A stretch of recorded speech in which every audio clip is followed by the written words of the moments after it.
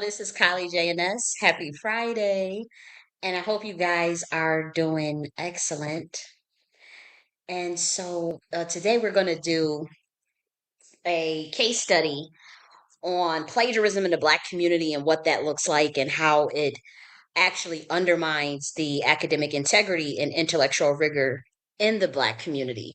And so we're going to go through like receipts and examples of what that looks like and contextualize what I mean. And so we're focusing on several actors, but I do have to say, I don't want this to be necessarily a drama filled, knockout brawl out or anything.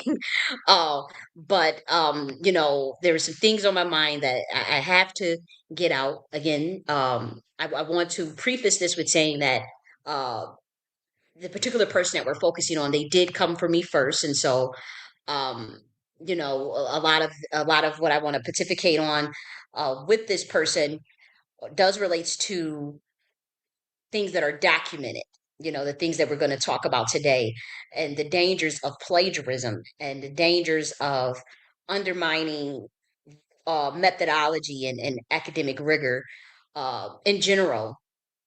And so we'll talk about that. I do have a presentation on that, but I do want to say that next week we're going to cover another executive order, a part of the governance, philosophy, and civic affairs department at NACTA University, is that we do these case simulations. There are simulations of advisory executive orders, and so it's just to get the public thinking themselves about what sort of executive orders do they think is cool, and it's just a mock simulation. So I would say it's an exercise. But next week we're going to cover an updated version of the Proclamation of Neutrality for 2025. And so I wrote out a document, an executive edict, or an advisory executive order for the Proclamation of Neutrality 2.0 or 2025. And it's wild, but it's in the context of what's taking place today in terms of international and foreign policy of the United States. And so we'll cover that next week. It's nothing that the public couldn't get access to or know about themselves. But as far as contextualizing my reason for some of the things that are included in this document, which we'll cover, and it's pretty long, so that's why we're not doing it today, because it's a lot to cover, and we won't even read all of it. And this will be freely and publicly available for those that were looking for the other executive orders just to look through, or even if you wanted to add your own on the NACTI order website, you can create your own, and you could put your name on it. We will put it up on the NACTI order website, which is still working on, which will be done soon. But for those that wanted to know, like, where could you public before the actual site is published, where could you get access to it? It is in this Google Drive, and this is pinned in uh, one of my tweets. But I guess I could probably I'll actually save that for next week. It makes more sense to put the link in there next week once we actually cover that proclamation. But this is the Governance and Civic Affairs Department at NACTA University. When you click on this, and then you click on the advisory executive orders mock simulation exercises, and that's where you get the first executive order that we covered last week, the Assange Whistleblower Protection Act. And so the Proclamation of Neutrality will not be uploaded here until next week after we cover that. And again, these will also be on the NACTI order website. And again, if you have your own, and you understand what's going on with the Governance and Civic Affairs Department, you don't have to. I'm not asking for it. I'm just saying, like, say if someone else has a simulation idea of what they would like to think of, or exercise that they would like to do, you're more than welcome to do that. Again, these are just mock simulations from a part of the Governance and Civic Affairs Department at NACTA University. And so I think it's cool exercises to work on to get people prepared, you know, for this new for this new, I'll just say, dispensation. I'll just say that. So for this new order, but I know people be taking that and run with it. But yes, we'll cover that next week. I have to say I'm excited about that. But after that, we'll also after we cover the case study today, we are going to focus on the origins of rock and roll. So we're going to play some black rock and roll, and then we'll get into a little bit of R&B as well later on. But I do have to say, this one is let me just make sure my sound is good. This one, it's not a messy video, but we are talking about what plagiarism looks like in scholarship, and what is the value, what would pretty much just breaking down terms that I've came up with that I published in books, as it relates to decentralized education. What does those terms mean? um, we're going to be talking about a series of things and problematic behavior that I witnessed in the Black community. But again, the person that we're focusing on, last one left, he did come for me first, publicly in recorded spaces multiple times, as well as even quoting stuff of mine from I'll say a year or two ago. And I have to say, I'd rather address it, and more so in a format where I can defend myself, because I wasn't able to respond back when this person was calling me out or whatever, so to speak, because I was not able to get a mic, or I would say it was a controlled environment in which I wasn't allowed to speak. And so it never sat right with me, because again, these spaces they're recorded forever. And so it doesn't sit right with me for someone to espouse lies, and then I'm not able to speak in real time, but it's recorded. And so I find it fair to address this person specifically, because I caught them copying me while undermining me in a public space, and so I find it incredulous, and I do want to address it hands on, to be frank. And so we'll do that. Let me move this off of my screen right here, this proclamation, because again, this is content for next week. This uh 2025 proclamation of neutrality exercise for United States international foreign policy, that's definitely something that we are covering next week. So let me go here. Let me make sure that this is good, because I know. Oh, okay. Let's see if I can. I want to see how this looks if I make it full screen. If I make this full screen. Okay. I see you, Kaylin. How you doing, sweetie? I see you in the building. I'm so glad. Happy Friday, by the way. I hope you had a great week and a productive week. That goes for everybody. I hope you guys have had a great week today, this entire week, as well as a good Friday. It's Friday. Stimulate your mind, Craig. Oh, you put good afternoon, my spiritual cousin. Oh, that's so cute. Oh no, it does feel like spiritual cousins, doesn't it?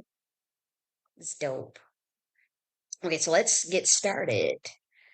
So I'm gonna play this, but I wanted to because I do show receipts, and like I want to make sure that people can read the receipts. You know what I mean? So I wonder if I should make it full screen. If not, we'll see. We'll see. Okay, so we're gonna do a case study. Let me just make sure that this is playing.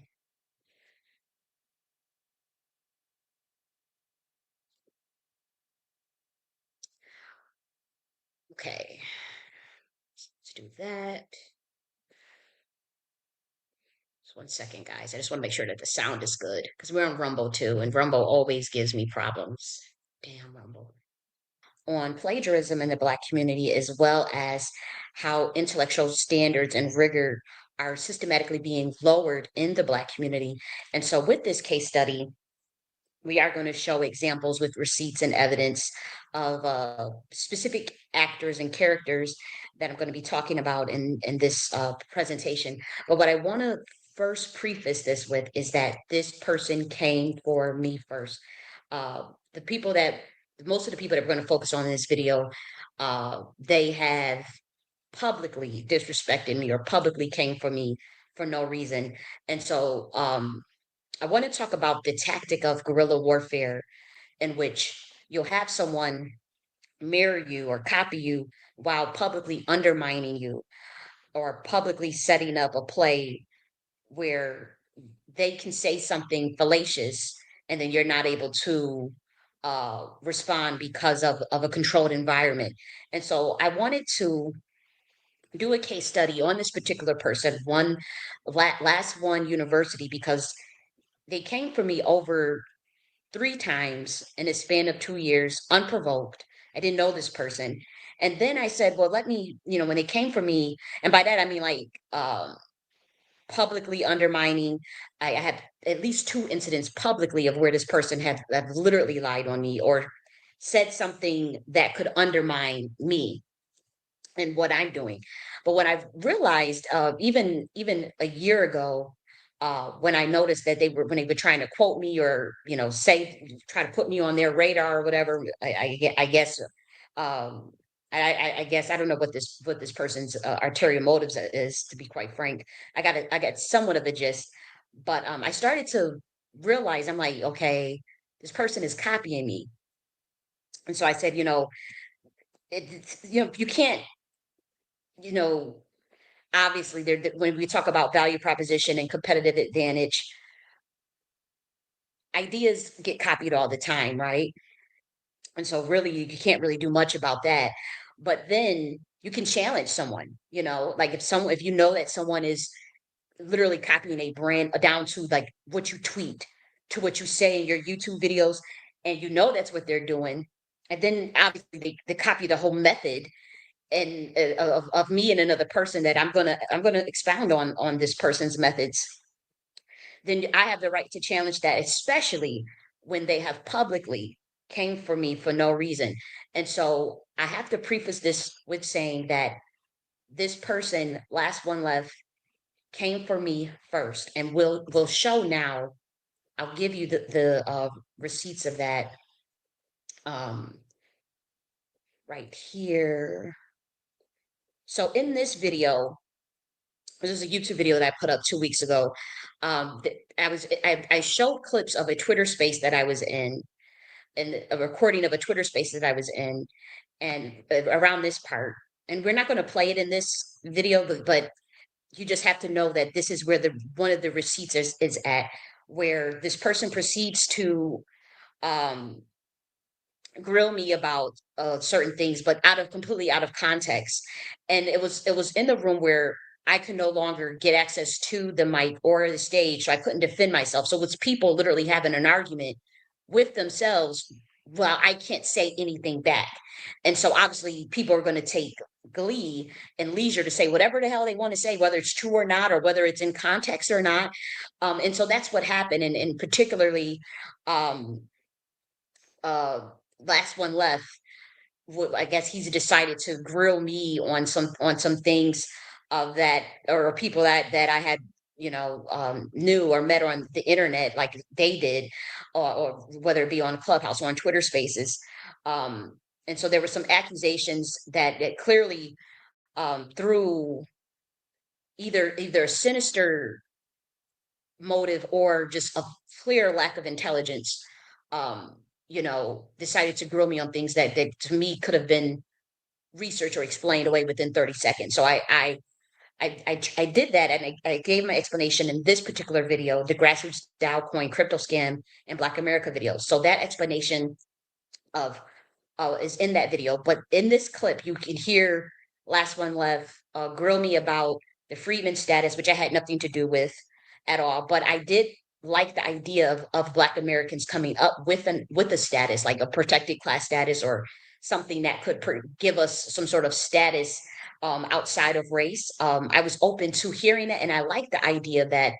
And at the time, um, I was hoping that the people involved with coming up with the status was going to do it justice. It was going to do right by the community and do it by the books. And unfortunately, the people that were pushing the freedman status, I personally question their character and question their integrity. And so for me, I can't, in good faith.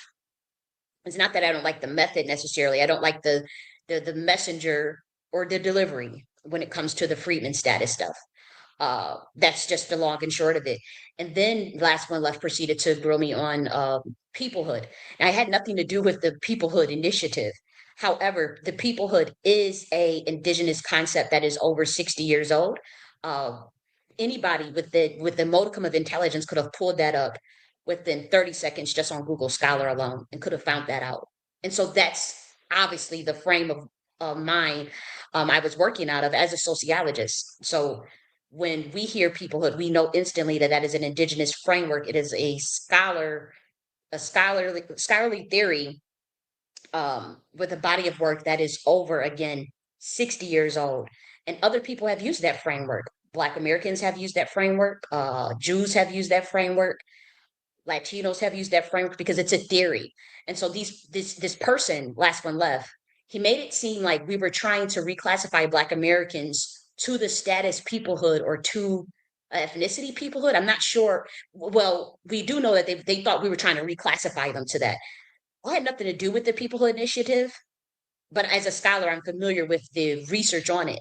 And I like the research on it from the indigenous that was created by the indigenous, which is can be easily located within, again, 30 seconds online. However, you cannot reclassify anybody to the status of a peoplehood or as a group of a peoplehood.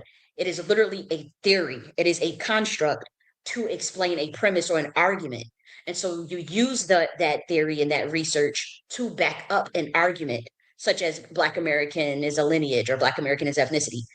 The fact that he did not know that, and the fact that the people that he's rolling with, he decided to grill me on this. And the fact that he did not know that, and his response was, "When I looked it up, I saw that it was by the Jews." That's you could you clearly did not do proper research. Then you clearly did not look deep enough, or you're pushing an agenda because that can clearly have been that could have been seen within 30 seconds that that was an indigenous framework. And so I'm not going to belabor the point on that, but that was just one incident. The second incident was in this space right here. This is also a recorded space. And this was called "What Does Doji Real Doge News Need to Audit the Smokeout?" And so this was a room hosted by Big Chief CR the Great. And again, I didn't just go into these rooms and speak, but I have been listening to Big Chief CR the Great's rooms when he talks about the lineage and the genealogy, or even just current events. That's been going on for a long time. It wasn't no big deal. But I usually always comment on his rooms, and most of the time nobody paid attention, you know what I mean? But for the last two times that I was in his room and I made a comment, other people on the stage called it out or called me out or read the comment, um something that normally nobody would have been paying attention to. Like, people make comments all the time, you know what I mean?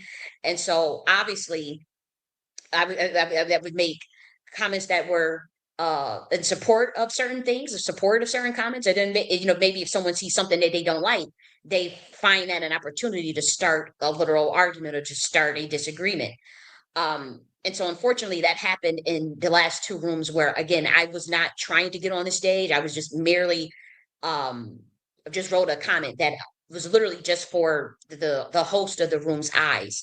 It wasn't to, start any drama. But in this room as well, this is a recorded space.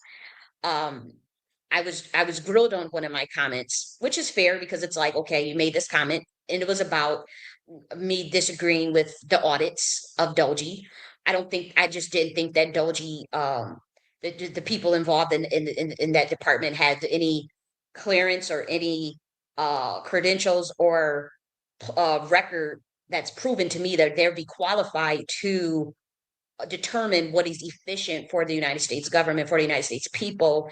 Um, they didn't consult with the American people on what they thought would be efficient or not.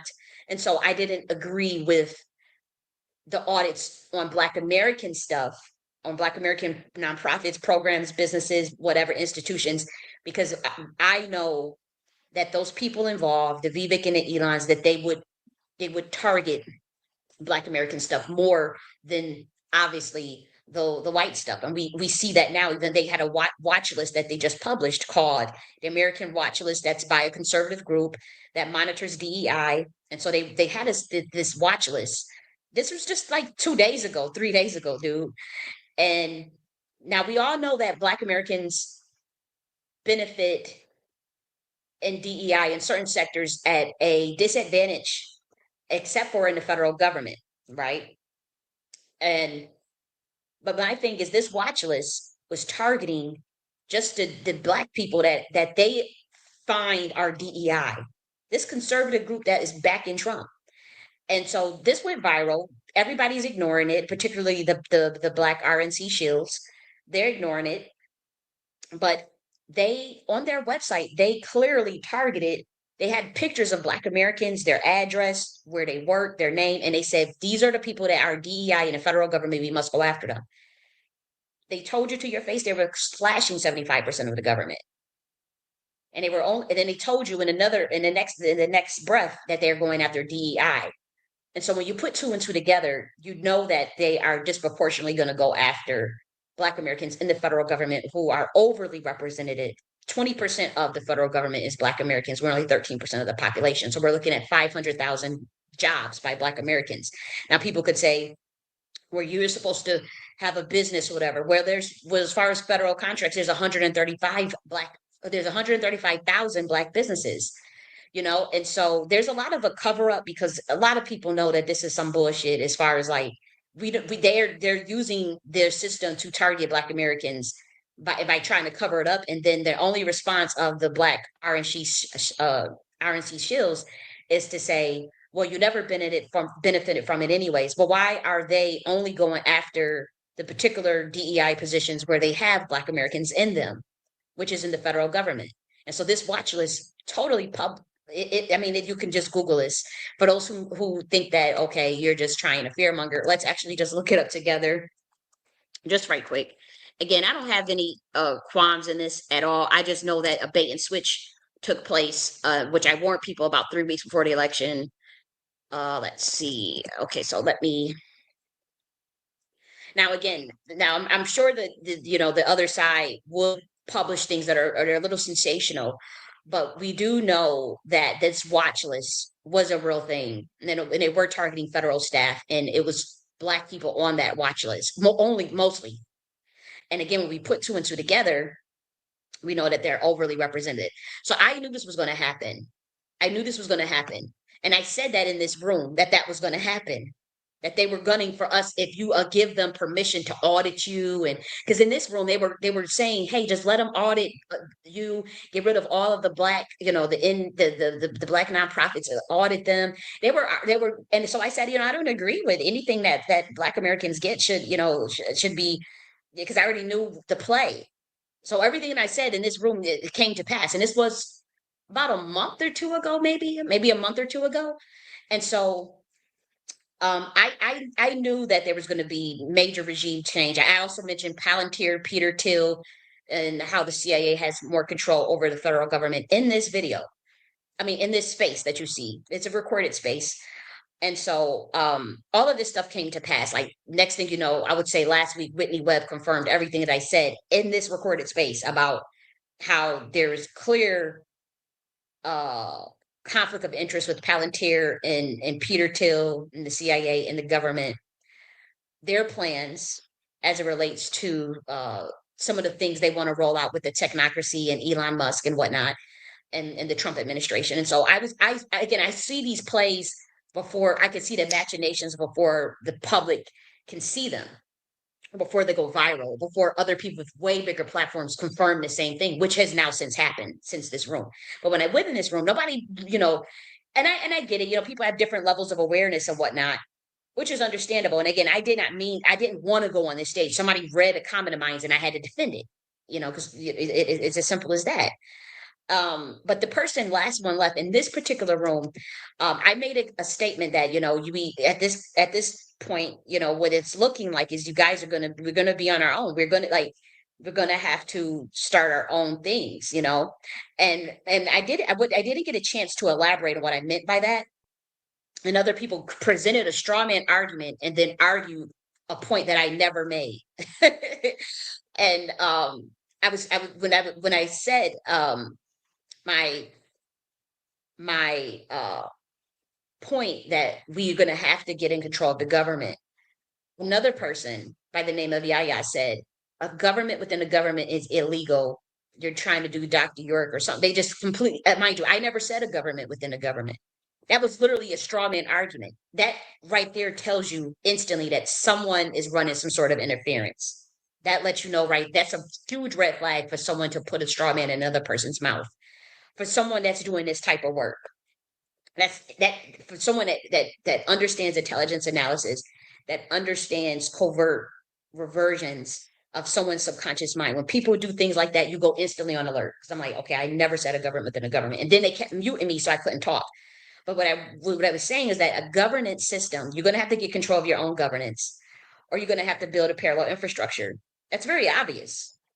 There's nothing illegal about that. And also, you're going to have to start new orders where they offer that structure.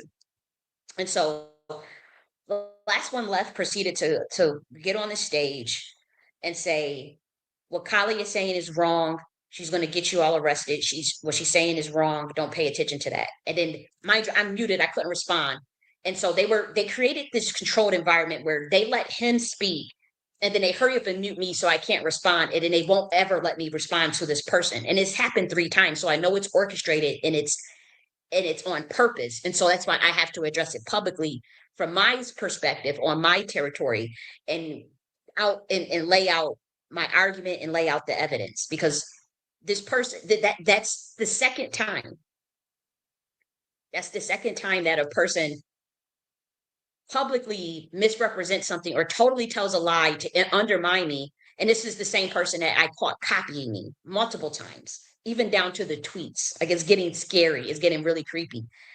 Um, but when he did that, that also made me like, okay, this is extreme red flag, because I didn't even get a thought out. So he was arguing from the perspective of what Yaya said, and I didn't even say those words of a government within a government. But you do have to start your own governance systems or get control of your government. That's just common sense. And if you're not going to do that, then I mean, everything I said in this room that is in this recorded space, it all now makes sense. This a space that was about 2 months old, where I was saying, "Hey guys, it's a new regime change. This is not what you think it is. You should not be letting these immigrants audit your shit." Vivek and Elon, I don't trust them. They're immigrants. Like, what the hell are you guys doing? Saying, yeah, we need Doji, yeah, Doji, thinking that they're going to go after immigrants when the writing was on the wall that they were going to gun for Black Americans in the federal government. I knew that. And so I was trying to explain that to them. And so for the last one left person to just get up there, people be having an agenda. And the reason why I can tell this is an agenda is not just somebody that's just ignorant. This is very purposeful, because this person, and I'll show you here, disrespected me for the third time. And we'll actually, this in this room, how many of the 5 points did Trump cover? Somebody we were in here. It got really heated. This space is also recorded, and that the clips of me and Last One Left exchange. Well, it wasn't even an exchange, because again, they wouldn't let me talk. So he was addressing me, but I couldn't address him, which is very cowardly. And that's why I'm doing this room on this person, because it's very purposeful and it's orchestrated, and I have the evidence to prove that. So we're going to do a deep dive on the receipts and whatnot, and the purposeful copying, plagiarizing, and then the lack of credentials, and then how it does more damage to the Black community to even let certain things like this slide. How this person goes after real scholars, and he's not a scholar, but he wants to pretend to be one. And so he came after Neely Fuller. I have the receipts of that. Like, he probably tried to delete that, all this stuff. I have the receipts of him coming at Claude Anderson. I have the receipts of him coming at Neely Fuller. I have the receipts of him coming at the Nation of Islam. I have the receipts of him coming at Zero Neil Hurston. I have the receipts of him coming at anybody that was a Black revolutionary, a Black scholar, the entire Harlem Renaissance, and then coming at me over 3 times in particular, coming for me in particular for 3 times. So now we see this person who we don't even know their first or last name. We don't know this person's first or last name. We don't know a picture. They're using the AI photo. We don't know nothing about their credentials that gives them the right to come at people with expounded bodies of work. Whether or not you agree with their ideologies is not the point, right? So you may not agree with everything, say a Neely Fuller said, or Francis Cress Wilson said, um, or who else? He came at John Henrik Clark and Dr. Ben. I mean, this dude is nuts, and so we see these people in their body of work. We see Chancellor Williams' body of work. These are actual scholars. We know their credentials. We know where they went. Again, whether you agree with their ideologies or not, some of them may be Pan-African. Some of them may be Black nationalists. Some of them may be Black separatists. Some of them may be indigenous. They have a body of work that you can assess, right, in a way that is structured and methodical. Now, anyone can challenge anyone's ideas, right, in their body of work. But when you don't have one of your own, or when you don't know how to offer one, then you should not be taken serious. And so this last one left person is literally copying my whole identity and my whole like essence, and trying to act like they're an intellectual, then undermine me, come at me to bury me, and then insult actual intellectuals. And we're going to show all of the receipts of that. And so that lets me know that this person is extremely sinister. How do we don't know their first and last name? Who is this person? Where did they study, or who did they study under? Do we know how they process and synthesize information? How do they process and synthesize information? We know from the Twitter with the putting up of the screenshots of other people's work or a book, and then a sentence or a couple of sentences or two. That's not scholarship. That's not research. It takes literally no skill to put a screenshot of someone's book or their research. You can go to ChatGPT these days and write up a sentence or two, or summarize the book, and then act like you and then play the role of a scholar. That doesn't make you a scholar. Everybody knows that. You must write. You must publish. We must know. Can you write? We must see a sample of your writing. We must see you challenge. We must see you in a debate. We got to see you in a debate. People have seen me in debates. People have paid for my lectures. People have paid to give live free lectures, 3 hours teachings. So it's not like this is coming from like what's happened is this person has come for me, and they're trying to make it seem like we're on the same level.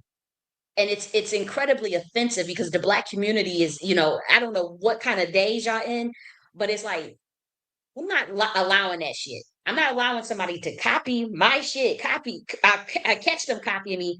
They publicly lie on me multiple times. They have no body of work. They have no credentials. We have seen no evidence of their ability to synthesize information concretely and concisely. We have not seen them in a debate. We have not seen them challenged by a real scholar. We have not seen them their writing. We have not seen a book from them we have not seen a framework that they have produced. We have not seen nothing that this person has done. But then they coming at me. But then they're coming at Black American ancestors too. Neely Fuller just died. Francis Cress Wilson died. John Clark, Henry Clark. Why is he coming at all these people who have PhDs, who have books, who have, even if you don't agree with their ideologies, they can synthesize information. And it's not, and I'll prove to you a lot of the contradictions that people are going to bring up, and that he himself tries to use and then undermines his own point. Because again, I've been studying this person because they came for me like 2 years ago. And I always remember that. And I realized they started slowly seeing them copy the way the concept of the university, copy certain things like that. I would retweet even certain pages that I would retweet. They started recopying them after me. And I started noticing that. And I'm like, and I'm going to show the evidence that so don't worry. But I said, okay, so they're coming for me, but then they're copying me.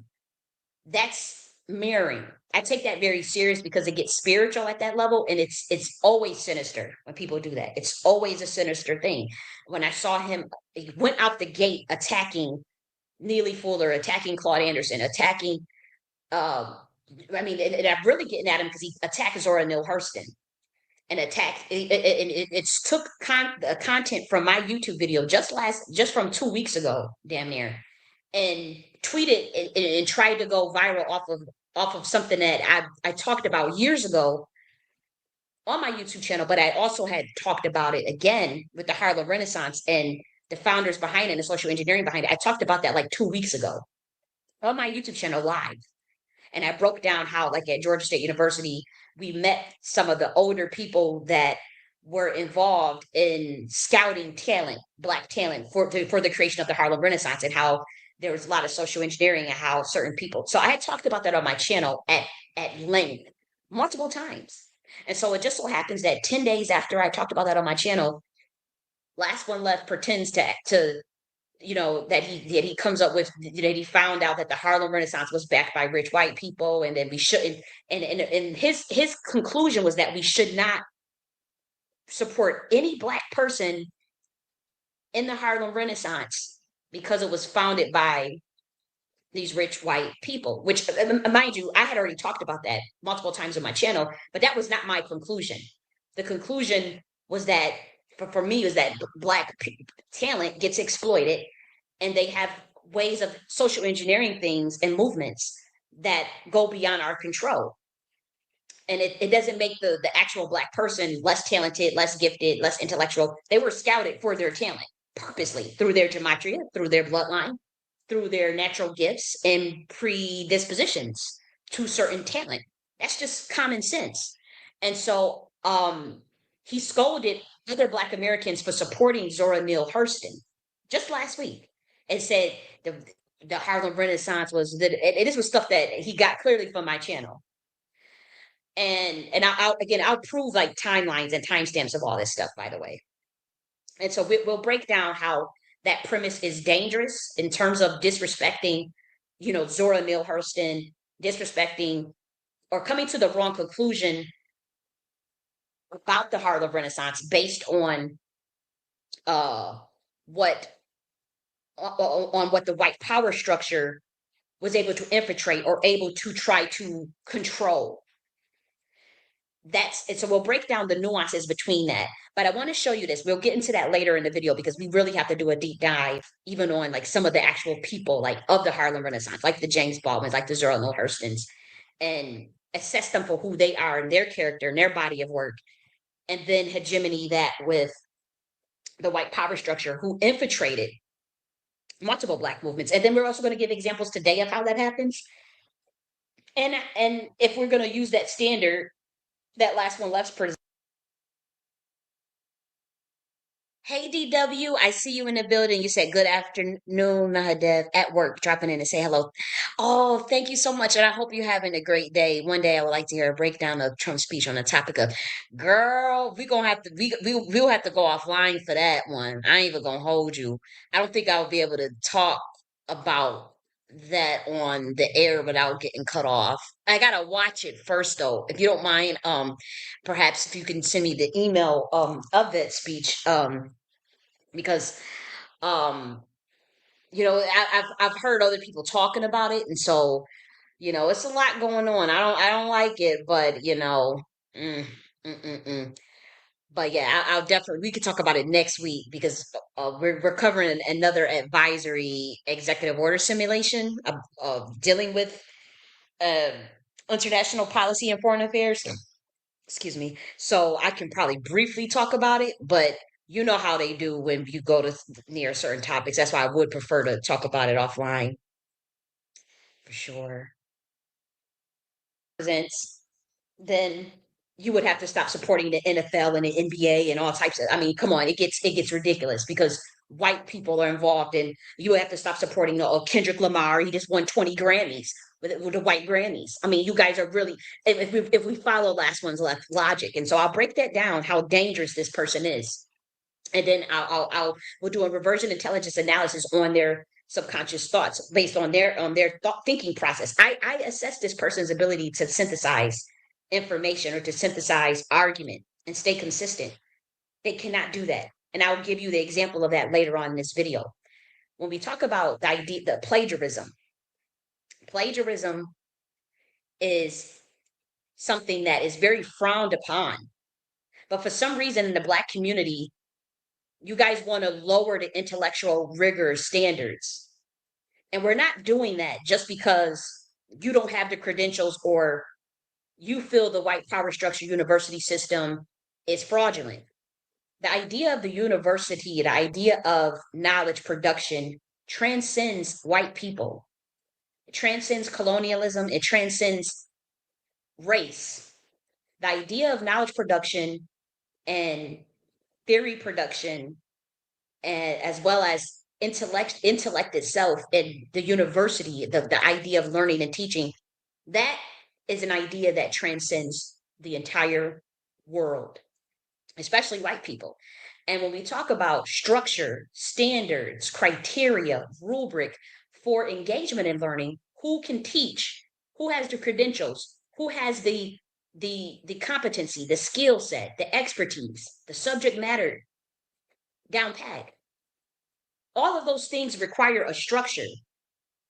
Whether we create a new structure or you follow the one that's been since the time of America, because even the structure that is currently in place is not a white structure.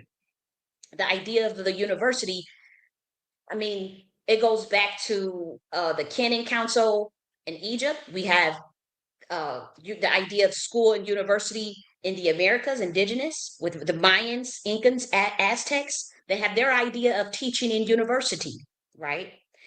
Uh, Obviously, places in Africa have their idea of university in Mali and Timbuktu, the Songhai Empire. The Moors in Europe had their idea of what university. So it's not a white concept. What you see like at Harvard, I went to Columbia University, I went to Georgia State University, I went to Buffalo State College. Those frameworks that are in current universities in terms of a curriculum, a standard, can they have? Do they need a rehaul, or overhaul? Of course, they need a complete overhaul. But some of the rigor of at least not plagiarizing, of at least your ethos, your pathos, and your credos. That stuff is thousands of years old. That stuff is thousands of years old. And so we're not going to lower the standard for intellectual rigor and methodology in the Black community because you guys can't compete with the rest of the world. And I'm not talking to all Black Americans here because there's so many Black Americans, for one, that are extremely educated, they're extremely intelligent, whether they went to university or not, right? You got Black Americans that are self-taught. You got Black Americans in different variety of fields, in different levels of intelligences, because there's different types of intelligence. You got calisthenic intelligence, you got uh, agricultural intelligence, you got um, oratorial intelligence, right? Emotional intelligence. There's different ways to be intelligent. And so Black Americans meet that criterion for being able to not only meet any standard that any university can set, but they can also meet the standard of creating our own. And in fact, we have done that with the DAO, with the AFES instructional design model that I created in 2023, as well as this centralized autonomous organization that NACA University is. It's a complete overhaul structure of the MOOC system in the age of AI, the open source, decentralized. I came up with that concept. Not the concept of a DAO, but the DAO in the university. I created a whole instructional design manual for how to do that. It's only stage one though. And so so this is not to say that I'm not bashing Black Americans. What I'm saying is that what's being orchestrated in the Black community by, I would even say, honestly, it seems to be even the government behind this. It's like they purposely want to lower the intellectual rigor and standards for knowledge production and for the university in the Black community specifically. And I'll give you examples of that. When you think of like, all this, because all these people like they're supporting this RNC stuff, this Republican stuff. If you notice like how they purposely want to either put out like high school dropouts or people that bash education, like Mark Carter. Mark Carter is always bashing at Black educated people.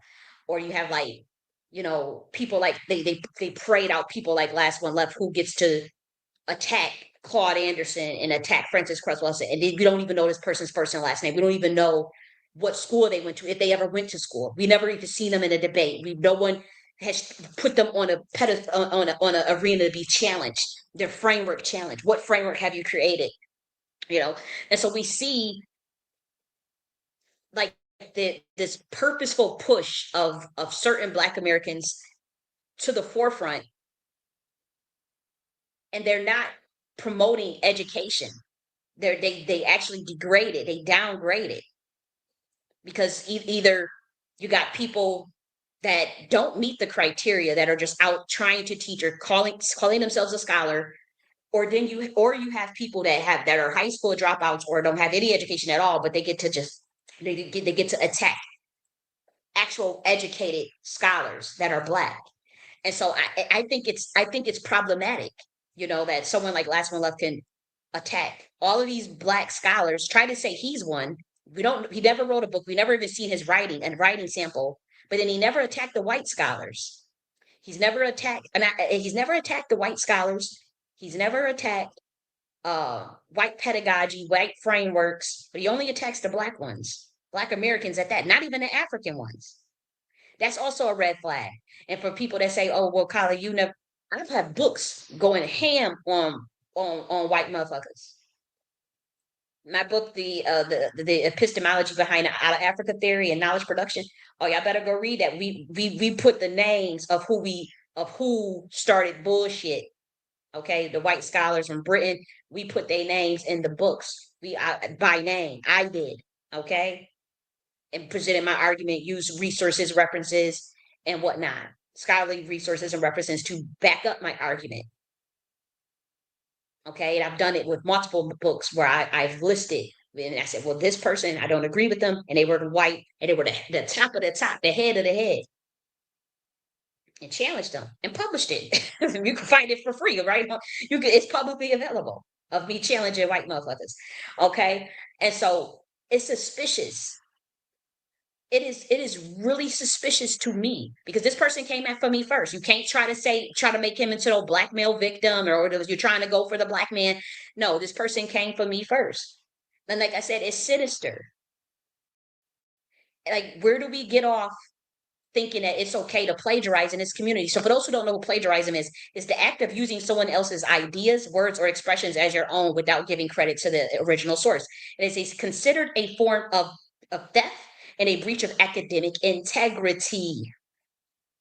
Using another person's language without quoting. This happened to me 3 times this week alone, and we're going to prove it. And 3 Black men did this to me this week alone. And I'm going to show the evidence of that. Okay, because it's like this plagiarism in the Black community, it's to the point where I'm telling you, like, what's coming. They about to close this Department of Education. They about to switch up a lot of things. And so I see now people want to talk more about decentralized peer-to-peer learning. This stuff comes out of my book. I wrote the framework on that. One of the first people to write a book on decentralized autonomous organizations in the education system, an entire book on it. If not the first to write an instructional design curriculum on that, an instructional design model for that. It's called AidFest. This is high level stuff, and I wrote the Department of Education myself and said, look, y'all going to have to start implementing this type of shit in the age of AI. I didn't use the word shit, but but this plagiarism thing, I'm telling you, it's slippery slope because it undermines your credibility, and it undermines what's gonna start happening is you're not going to be able to compete on a global stage, on a world stage, with this type of behavior, with the copying of someone's stuff, then trying to undermine them, tearing down actual scholars, with people who have no scholarship, attacking education. You know, I'm telling you, this shit because here's the thing: these white folks, they understand structure, order, and organization. We're just talking about the education thing, and so they know that when sometimes they're a little too mechanistic, but when it comes to that education thing, it needs a complete overhaul. But they're going to stick to the basis of the structure of what a university is. Even if they do go more the decentralized route, there is still heavy algorithm, there is still heavy structure within a decentralized organization. You must understand that. You cannot just say decentralized and peer-to-peer learning, like as if, we just that just means we all gonna just be learning from each other. That's not what that means in the context of instructional design. It is still a set curriculum. There is still a set mode medium of which the curriculum and the data uh, descends from. Okay. And so even if you talk about decentralized education, yeah, you still need a structure and an organizing body for that. Even if it's the technology itself, whether it's AI, whether it's the way you restructure the whole design of curriculum, which is what I did with AFES. Okay. And so white people understand that. But what I'm seeing when it comes to us is that, it's skipping too many steps and then propping up people that just clearly don't have the credentials, or it should be a nitty position to even talk about these things, such as the university and education. It should be, it's laughable. And so as far as competitive advantage in the world as it relates to education, because they're going to privatize education, so you're going to be on your own. And these white folks, they got a plan. That's all I'm saying. I'm not saying it's a good plan. I'm not saying it's a superior plan. I'm not saying it's a better plan. But they understand how to rig things in their advantage because they're going to rely so much on structure and order and their standard of criteria and their standard of rigor for what is considered a university. And when it comes to the Black community, they are banking and hoping that, and what they're actually trying to social engineer in the Black community is the reverse engineer of that. Prop up people who are just idiots, prop up people who don't have education, prop up people who just kind of like can get the that promote certain sort of. That's why we seen Sexy Red. We see the Mark Carter's talking about how they can't stand educated niggas, and you just random people can come up with a university in a Black community, with no credentials. They want that because it's like 20 years from now, when it comes to the outcome of them privatizing education and of them doing the complete different shifts of what they want to do and locking us out because they're going to close the Department of Education soon. We hope not, but I'm just saying that's what they told you to your face they were going to do. And so, in lieu of that, you're going to have to come up with your own systems, whether that be homeschooling mechanisms or your own systems. But if they are not at that level of the world stage in terms of the standard for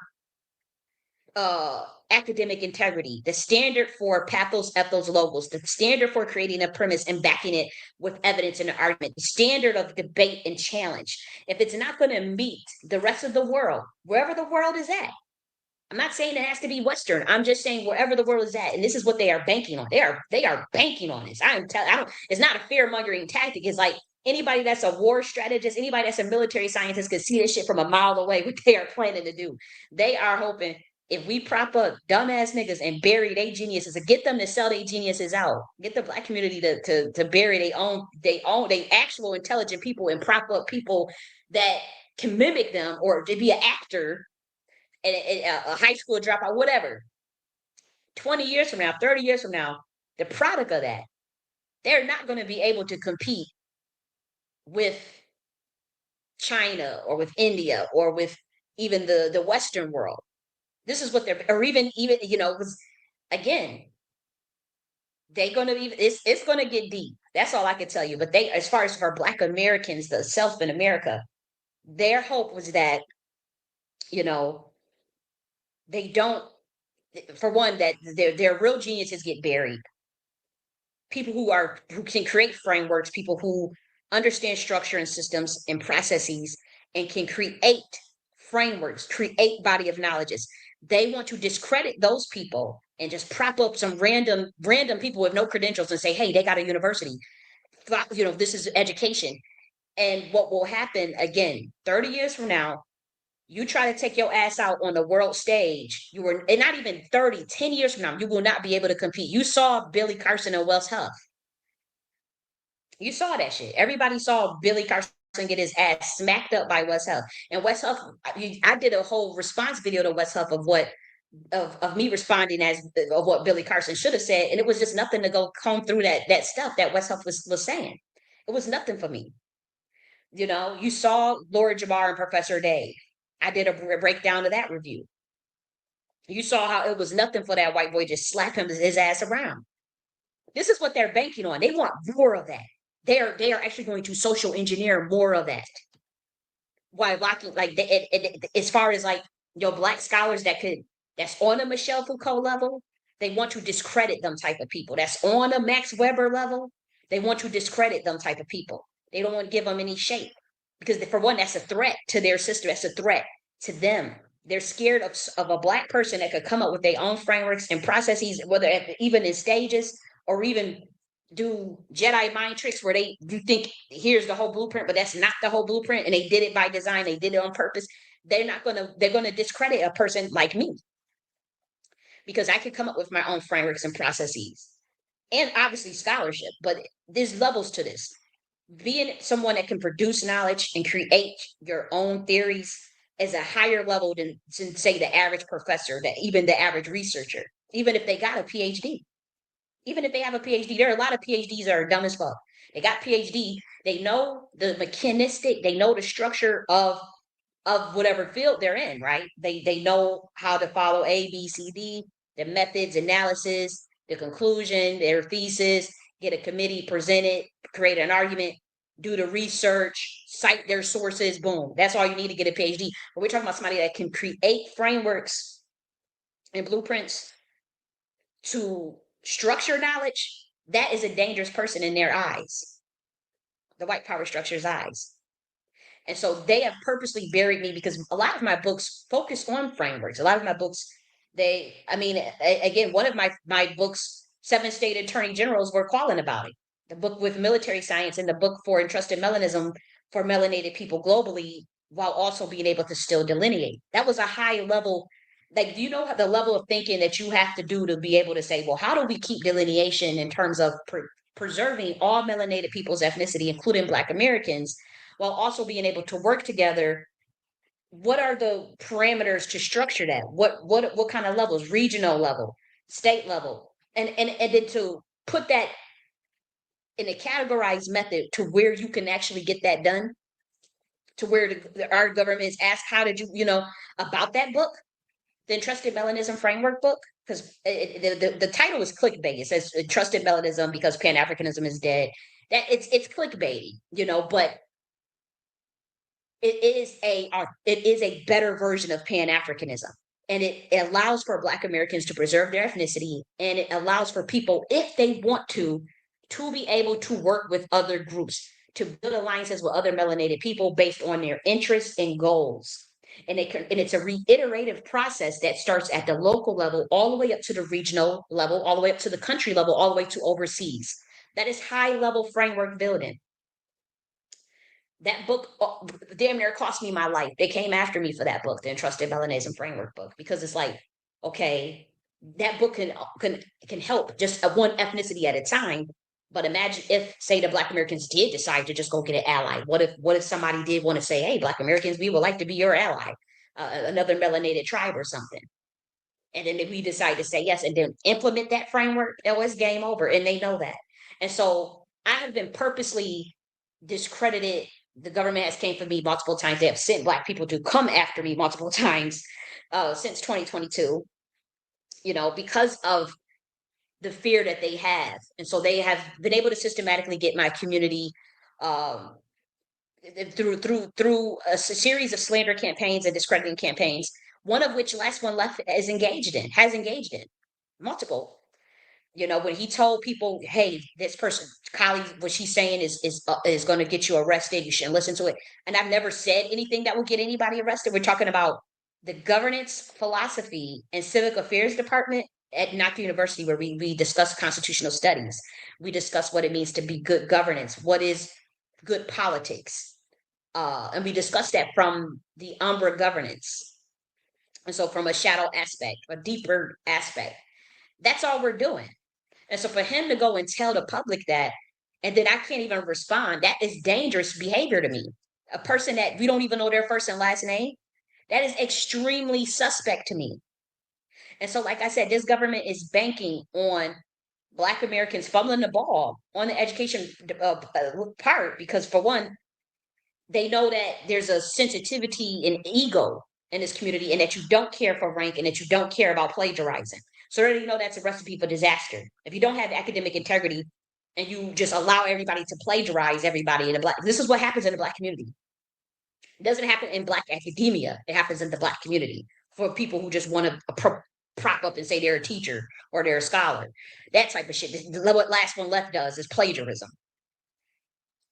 And so they are banking on that. They are banking on that.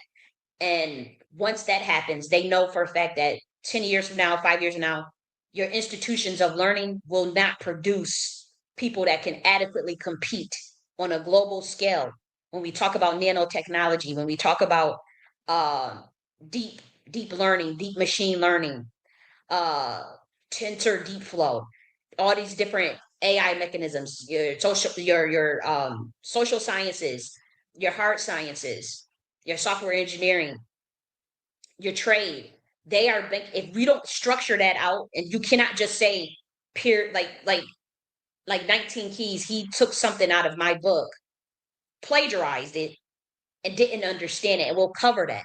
We'll cover that here, this right here. I'll give you, he said, this is the post where I'm talking about. He says they want to get rid of the Department of Education. Response, decentralized education system, a peer-to-peer learning network where we can teach our own children what we want to. This is stolen literally out of my book. It like literally word for word. And I'll show you. I've used the term peer-to-peer learning probably a good 10 to 20 times in this book. This book, AFES, a DAO-driven instructional design model for education, military, and business, not the university. So you can see that right there, decentralized autonomous organization. That's what a DAO stands for. But you can also see where it says right here, decentralized peer-to-peer evaluation. But also look at here. And this book alone says peer-to-peer learning networks probably over 10 to 20 times. So this book was published 2 years ago. He got this. You can see the published date right here. Let me just make this bigger so you guys can see it. There you go. You can see that on your screen. But he got that from this book. And off of my website, it says DAO within the AFES models mirror the principles of blockchain systems. Just as a blockchain developers ensures the system's functionality, instructional designers and SME create engaging educational content with the help of repository intelligence. I'm just going to skip around for a little bit. Okay, it says highlighting the peer-to-peer learning aspect of the AFES model. That is the instructional design model that I came up with. But when we say decentralized peer-to-peer learning, that don't mean just random niggas can just go and we just all learn. That's not how that works. We're talking about in the context of instructional design, there is a structure. You still have to have curriculum. What is the parameters of that curriculum? What is the course being offered? And what is the method to evaluate that curriculum? What is the criteria for making sure that the learners have gained their knowledge, that they have what you wanted them to learn, that they're satisfied? What is the evaluation process? This is the stuff that they close in this Department of Education. This is the stuff that I thought about 2 years ago for us, for the Black community. And all they have tried to do was bury me. And so now they want to talk about peer-to-peer learning. And so this person, 19 Keys, you stole this out of this is plagiarism. And I said, as I said, this comes from my book. I wrote a book of DAOs in education in 2023. My school is a decentralized education network. In my book, I mentioned peer-to-peer learning probably over 13 times. Why do you guys plagiarize so much? How is this respectable in this community? How do you guys plan to implement ideas you did not come up with or that you don't fully understand? Why not just work with the person who came up with the framework on DAOs in education? Like, I don't understand that. This person, I could tell from this last sentence right here, they do not know what this term means. They don't understand it. They threw something out that they got at my book because a lot of these people are in on selling out the Black community with all this Trump shit, and they realize it, and so they're trying to hurry up and throw anything out there. My thing is, I only gave out stage 1 of the AFES. I'm not giving out nothing else for the next 4 years. Probably for the next 10 years. because we gotta run experiments in this community because I have to assess, and I have to assess everything that I'm doing because what is happening with this plagiarism shit and then this undermining, discrediting, but trying to steal. And I'm gonna show you how again that last one left university person has been literally copying me. I'll show you that. But when this person says a peer-to-peer learning network, a decentralized, and I have a whole book talking about decentralized autonomous organizations with the term peer-to-peer learning in the book itself. Probably there's literally a chapter on it. Fuck. So and it is on my school website. You can see this. And so we have the timestamp. So people are like in this community literally just stealing stuff and nobody it's I guess so they can sound smart or try to get credit for it or try to make money off of it. But then they'll bury the actual originators or the creators of these type of ideas, and this stuff keeps is gonna flop, is what I'm telling you. In simple fucking words. This shit is gonna flop. Like and these white people, they understand it. They it's like hook, line, and sinker. They set up a whole chessboard and they knew who is debate, who they already know you like clockwork. They know you niggas like get jealous of each other. And the first thing you want to do is compete with one another instead of working together. Like this person does not and I don't have beef with 19 Keys or anything like that. I'm just saying, like, like, why would you like? It says a decentralized education system, a peer-to-peer learning network. We can teach our children what we want to. You don't know what decentralized education system means, and you don't know what a peer-to-peer learning network. We can teach our children what we want to. That lets me know that this is very surface level. If I was to say, well, can you explain to me how would you structure a peer-to-peer learning network in a decentralized education system? How would you structure that? They would draw a blank. They wouldn't even know how to answer that question. You don't think I know that? He could probably go and study, go take some shit out of my book and plagiarize some more, but they wouldn't know how to do that. You can tell just from the way this is written. This is so surface level. This is that shit that Billy Carson was doing, that surface level shit. And then when you get clocked by somebody that's the real deal, then you want to hide, and tuck your tail. And again, they are setting this up that way. That situation with Billy Carson and Lord Jamar and these blacks, these people just coming out saying they a teacher and all this stuff, and then you see that time and time again they keep getting embarrassed. How they did even Terrence Howard. And I didn't agree with the way they did Terrence Howard because I feel like he's one of the ones that got the most potential out of anything that I've heard. As far as building a framework, he just needs more structure behind it. But his mind is inventive. His mind is different. It works different, and different is not bad. But he just needs a little more structure behind it, and he has to be confident. Okay, but notice the pattern of how they want to go after, you know, the black people that's thinking a certain way.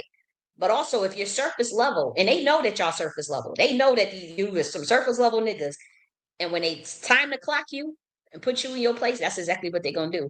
But they lock people like me out because it is a fact that, and I don't care. Again, I'm open for a challenge to anything I've ever said, any of my books, any of my writings. Anybody can publicly challenge me. Don't be a bitch and run.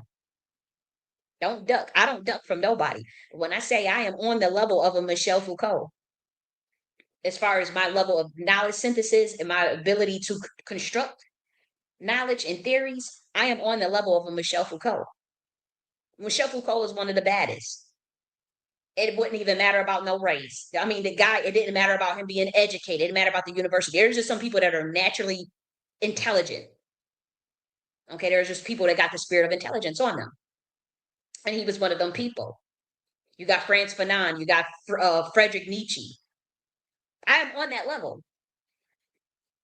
And see, the white power structure, if they can't control, like you could be, a great scholar, but if you're not operating within the parameters of our academia, of the Western academia power structure, then you're going to lock you out. That's why they locked out Chancellor Williams. We didn't hear much of the Neely Fuller. We know that Neely Fuller died, but they didn't even put that, all throughout, the media or anything. Found that out of a damn Lipstick Alley and damn Twitter from a black person on Twitter. And then when I Googled Neely Fuller died, Lipstick Alley popped up. No lie. That's when it said 1 hour ago, Neely Fuller died. But it was on Lipstick Alley, a giant like that. where was the root, or where was the griot, or where was, people in their YouTube channels shouting him out, because he was an actual scholar, come from a certain pedigree. The same thing happened with Frances Cress Welsing when she died. Had her PhD, had her MD, understood their power structure, but left it to do their own thing. Same with Jewel Pookrum. Jewel Pookrum understood that she was also a doctor, left that power system. I did the same thing. I'm still in the PhD program, but I've always actually, it's not that I left. I just never, I've always been this way, even in academia. Even when I would write papers at Columbia University about lineage, about Black American lineage and right to property, about um, uh, what else did I have written about the Black Panther Party as on a research level. I've written about various stuff as it relates to Black Americans and the tiny house movement, Black Americans and agriculture, and I would literally write whatever the paper was, wherever, and just submit it. I was always this way, so it wasn't. But I think it probably put me on a radar, like, okay, we can't really let this person get. We're not going to prop this person up, because we notice that even though this person is brilliant, they writing a lot about the power structure and this Black American shit. And so we don't really, we ain't really rocking with that. And so I knew that, and I would always get A's. And I would graduate 3.8 or 4.0s, whatever. And again, sometimes I wasn't always bringing in race stuff. Like sometimes I literally, um, I can get busy with you, like on most topics, you know. But as far as where my mind was at as a sociologist, and even as a mystic, it was like, okay, well, I'm in my community, the culture that I grew up in, and there's some things that I'm seeing in my community, and these are the questions that I would like to research and to address those things that I see in my community. There was nothing, it wasn't, you know how people create a gimmick, will you, out of movement work, and people who create a gimmick out of being a Black scholar, being an activist. That was never my thing. I didn't get paid to do any of this. Hey, Bully Bully, I see you in the building. Greetings, Bully Bully. And you said I have floating ideas about a hybrid homeschooling educational framework, like a Dow or brain forest for maybe future Black American children. Yes, I think that is awesome. And I would like to do, like I hope we can collaborate, because again, with the Dow with the Black American children, that's also important for them too. They're definitely going to need, especially when we talk about the K to, was it pre-K? uh, because they're going to defund pre-K and kindergarten and whatnot, and so there does need to be something. And again, I like the hybrid homeschooling education with the Dow, and I also would like to even have, with these children, even certain. I don't even want to. We have to talk about that stuff offline. At this point, but there's ways around this. Like, say if they just close the Department of Education, and we're just on our own, there's some pretty cool methods. And with me, I think of automation, automating and processing. So we're talking about a potential system where we utilize that hybrid methods of either online, offline, but even that's automated at the instructional level. It's built in. When we talk about peer-to-peer learning, we're talking again, I can't talk about this stuff online. I want it so bad.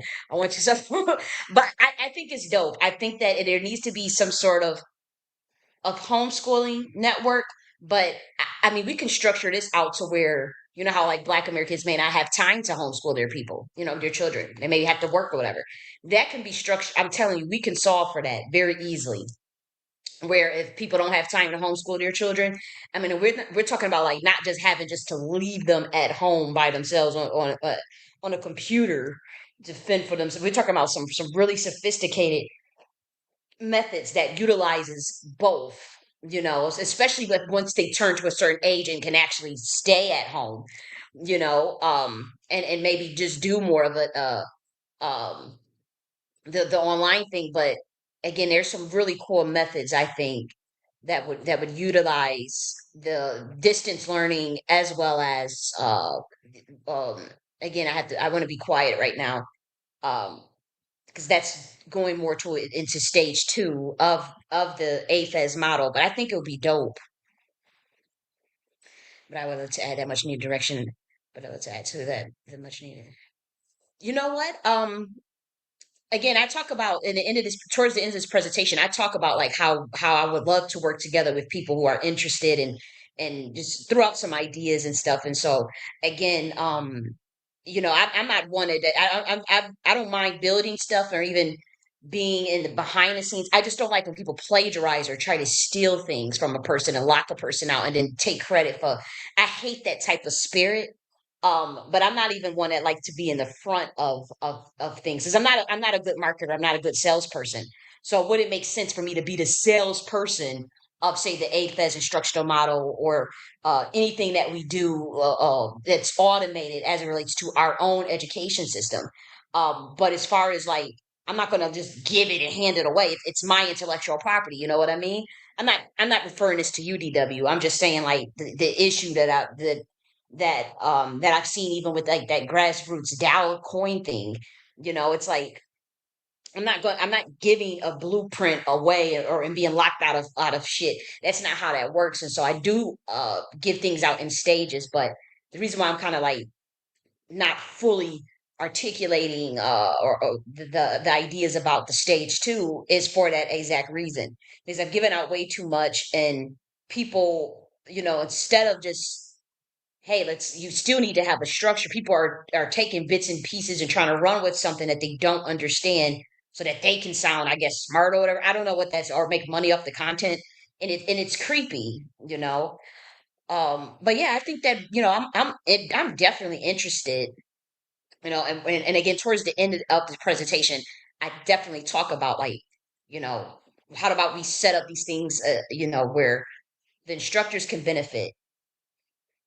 And then as far as stage two with peer-to-peer learning and what that means, especially for the younger children, Black children, I'm not discussing that online. I probably won't even write that in the book for stage two. Like that's something that once the Nakti order, once the high society solidifies itself more so on a local level or at the level where we can go behind the scenes and converse, and we know that we are a productive group of people that are serious about not only looking out for ourselves and each other and our broader community, but collating power.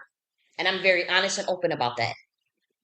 Like we understand like the methods for collating power and curating power, and that requires the best and the brightest. That's not working with some random ass nigga, talking with some random ass niggas on some internet. you know that's for people that gravitate towards each other on the, maybe on the internet. That's for people that gravitate, and then you like-minded, you know what you about. Everybody know where each other stands. You're not going to agree on everything, and that's fine, but you there to make something shake and make moves together. And that's eventually what I'd like to see. But let me continue with the presentation. There's no gimmick. There's no, shiny trinket at the end. This was just where my heart was at. It's just as simple as that. Even with all of my books and all of my work.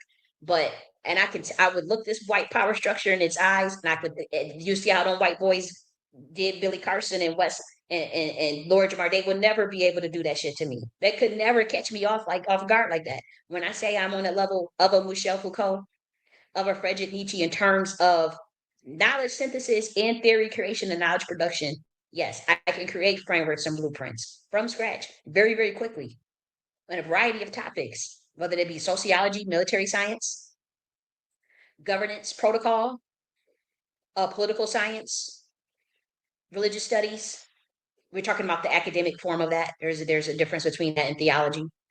Uh, occult sciences, quantum mechanics.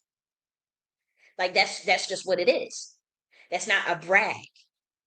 Just don't think that I'm bragging. I'm just saying like what they are trying to set up in this community is that we don't have our own version of a Friedrich Nietzsche, of a Michel Foucault. And by that I mean just it's not just me. It's like with a lot of Black American scholars, they're trying to bottleneck this community. One of that is through getting rid of the Department of Education. But if you don't have an alternative in place that is structured, that makes sense, that is logical, that has a criterion, that has requirements, that has rubric, that has standards for academic integrity, that is against plagiarism, you're finished. I mean, you can, of course, you can learn from anything and anybody and any source. That's not the point. But we're talking about competency of what you need to build a civilization and to run an empire. To run empires, you have to have structure and order and organization. To run a government, to run a governance. And when you see them saying, "Okay, we're slashing 75% of the federal government, we're getting rid of all the Black niggas," they had y'all on the watch list. They literally had Black people on the watch list saying we're getting rid of all these people in the federal government. They didn't go after the white women. That's what we were trying to tell you. You could say, "Oh, it was only 3.6%." That was federal contracts. That's federal businesses. That's Black businesses. That's 135,000 Black businesses, and then we were talking about 500,000 of jobs, Black jobs in the federal government. Okay, and so when you say, "Oh, we didn't benefit," okay, that ask them Black farmers that lost their damn, that's complaining about their damn contracts and how and construction Black construction business owners, because they damn sure complaining. They just not on Twitter about it, you know, and so they they're restructuring this whole government, but they want a group to implode on themselves because they know that they are imploding, and so they trying to set up a play. I can see it. I'm telling you, as a military scientist, I can see this shit from a mile away. And I've told you, and I've been right. Every 200 prophecies that are publicly reviewed, just on my YouTube channel alone, in just a span of 8 months, just last year alone, the prophecies that I predicted for 2025 already started coming to pass. Particularly the awareness about the bait and switch from the RNC and the Trump administration. That's all. Everybody can see what I've been saying. That I can see what I said 3 weeks before the election. They can see it now. What I said about Peter Thiel and Palantir and the regimes that are going to be doing in America with the CIA, now everybody can see it now. I said that months ago when I said that they're going to go and target Black Americans that are federal workers by using that DEI shit. And they don't give it, they not going after the white people, the immigrants. They were going after you. Everybody thought I was crazy. Everybody, "Oh, you fearmonger, you fearmongering." January 31st, they gave a memorandum to fire DEI federal workers. Just 2 days ago, they come up with a watch list with Black people on it in the highest positions in the federal government, saying these are the DEI niggas that we got to get rid of. On the American conservative website, people that back Trump. And so the fallout of this is going to be disastrous. I saw it too late, but I did spiritually see that it was a trap. Like I was just like, they playing us. And I tried to tell people and I was ignored. But I knew they were playing us. I found out that I started putting things together and triangulating different things that they were saying and really just listening and it's seeing it spiritually. And I just knew, I said, they're playing the shit out of us. I said, hold up, this bait and switch. They're going to bait and switch on this, guys. It's a trick. It's a trap. I said, it's documented on October 23rd, 2024. That's what I said. And I freaked out. And I also did some masonry as far as switching things I had to do in the spiritual realm. That's why I declared myself president over the shadow government and all that. That was for spiritual reasons. I don't care how loony it looks to the average person. I understand what this is about, even shit that I can't even share right now. But I know what I had to do. Now, if other people didn't get the memo, they ignored me. That's fine. When I say ignored me in terms of saying calling out the bait and switch and going for your birthright, I I can only be an example. You know, it wasn't that anybody had to follow my stuff about being the president or anything like that. But when I was saying about the birthright stuff, and the shadow government and how they are going to play us and bait and switch, that should have been paid attention to. Now people are starting to. The white boys, they had the white anarchists and the people that don't care about either party. They immediately the next day started signal boosting the term. Okay, the RNC is going to bait and switch us. Literally the next day. It took the white conservatives about 3 weeks later to come on board. the truther accounts, all of the white truthers, they, they started to see it signal boosted, oh, they really did bait and switch. Like, yo, really? I just saw it without no evidence, and so it kind of made me look, oh my gosh, here she goes again. But the black community is in denial of that still. It's like being paralyzed. And then the response to pointing out very credible, clearly logical things that are being done, their response is to say, oh, you're fear mongering. Oh, we didn't need it anyways. Like, it's like, okay, guys, like, I have to gracefully, like, hang my hat up on this, because this is not about, oh, you got to go fight. You got to go march on Selma. You got to go. No, but it's like that time for us to come up with those parallel infrastructure that I've been saying for years is now. The ability to run your own systems, even in the local level, even as an intentional community. That time is here. Even literally the ability to run your own education system. That time is here. Just to be your own. Like, they're not going to back up any of our stuff anymore. And they tell you that to your face. They're not backing it. Like, to get back into that is going to require you being in a slave contract, pretty much. But when we say the matrix is collapsed, and they're going to be closing a lot of things, and so that means we're going to have to do a lot of things on our own. And if we don't have the basic mechanisms in terms of structure and organization, they're banking on that, and they know that we're screwed. And one of the things that they really want to target is the education, because education and knowledge of self is important. But most importantly, what are you being educated on, and where's the interest lies, and what is your human capital? You educate because you want to increase the human capital. You want to increase the economic capital and the social capital. That's why people go to school. They to increase their social capital, at least in college level, or in economic capital. We call it human capital for those who are in economics. But when they when we talk about education, what is the purpose of that education? What is the modus operandi? And if you cannot answer those questions as a community, then you're screwed. Now, I've done all this work for us years ago. It's just that there's black gatekeepers that we know are on the payroll of the government that blacklist me and lock me out because I'm not a part of their system. And see, everybody knows this. They just being quiet about it because they have to cover for these people, because that's how they make their money, and that's how they get put on or whatever.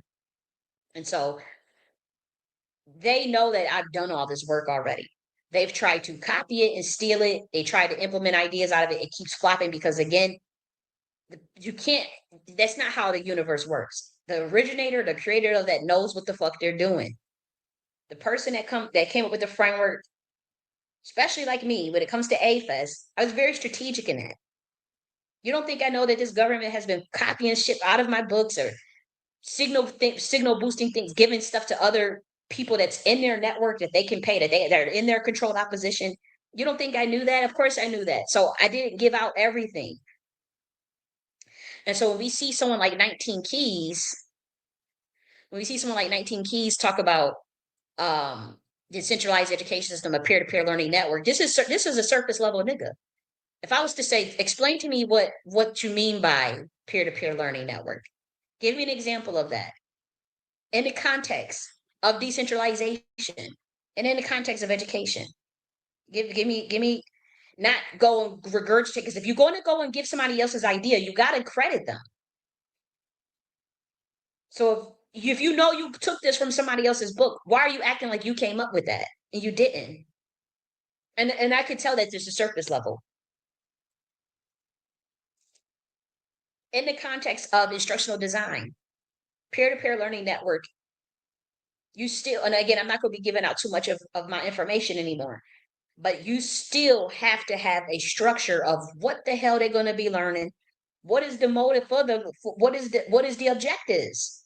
What are the milestones? What is the objectives of the goals that you of the outcome of the damn education that they're going to be learning, even in a peer-to-peer context? Somebody has to think about that. That's called instructional design. I have a master's degree in that. I thought about those things.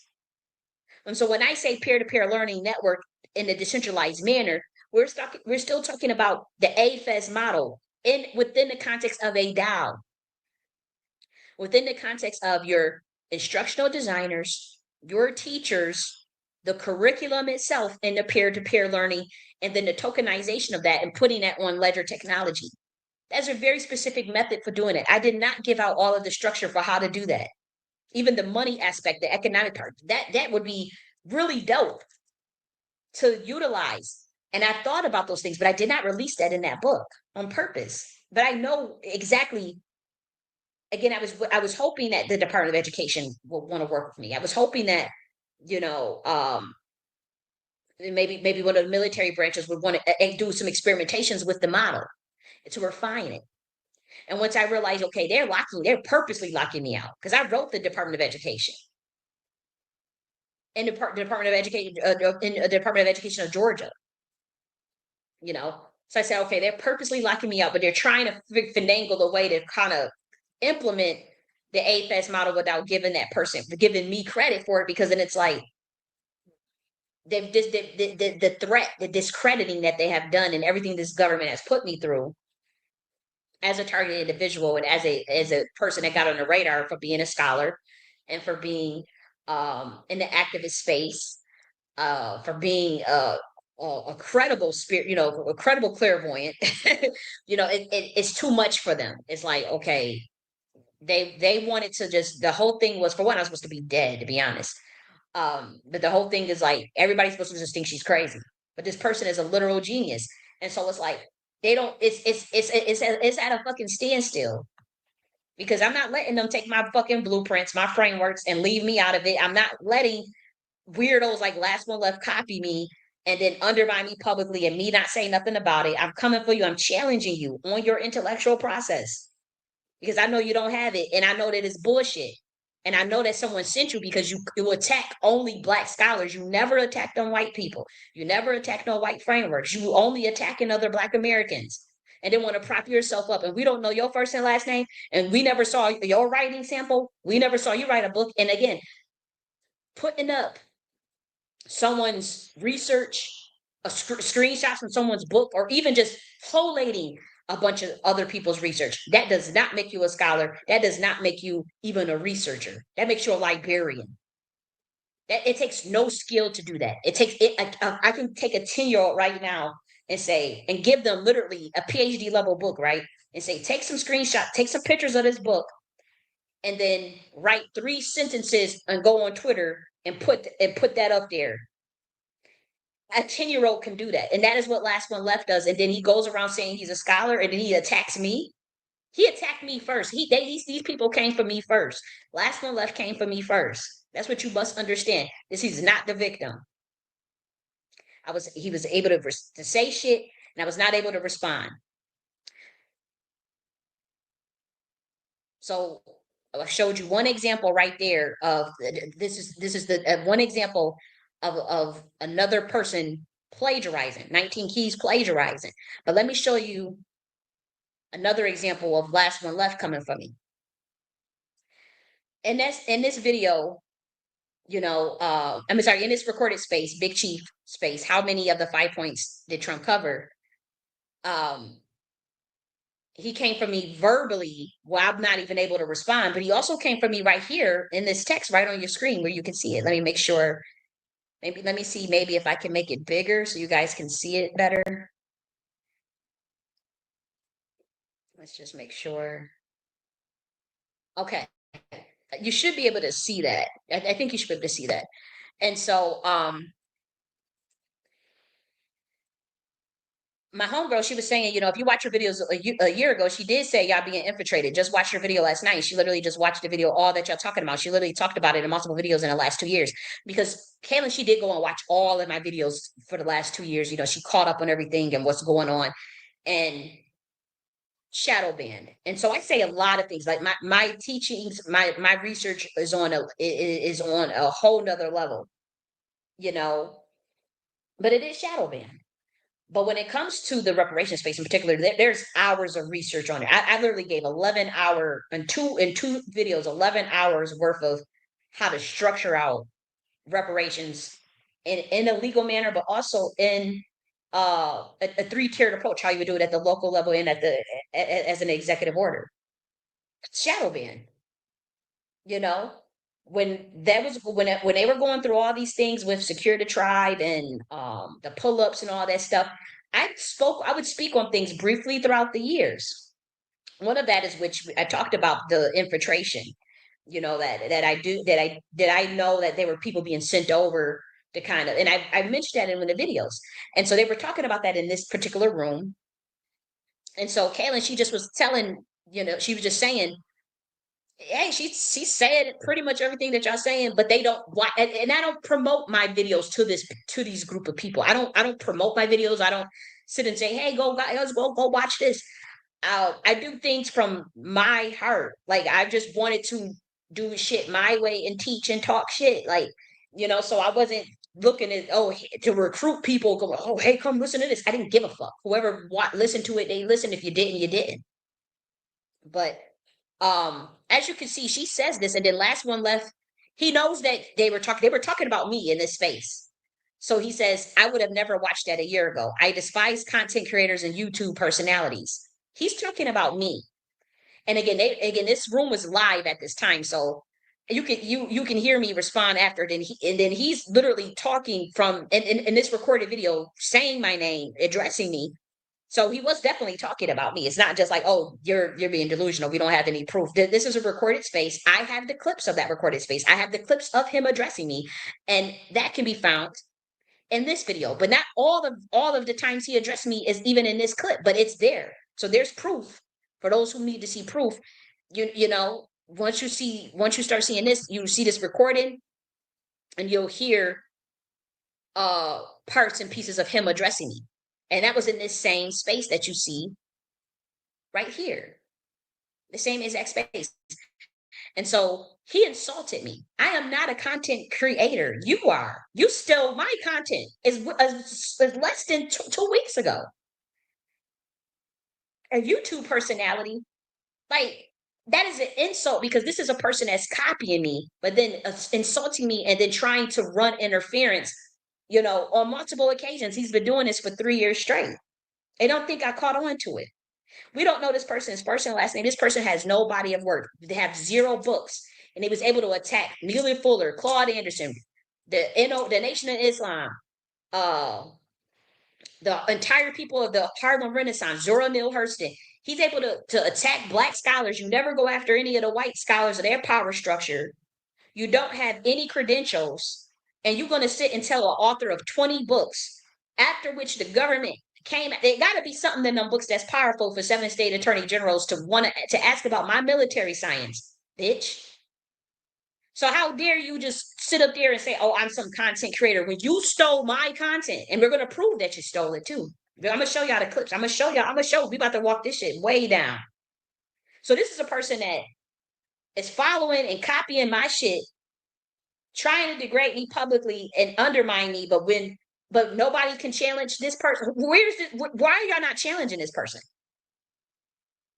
Because I think that he was set up it because he come up with this thing called Last1 University after I came up with Knocked University. Copied similar logo, started retweeting even the same accounts that I retweet, started tweeting in certain ways that I talk. Like it's creepy. And then even taking stuff from my YouTube videos, like that Harlem Renaissance, I covered that. I know I'm the only person that covered that in this community over the last 2 years. I talked about it multiple times on my channel. Even as soon as January 10th, I did a whole rundown on how the Harlem Renaissance was manufactured, but it didn't take away from the people, the geniuses of the Black people. I didn't take away from the genius of the Black scholars. I support Zora Neale Hurston. I support James Baldwin, but I do know, and I talked about how the founder of Sears and how there was a group of people that orchestrated. They were white, and they went into the hood to scout for certain talents in Harlem. The thing is, them people were really talented. Them people just had the sauce. But when a white person comes and want to groom or mold or so to speak, or make sure they get a piece of the pie with you, okay? Because if Black people have started their own little things, which they have done with the Negro leagues and whatnot, Negro baseball league, all this stuff, they knew that Black Americans were going into the arts, whether that be poetry, music, writing. And it's like, okay, we need to make sure that we have our hands in this social engineering side. We need to make sure that we're able to control at least eat off of it. When James Baldwin's write his books, we want to make sure that we can get a piece of that pie, 10%, 20%, whatever. And so yeah, they was lurking, whoever was around. But he disrespected these geniuses. Zora Neale Hurston was a fucking genius. The government turned on her, attacked her. She was a target individual, came after her, and he was telling Black Americans, you need to stop propping these people up because the Harlem Renaissance. We'll get into all of that. But as you can see, this bitch right here in particular came for me over 3 times and record and documented rooms. Like I said, this particular room right here, which I showed the clips at the grassroots one, and then you can also go to this one and see him come for me and lie on me. Who does Doge? Real Doge News need to audit and lied on me in this room. These people are extremely sinister. And so he says, I would never, he said, I never would have watched that a year ago. I despise content creators and YouTube personalities. I'm an author of 20 books in a PhD program. I'm an instructional designer and a sociologist. Okay. Um, I have my own university. I've created the first decentralized autonomous organization as a university. I wrote books on this shit, on DAOs, instructional design models, frameworks and blueprints for military science, for getting power, governance structures. I've written stuff on enterprise architecture for organizing structure, stuff that people are trying to steal stuff out of my book now because they see the writings on the wall what this government is about to do to our people. And so now they want to, but it's like they trying to lock me out, but then take the frameworks, and that's not how that works. Because you're too lazy, you don't understand structure, systems, and processes. And it's not all Black Americans. It's this group, these Black gatekeeper groups in the reparation space. People like this Last One Left, the FBAs, these Freedmans, all these people that look at me as enemy target number one. Because I'm like there's groups of chosen ones, but it's like there's people with the sauce. Like there's people that source players. And so I'm not on a payroll. I'm not under oath with these people. I didn't take no oath. I'm not part of their shit. But I come from a bloodline that has, and so I'm looked at on the outskirts because I won't play ball. And so it was like, even though this work is great, we could benefit from it. We still have to lock this person out because they won't play. They won't, sign over their shit. We can't. So they trying to take it, but it's like that stuff is copyrighted. It's published. It's copyrighted, and then it's only stage one. Nobody in their right mind is gonna put every little single thing in their motherfucking head in no book. They put enough out. I put enough out. I put a lot out. But I ain't put every little motherfucking thing in my head in none of them books. I put enough out to help people along. And for the right mind, with another chosen one, that's a Black American, another intelligent, free spirited Black American with integrity would be able to unlock those codes because we would be connected. I know that. I know that there will be a genius Black American that's already in existence that will be able to, even if it say something happened to me, they'll be able to implement that from a place of righteousness, because it takes a certain frequency to birth out the implementation or the execution of that work. So it has to be either the creator that created the books that came up with the frameworks that created the theories, which is me, or it's going to be someone that is of my spiritual clan, someone that is of my frequency that can understand it and work out of the spirit in it to take it home.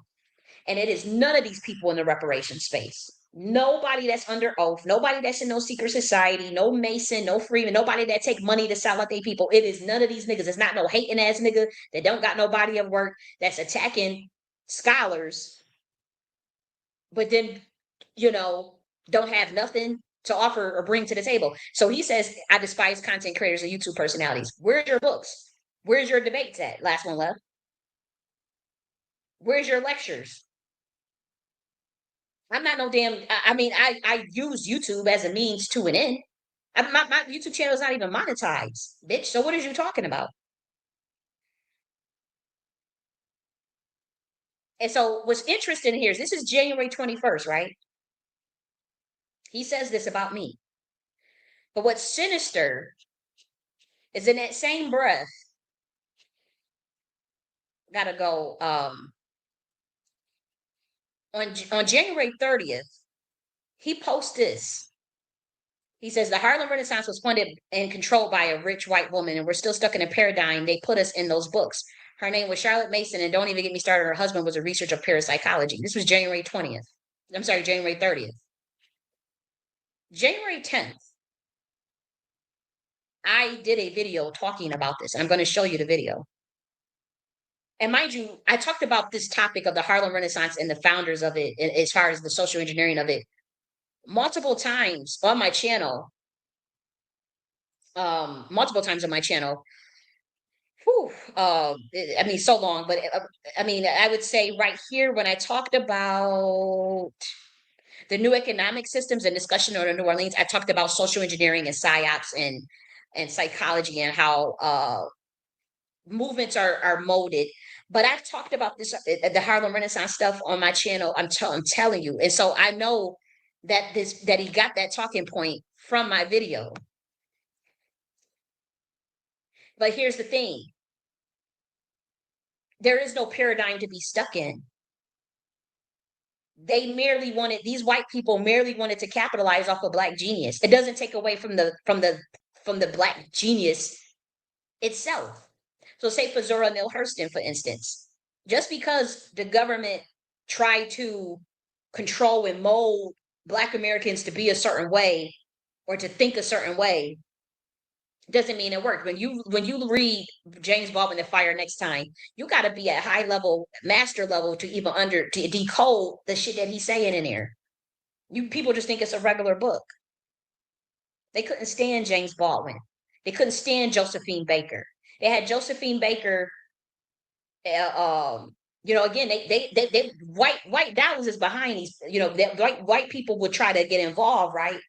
But if they can't control the person, then they'll turn on them. And that's what was happening to a lot of these people in the Harlem Renaissance. Josephine Baker was on a watch list, heavily surveillance and monitored, targeted. Eartha Kitt, I mean, was surveillance by the White House. You would think, like, why the fuck would Eartha Kitt be? Because, like, a lot of times, the boule today and the boule back then, totally different groups of people. Your Paul Robinsons, your Medgar Everts, they was setting up shit nicely for their own people back then. They was. People in the Harlem Renaissance, when they was setting up their black secret societies and black folk, they was looking out for each other. They was making sure, and they was very they was for the people and for the as far as the plight where we saw with in the 1960s and 1970s. And so we have a situation like Eartha Kitt. She made a statement, pissed off the wrong people, boom, she's surveillance. And she said, she talked about this herself. Zora Neale Hurston was lied on. Every discrediting campaign that I went through, she went through. This lady was a fucking genius. I'm not gonna sit and let no nigga like Last1 Left come at this lady as Zora Neale Hurston. That's one of my. Everybody knows I'm a mystic. Everybody knows I have a spiritual side to me, and I have proven publicly on my channel of clairvoyance of global events, at least 200 prophecies, globally publicly reviewed, that can be replayed forever on this channel, on my YouTube channel. Zora Neale Hurston, I'm not a medium, right? So I can't see the dead or really communicate with the dead. But there are certain Black American spirits that do come to me in dreams. And she is one of those people. Okay. Thomas Sankara is another. It's certain people that if you come for, I'm going to come for you. If you talk up shit about certain people, I'm gonna challenge you. So when I saw, and I'll show you what I'm talking about, him scold a Black American for merely just sharing Zora Neale Hurston's book. Again, you don't agree with everything a person says, right? You're not going to agree with everything a person says, but the quality, their ability to synthesize information and talk from their point of reference is enough. She identified as MGM. She recognized she was part indigenous and she had her genealogy. Langston Hughes did his genealogy. Okay. Langston Hughes was a genius. A lot of them into the African stuff. Yes, we don't have to follow that. But you're not going to sit up there and try to discredit the thinking capabilities of these people because you can't measure up to them. You got to try to tear down all these people and you want us to prop you up when we don't even know your first and last name. We haven't even seen you in a debate. Last one left. You want you want to hijack people's respect and you can't hijack respect. You got to earn it. You want to hijack people's respect and you want credit or accolade and praise for work you have not done. And you want to tear down other people who have done the work. That's suspect to me. That's suspect in my eyes that a person would do that. It's like, yeah, okay, yeah, they was probably on that Pan African shit. We don't have to follow that part. James Baldwin wasn't. Langston Hughes wasn't. They were talking. They were MGM. They were clear as day. Tell you that they was Cherokee, part indigenous, or full indigenous. A lot of them black people, they did their genealogy back in the day. Those were the elites. So we gotta. You want us to disregard Zora Neale Hurston for your ass. That's what this is about. Because why were you attacking? Like and again, he did it, and we're gonna show all of he did. Here he is attacking Judge Joe Brown. I don't agree with everything Judge Joe Brown says or does at all, but this is a tweet that you can see right here. This is a tweet that you can see. Wait a minute, let me pull up the tweet because I forgot to do the screen share. Okay, let's get it here. And I don't agree with everything Judge Joe Brown says, to be honest, but I'm just giving an example of like these different attacks on all these different people. So I'm just pulling it up on my screen, just one moment, because I'm not just gonna not share what I'm talking about. Okay, where is this at? I thought I checked it. Okay, so let's see. Here we go. Okay, so that's the tweet that I'm talking about. That's the tweet that I'm talking about right there. Okay. Okay, so let me share it again.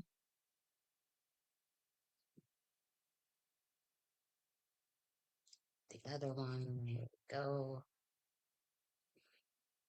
Okay. Right. Let me share the screen again right here. Attacking Judge Joe Brown. I'm not listening to a damn thing Judge Joe Brown has to say. He's a motherfucking coon. Okay. But you're not. Okay. And he got a right to think that, but it's like it's a pattern. Just pay attention to the pattern. Okay. It's one person. Okay. It's a lot of people, maybe you don't like Judge Joe Brown. Okay. Whatever. But then it's like this person comes for the Nation of Islam. I'm trying to see that I'm trying to go to the post where he was talking about, yeah, right here. It says the Nation of Islam has been standing on the backs of Black Americans for decades, siphoning energy and resources from the people and putting nothing back. Heavily Pan-African indoctrinated and immigrant infiltrated. They should not have a voice in our plight. They only help fellow Muslims. It's a religious institution. So whoever wants to practice that particular religion or frame of thought, that's where they would go. Like, where do y'all get off thinking y'all can control what another motherfucker think or do? People gonna do what the fuck they want. You only can get in where you fit in. People gonna do and gravitate to the silence of consciousness that aligns with what they do. Am I in a nation of Islam, nigga? No. I've worked on a research project with the After Malcolm Project at Georgia State University, with the Nation of Islam. It was a museum exhibit, you know. But I've never been a part of their movement. I was more so an interviewer. I was interviewing members of the Nation of Islam and members who had left and then started their own little thing. But it's like the Black Americans that want to be a part of NOI, that's their business. That ain't your motherfucking business. Why are you attacking? It's like, okay, it's a pattern. Again, you don't even have to like the Nation of Islam, but it's a pattern. And because we see this, where is your, what is your plan? Well, what is your parallel infrastructure? Where is your enterprise architecture? Well, what are you building? He's copying me. He doesn't even know what to build. And I'm going to show you how he copied me. So that's one. That's another one. You don't have to like the Nation of Islam. It's not the point. It's the point of the pattern. Here's another one: Attacking Neely Fuller Jr. This book was written from the experiences, observations, and studies of Neely Fuller Jr. himself in 1984. So that's his point of reference as himself. Why are you trying to discredit his experience? That's not something a scholar would do. That's how you can tell it's a different motive. This is not normal behavior. That's what I'm telling you. The ideas presented in this book may have been necessary at that time, but in 2023, I beg to differ. Matter of fact, what's the answer to the 1984? So he attacked the United Independent Compensatory Cult System concept. But this Twitter stuff. This is not serious scholarship. I beg to differ. Then what is your argument then? So if you admit that this is Neely Fuller Jr.'s experiences, observations, and studies, what exactly do you beg to differ with? You have to state specifically what it is, what page, what sentence, what clause, what page did you beg to defer, and why? And then the public can challenge you from that. Putting this shit out, this is a joke, and that's what I'm saying. Like this community, because this person started a university and then came for me, but copied my shit. And this is what the community, I'm telling you, like 10, 20, because I'm taking a break from this shit. I'm like 10 years from now, this is what the fuck y'all go, like, this is not going to be, you're not going to be able to compete with this on no world stage. Because somebody's going to be like, beg to differ with what? With what exactly? You know, and so that's Neely Fuller. That's coming from that. You see it right on your screen. Attacking Neely Fuller. That man just died. Then this one is from Claude Anderson's economic book.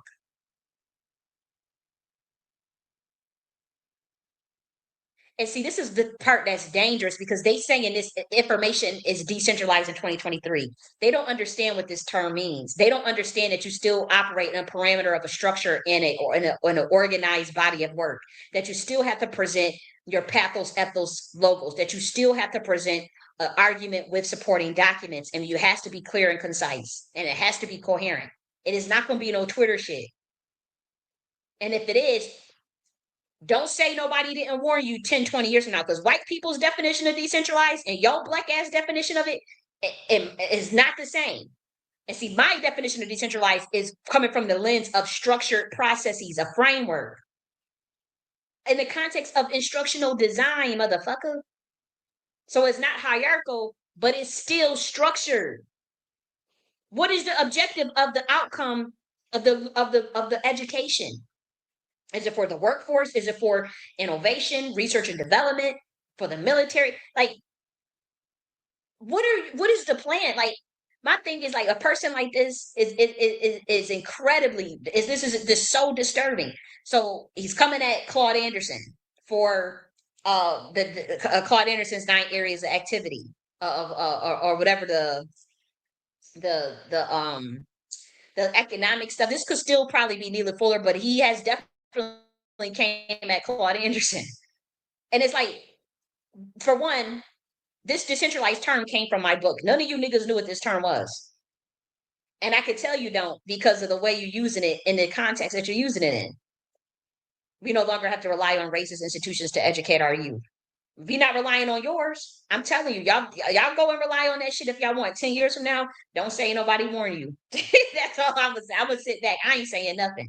I'm just gonna show y'all the evidence and lay it out. Or whatever y'all do with it is what y'all do with it.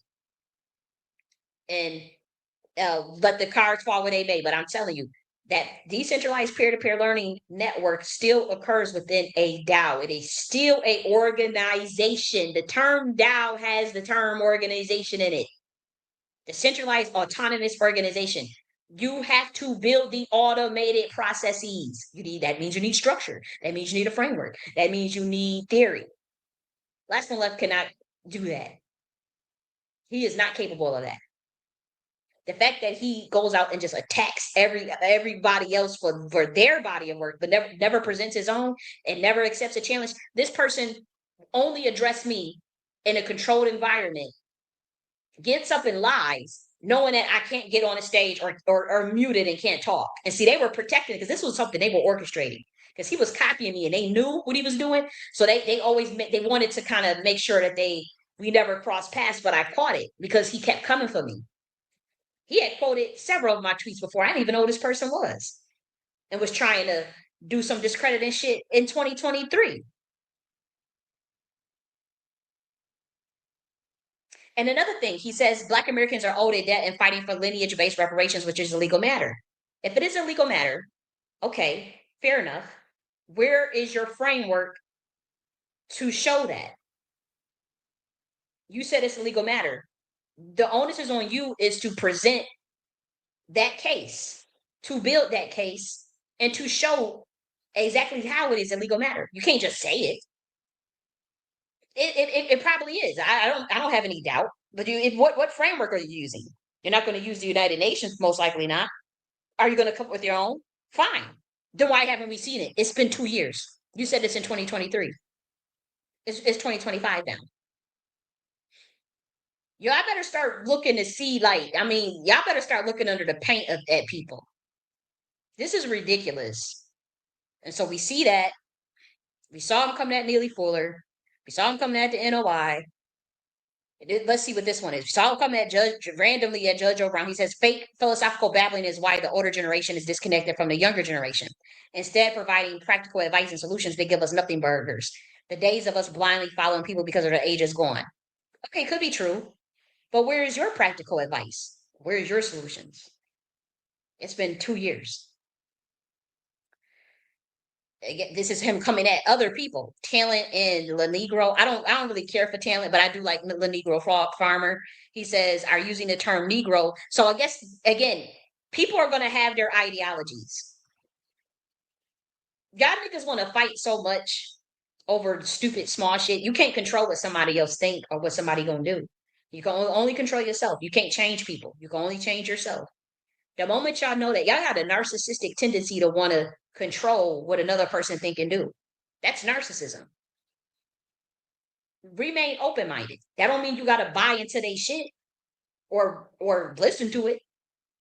But when you have a pattern of attacking everybody else stuff, then you don't present your own. That's suspect. But then when you go and attack dead people, see, I don't care. Like honestly, because like I said, I don't really care for the FBA to free. So I understand attacking that type of stuff. And then sometimes you have to be, you have to be objective instead of being biased because maybe you don't like the person and it's like, okay, you go after them. But even the premise of that is still kind of janky, just objectively. It's a pattern. And nobody knows this person's first and last name. The people that you roll with is shady as fuck. Y'all done got caught lying multiple times or being caught in illogical idiosyncrasies in recorded spaces where I can go and replay the recording document and show, okay, that's a straw man argument. That's a logical fallacy. Okay, I didn't say that. Okay, this person is arguing a point no one ever made. Okay, this person moved me off the stage so I can't respond. But then this group of people want to argue with themselves about me. I won't let me talk. This is suspect ass shit all around. And he rolls with these people. He himself has came for me. And so I guess he has a prop right here. This is just an example of how he has he I guess he doesn't like the term Negro. They think they can tell on grown ass men for calling them out. Ain't no ranks over here, clown. Keep that New York Canadian tether shit up there where y'all at. I speak for myself. See, they all this smoke for black Americans. Where's your smoke for them white folks? Where's your smoke for Elon Musk and Doge? Y'all was in the room caping for Elon racist ass. Where's y'all smoke for that? But it's for the Negro farmer. And my thing is, people can get at you and challenge you, and just in challenge. He has the right to challenge someone's ideology, but not on them. Like if you claim that you got a university and stuff, you're going to challenge on a fucking debate live on the air. That's how we roll. Like you're not about to sit up there and prop yourself up like you some intellectual scholar with no credentials and nobody sees your writing sample, nobody sees a debate. Black America, like I'm not letting that shit go down. Y'all want me out the paint? Fine, I can, but I'm lighting the match before I leave this bitch. Are we lighting the match before I leave this bitch? I'm not about to let the standard of intellectual rigor stoop that low to this community. I'm not. Y'all can let it, but I'm not. I'm not about to sit and let somebody like, oh, they claiming they have a university, they claiming they a scholar, they attack real scholars with body of works, never present their own, never present their own argument, never take a debate, but you in Twitter talking shit about people and you talking shit about me, but nobody gets to challenge you. We need to put you on the front seat. And for the community to allow that plagiarism stuff, that is like the antithesis to academic integrity. That has nothing to do with decentralized peer-to-peer learning. You do not get to steal other people's ideas and concepts and not credit them. That is not what decentralized mean, bitches. I don't know what the fuck y'all think this is. I'm not talking to Black Americans. I'm talking about to these motherfuckers that been stealing my shit, plagiarizing other people's shit. Y'all saw that 19 Keys tweet. Like that was literally word for word out of my book. Nobody was talking like that before 2023. Get the fuck out of here. Who in the Black community is talking about decentralized autonomous organizations in the education system and peer-to-peer learning except for me? And I'm an instructional designer. And so instead of giving the proper credit, y'all try to blacklist and discredit me, but then y'all want to steal my shit. It don't work that way. Okay, y'all want me out the paint? Fine. I'm lighting this match on this bitch out. And the prophecy is the prophecy. Still, you still not getting out of that prophecy. I don't know what the fuck y'all think this is. If somebody can predict 200 global events in a span of 9 months and have it documented on their YouTube channel, and then it's the prophecies that I gave for 2025 are starting to already come to pass. Yeah, I think you should might want to fucking listen by now. Okay, no? Okay, fine. It's fine. Because I already see the plays. As a military scientist, I could see the plays that they setting up on this Black community. And they surround, it's like sharks. You know, like how they had them sharks swimming around, and it's like a person on the people on the boat. And them sharks, that's literally how they are. Y'all can't even see what's going on spiritually.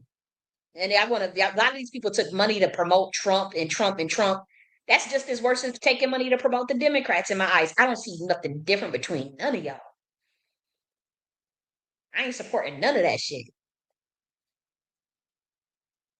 But they have a system that they ushering in, and by the time everything is said and done, if you don't put the right people in the right spaces to get shit done, that know shit, y'all screwed. It's as simple as that. Whether it's the educated Black American class, the middle class, like the class that y'all trying to get rid of so bad and create your own new one. I'm not rocking with that hood shit. I'm not rocking with no hood nigga shit. I'm not. And to be honest, y'all biggest mistake. I'm talking to the Black Boule gatekeepers on the right, like the Don Pages and all that. Y'all, how y'all was sending motherfuckers from Clubhouse to go on Twitter Spaces and all that. How y'all sent April Showers and Cherie to go over on Twitter Spaces on that stuff. Y'all, that was y'all biggest mistake. Y'all should have known that there's the differences in pedigree and bloodlines in Black Americans. Y'all biggest mistake was thinking that you was gonna put college educated Black niggas from Ivy Leagues or college or people that come from Boule backgrounds or people that come from certain Masonic bloodlines and migrate them over and mix them with some niggas, some hood niggas or whatever, some uneducated people. Like that was a disaster. Y'all literally imploded your own shit because it's like y'all should have known that certain bloodlines was never gonna get along. The certain pedigrees was never gonna get along. Certain pedigrees was never gonna get along.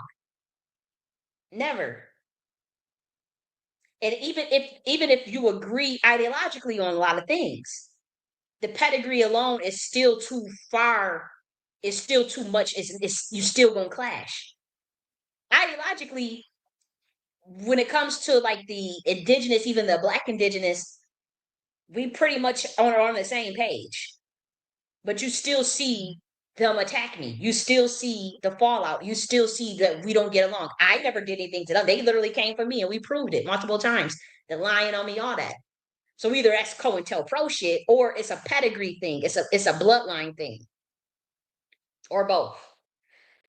But the boule black gatekeepers, why would y'all try to mix people with high school dropouts with people that went to college? And it doesn't mean that anybody's better than the other, but y'all try to mix it and then put them on a pedestal where the people that don't value education and talk down on education, and you think that the people that have the education just gonna sit and just, how you think they gonna feel? They not, it's gonna be an argument. Somebody's gonna get checked. There's gonna be a fight. That was they worse. They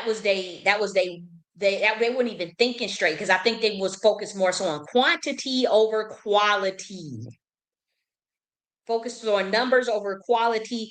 And when you're, even if you are trying to social engineer a movement or a certain direction for things to go a certain way, you have to pay attention to those pedigrees. You can't just assume all of these is black niggas, all of these. No, it was a totally different pedigree, totally different bloodlines that y'all were trying to force to get along in a reparation space, and it was just never going to happen. It was never going to happen. And you got people that can't compete, and they only way to fight is through insults and lies, and through tearing down people that got the sauce, or people that actually have body of works. And so with this Last One Left person, we see him attacking Zora Neale Hurston, we see him attacking all these other scholars. But then where's your debates at? Why are you not challenging these people on a debate? Or why are you not giving for your forward, your arguments, even in a simple writing sample? We haven't seen none of this.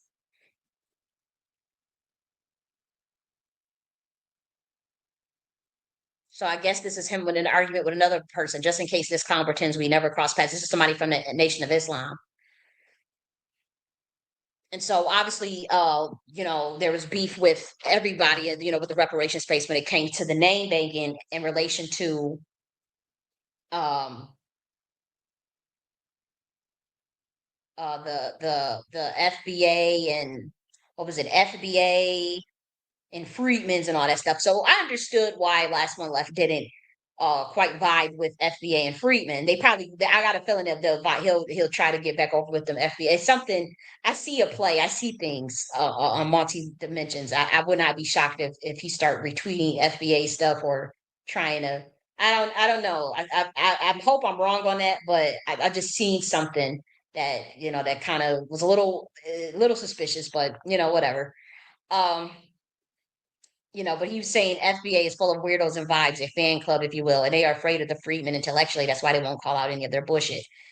Um, I mean, he has a right to feel that way. I don't think the freedmens are intellectual, though. I think that they appear more intellectual than the FBA, but I don't like Naeem and them and Ali. I don't see anything that remotely seems intellectual to me. That's just me. Like I peg them niggas. Them niggas was over there with the conscious community with Sinetta and them, and they not real scholars. Like I think that Naeem is more self-taught than others, and I think that he understands the methodology of university rigor more than others. I can give you that. I'm not going to just be a total hater just because I don't like Naeem. I don't like Naeem, but I'm not going to sit and act like he hasn't put in some effort. Like he has tried, and that's respectable in my eyes. Like that's more respectable than someone just getting out tearing down everybody else, and they have no proof that they can hang with the big dogs. Naeem did write some papers, did try to do his own little publishing, do his own little research, whether I agree with it or not, which I don't agree ideologically with what he was saying. I just don't. But as far as objective criterion for what meets the standard for academic rigor, he did meet that standard. Now, ideologically, I don't have to agree with none of the shit he said, but your ability to synthesize information and your ability to coherently create a premise and a thesis, have your supporting documents and supporting arguments, present fine sources, good sources, create a nice conclusion, package it up real nicely for the public to review, for the public to challenge. That takes balls, and that is what is required of any scholar. That is just it. We're not changing the standards because you niggas can't compete, because you niggas don't know. Get the training. Go under somebody that knows go. I could have we could have do research methods class. Like it's nothing. Like go find someone that knows how to do. If you don't even want to pay for the college, I understand that shit. But if you want to be self-taught, you still, even if you're self-taught, you still got to go and learn methods, like research methods, qualitative methods, quantitative methods. Like you got to study that shit. And if you don't know how to go, I took multiple courses in qualitative research and quantitative methods.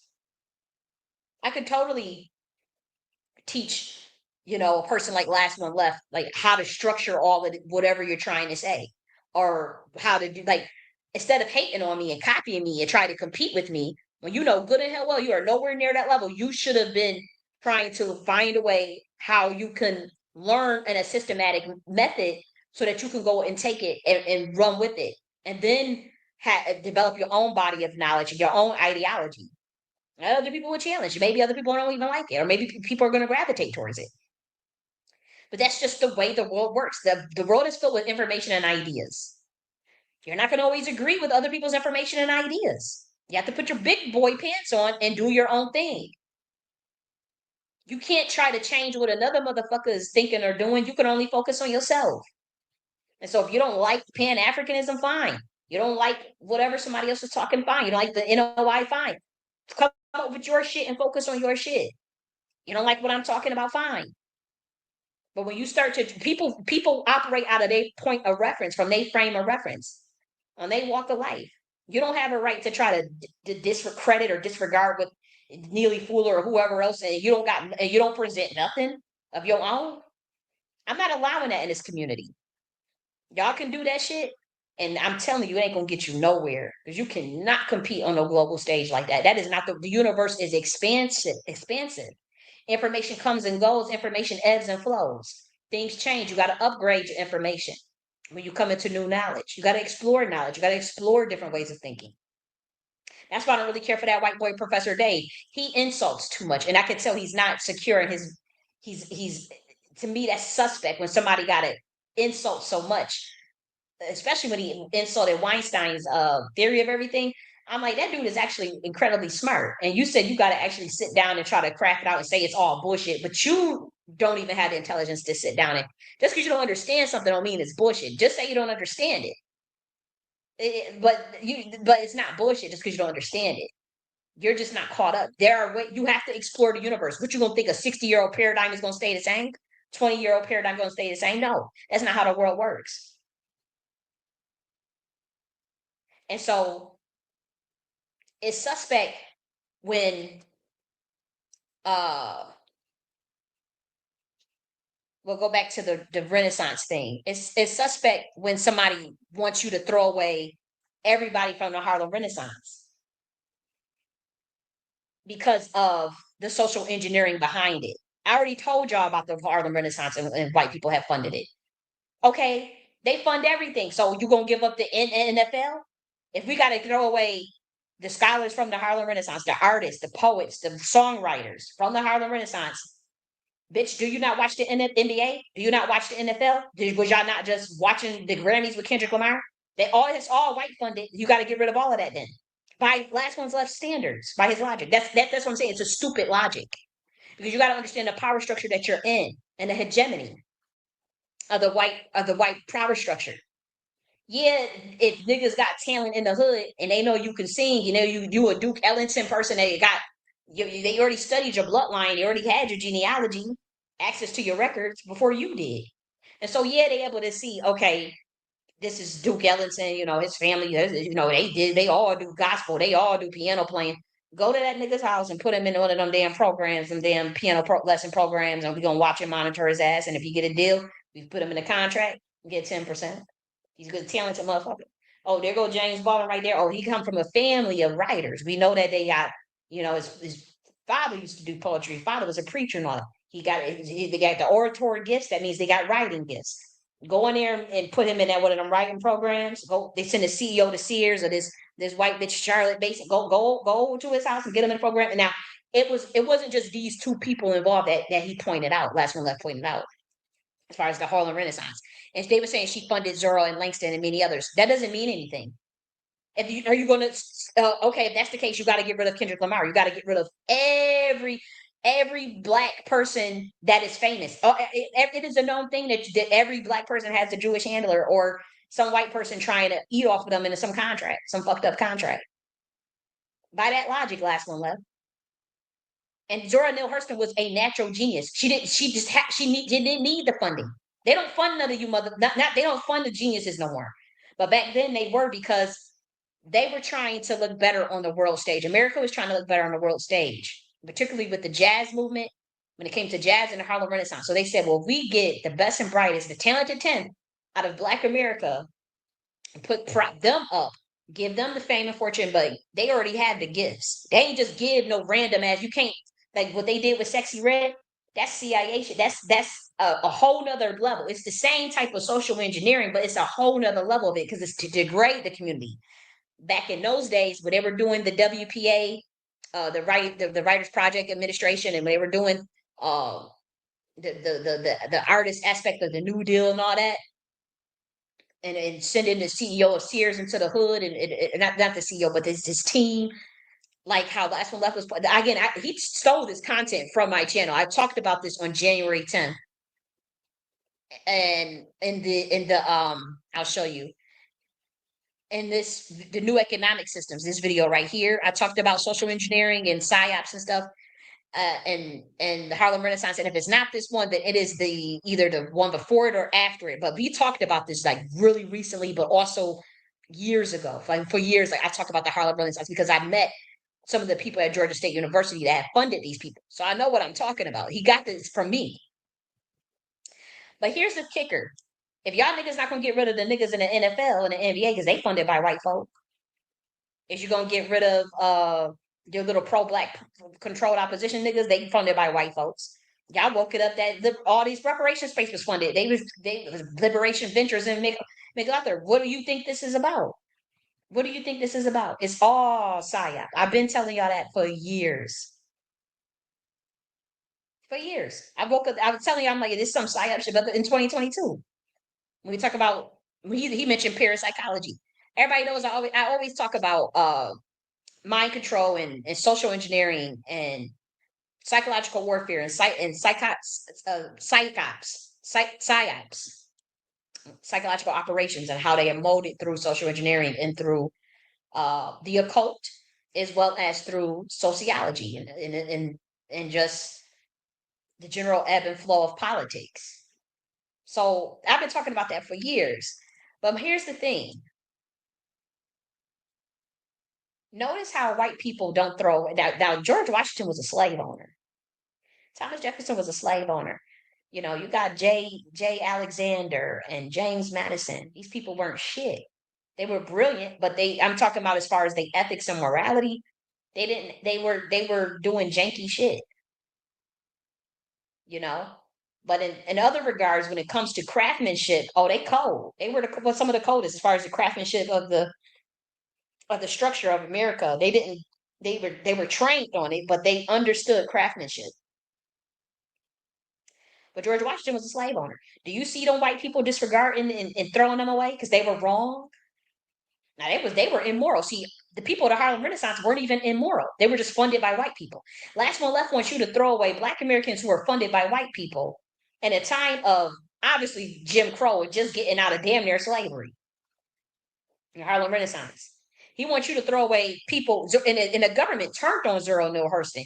Yeah, she was funded by the white folks, but they ate her ass up when she wouldn't play ball, when she broke her program, and when they lost control over her, and she wanted to. When she was a real radical, she was a real revolutionary, and they like, okay, bitch, we still want to control. We want you to say these things, and you talking about some real shit. No, we about to target your ass. They targeted her ruthlessly, and so I take great offense to Last One Left because it's like real niggas. He's only going after people that got like a clear track record of real raw genius and fight against this government. And Zero No Hurston is one of them. Even if she was funded by white people, should I? People get scholarships all the time. I had got scholarships. I was never funded by a white person like a handler or nothing, but like when I went to Buff State, I got a scholarship. The person behind the scholarship was a white person. What the fuck? Like that doesn't mean anything. But you notice how like them white folks when they got clear criminals and they crew and they still protecting a George Washington, got that motherfucker on a sigil of a dollar bill. You understand me? These motherfuckers is not playing. They don't give a damn, and they weren't even moral. And these white power structures still protecting. Think of all of the white people that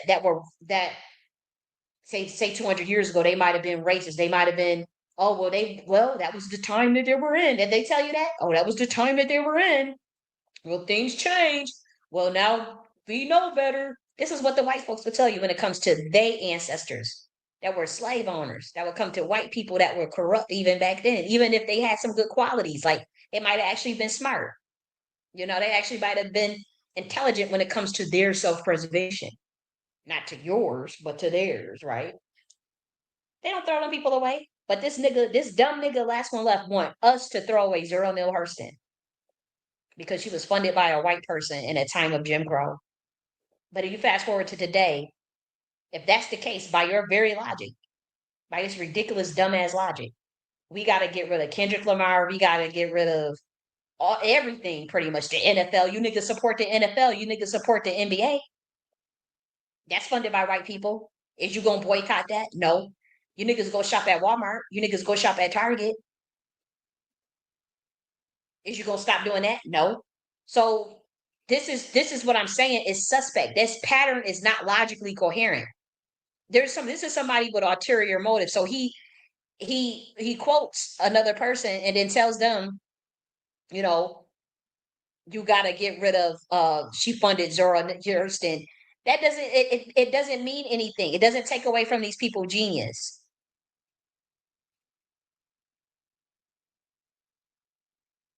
If being a generous patron is just being a generous patron, a lot of niggas is broke. Should I wish? I mean, if I had a generous patron that allowed me to keep 100% ownership and maybe not 100%, but 100% creative control, where I could say and do anything of what I like how I've been doing today, right now. Because right now I have zero funding, zero handlers. Everything's been out of my pocket.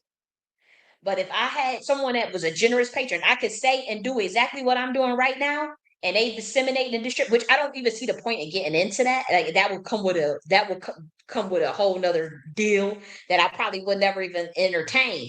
But I'm just saying, like back in them day, they didn't know that they was probably about to get exploited. See, today I've been purposely avoiding contracts and deals and stuff because of what I know about it spiritually. But back in them days, them people, they was just like, okay, you gonna fund me and I'm gonna be able to get into this museum or be able to speak at this arena and this venue. Yeah, niggas did that. Niggas do that now. Niggas get like, did y'all stop supporting Kanye West? Look how he was supported by the white folks. Kanye West, and he would go off the rails, and you see how much they ragtagged his ass. Oh, you crazy? The same thing they do to me when you don't want to play ball. They do the same thing. Did y'all stop supporting? I mean, it is absolutely ridiculous. And Zora Neale Hurston is a writer. For those who want to know about her, let's go right here. Zora Neale Hurston. She was an American writer, a folklorist. Okay. She created Their Eyes Were Watching God. That is a brilliant novel. Why would y'all listen to a dumb nigga like Last One Left who writes no novels because she was a scholar at Columbia University? This is jealousy, and y'all can't even see it because he came for me two, three, over four times, and I'm like, dude, what is wrong with this dude? He wants accolades and credit for work he has not done. He wants to hijack other people's respect. and hijack other people's talent and gifts. And we don't, like, for one, I'm gonna show y'all after we go through this. I'm gonna show y'all clear evidence of him copying me. And it's like you could tell this person at surface level and don't stand on anything. And this is what the Black community wants to prop up as education, because somebody just come forward and say they have a university. This is crazy. It is absolutely insane, and I can't see how it's like you could. With me, I have tunnel vision, and I could see light years ahead. And I'm looking like, what? They can't see this shit for nothing or where they headed. And this is not doom and gloom, and it's just obvious. Like it's like it's obvious that we are going into a new dispensation, that could be very glorious for Black Americans, for one. But you have to get the right people. You got to stop locking out the people with the sauce. And it's like what y'all have with these Black gatekeepers, these Black Boule gatekeepers, that it ain't it. I'm telling you. They either sold out to the other side behind your back, so that means they getting paid to bury you, or you have an idiot that don't have the credentials of trying to prop themselves up in the community, but not really able to offer them anything outside of surface level shit. And so down the line, 10 years, 20 years down the line, the that's where you start to see the effects of this type of stuff. If you let constant plagiarism go on, what are the effects of not checking plagiarism in the Black community? See, them white folks, they'll throw your ass out of a university for plagiarizing. You will fail a course for plagiarizing. You will literally get kicked out of a school for that shit. But the Black community, y'all should steal all types of my shit. Y'all try to steal other people's shit, try to take credit for other people's shit. What is the consequences of having a community that is based on rivalry and jealousy? You don't get anything done. You can't be productive that way. Everybody, see, the other side knows that. See, my master teacher taught me that. She was a Black woman. She said, "You gotta watch out for them. They do guerrilla warfare." She was teaching me the psychology of how Black Americans do each other. And she said they the ones that get you quicker than on white motherfuckers. And but she was saying like how they go after those that they know are more intelligent than them, those that they know have the sauce. You use different methods to go after them, and they get paid by the white power structure to do it too. But a community that has a primal jealousy, they call it the crab in the barrel. This is what Last One Left is doing. He tearing down other, trying to get out the barrel himself, but he's trying to tear down the legacy of Newly Fuller, of Francis Cress Wilson, of Claude, to do it. But he don't have the sauce. He don't have that. Because if he did, he would just show, hey, this is my theory. Here's my work. Here's my books. Here's my not the like. And again, taking a screenshot of another scholar's work or book and putting it on the internet and with a couple of sentences, that is not fucking scholarship. Nobody in a right mind would take that shit serious. Black Americans, like, it is shameful that y'all letting this shit slide in your community. Like the rigor, the intellectual rigor for academia, for academic integrity and standards is so high globally. And it's not even that it's so high, like, oh, we can't measure up. We can totally measure up. That's the thing. We could totally create our own standard. We could totally create our own standard. We don't need them. But if you prop up just any Joe Schmo you come thinking can come teach, you think decentralized mean anybody can come teach? No, that is not what that means. You about to learn too. Because if you can't sit and ask questions or go to the people that come up with the frameworks, that have the gifts to come up with that type of stuff, and you just try to steal it, or you try to undermine and discredit them, that shit gonna backfire on you. That's all I gotta say. I know that for a fact. I don't need to see nothing else of this community. I'm going underground. I really am going. I'm a take my stuff off the. I'm gonna still do my YouTube and stuff and publish, but it's going to be even way more strategic now. Now it's going to be like on some. It's going to be you do guerrilla warfare on me. Okay, it's up, because it's like that's ridiculous. That's ridiculous. The person that cared enough to do the work for free to get these structures and these processes and these blueprints were there, and then you try to hurry up and blacklist them, discredit them, kill them, and then try to steal their shit. Nah, that God ain't in that. Oh, you out of your mind if you think that shit gonna work, and then you ain't gotta pay for that. But we see Zero No Hurston. She was born in 1891. Okay? Her grandparents were born into slavery. Sharecropper, Alabama.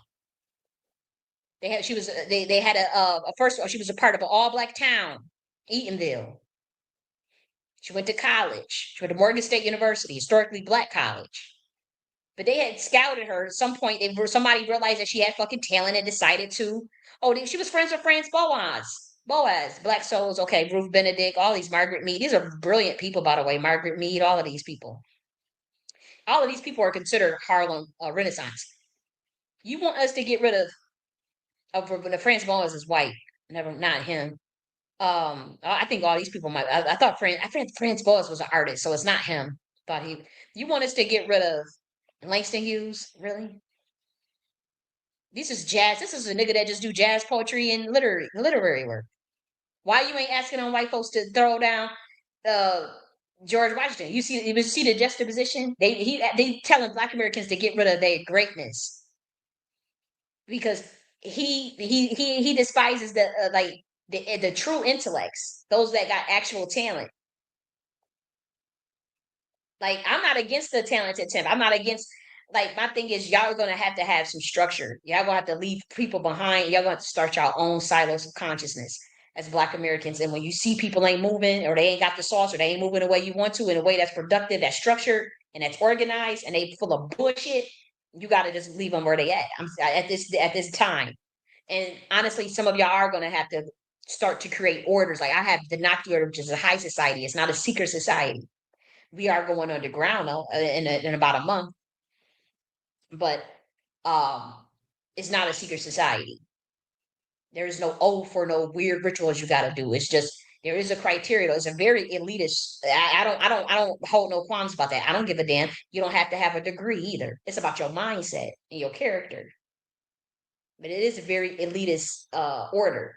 By that it's like we do high level shit, high level thinking. We're not about to like you're not about to get distracted arguing with niggas on the internet or arguing with some weird ass name bangers and all this shit. Like no, we stay focused on the goal of truth and enlightenment and the progress and being in alignment with this universe and transcending. We don't got time for none of this human shit that y'all doing in this 3D matrix. We ain't on that. We are truly about higher consciousness. This is stuff that I wrote about 5 years ago. Okay.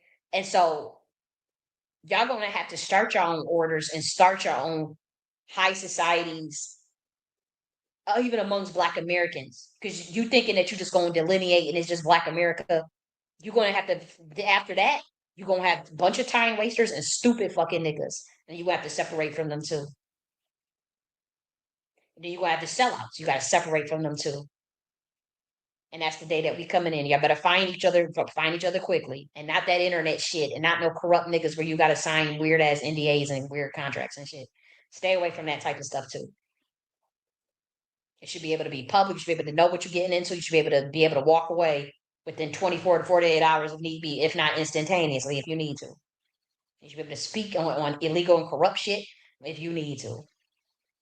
Okay, because a lot of that stuff, if it's a secret society, a lot of times they doing some shit they ain't got no business doing anyways. At the higher level, some shit you don't know what's going on, so it's not even worth joining that type of stuff. But you're gonna have to.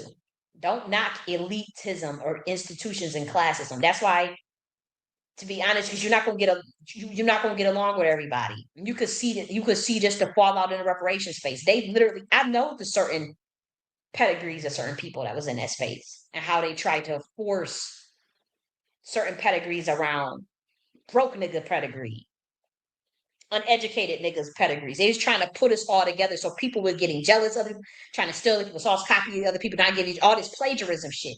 Because everybody wants to act like there was a scholar or an intellect. No, there's people that's really in their blood. And you could see it, you could feel it. And so she had patronage. And it says it right here on the Wikipedia page. She was a white literary patron. So we got to throw her away because she had a white person that decided to fund her, and this lady was born in 1891. This is a person that the last one left. I'm telling you, he gets jealous of people that actually have like the talented temp type niggas, like real educated people. He just wants to be in a position, and so he wants to tear down that structure, but it's not illogical because the thing is, and I'll show you how it's not logical because even in 2025 there are psyops. Even in 2025, uh, there are black people being funded by white people, being patroned by white people. And by that logic, and the reason why I'll show you that logic doesn't make any sense because I'll show you this tweet right here. I'll show you this. He says, way too many people got it fucked up. I'm hearing everything but reparations in some of these spaces. If you want to go do, if I want to do some community building, I'll go outside. You see this? He lets you know what he about right there. He don't even want to do community building. So you see the contradiction? Let's do a reversion intelligence analysis real quick. Y'all don't see the contradiction. And someone that states that they not for community building, right? So he's saying we got to get rid of the black people from the Harlem Renaissance that was funded by white patrons. By today's logic, by that same logic, we would have to get rid of all of the black celebrities, the black artists, the black people that the black business owners that got funded by the SBA, Small Business Administration, who gets federal contracts. We got to get rid of all of that, right? Too, by that same logic. But this person does not want to do community building, right? But look at this. He says, when I hear people telling Black Americans we need to separate from society and the government that we built, all I hear is you telling us to start over again. We don't have time for all of that. All of our efforts should be focused on reparations. Bitch, what would you do if you got reparations? This is you have to challenge people's synthesis of information. If you had got if say you focused on reparations, wouldn't you still want to build a society after that? After that, join whatever cult you want. Who are you to tell? I mean, who the fuck are you? And my thing is like, but you see the contradiction. Don't want to do in a community building. It is actively telling people you can't separate from the government and society. But in the same breath, it's telling Black Americans to get rid of any Black person from the Harlem Renaissance that was funded by a white person. Tell me that y'all could easily pick out the how that's that how before I do it. Before the point is the point is that the government is white back by that same logic. Even if we can't separate from the government is white funded. And so that's the logical idiosyncrasy. Or I do it. You should be able to see the logical incoherencies in that already. This is telling you what this person is about. Then you see them attacking Neely Fuller and Francis Cress Wilson and Dr. Only black people, only black scholars, no white scholars. There's a lot of white scholars that have a lot of, even today, have racist underpinnings in their research, right? But he never went after them. I did. But look at this. He says you should not overthrow the government, but in the same breath tries to undermine real revolutionaries like Zora Neale Hurston, who were exploited by the white power structure, even if they were patronized. It doesn't matter. They still went after her.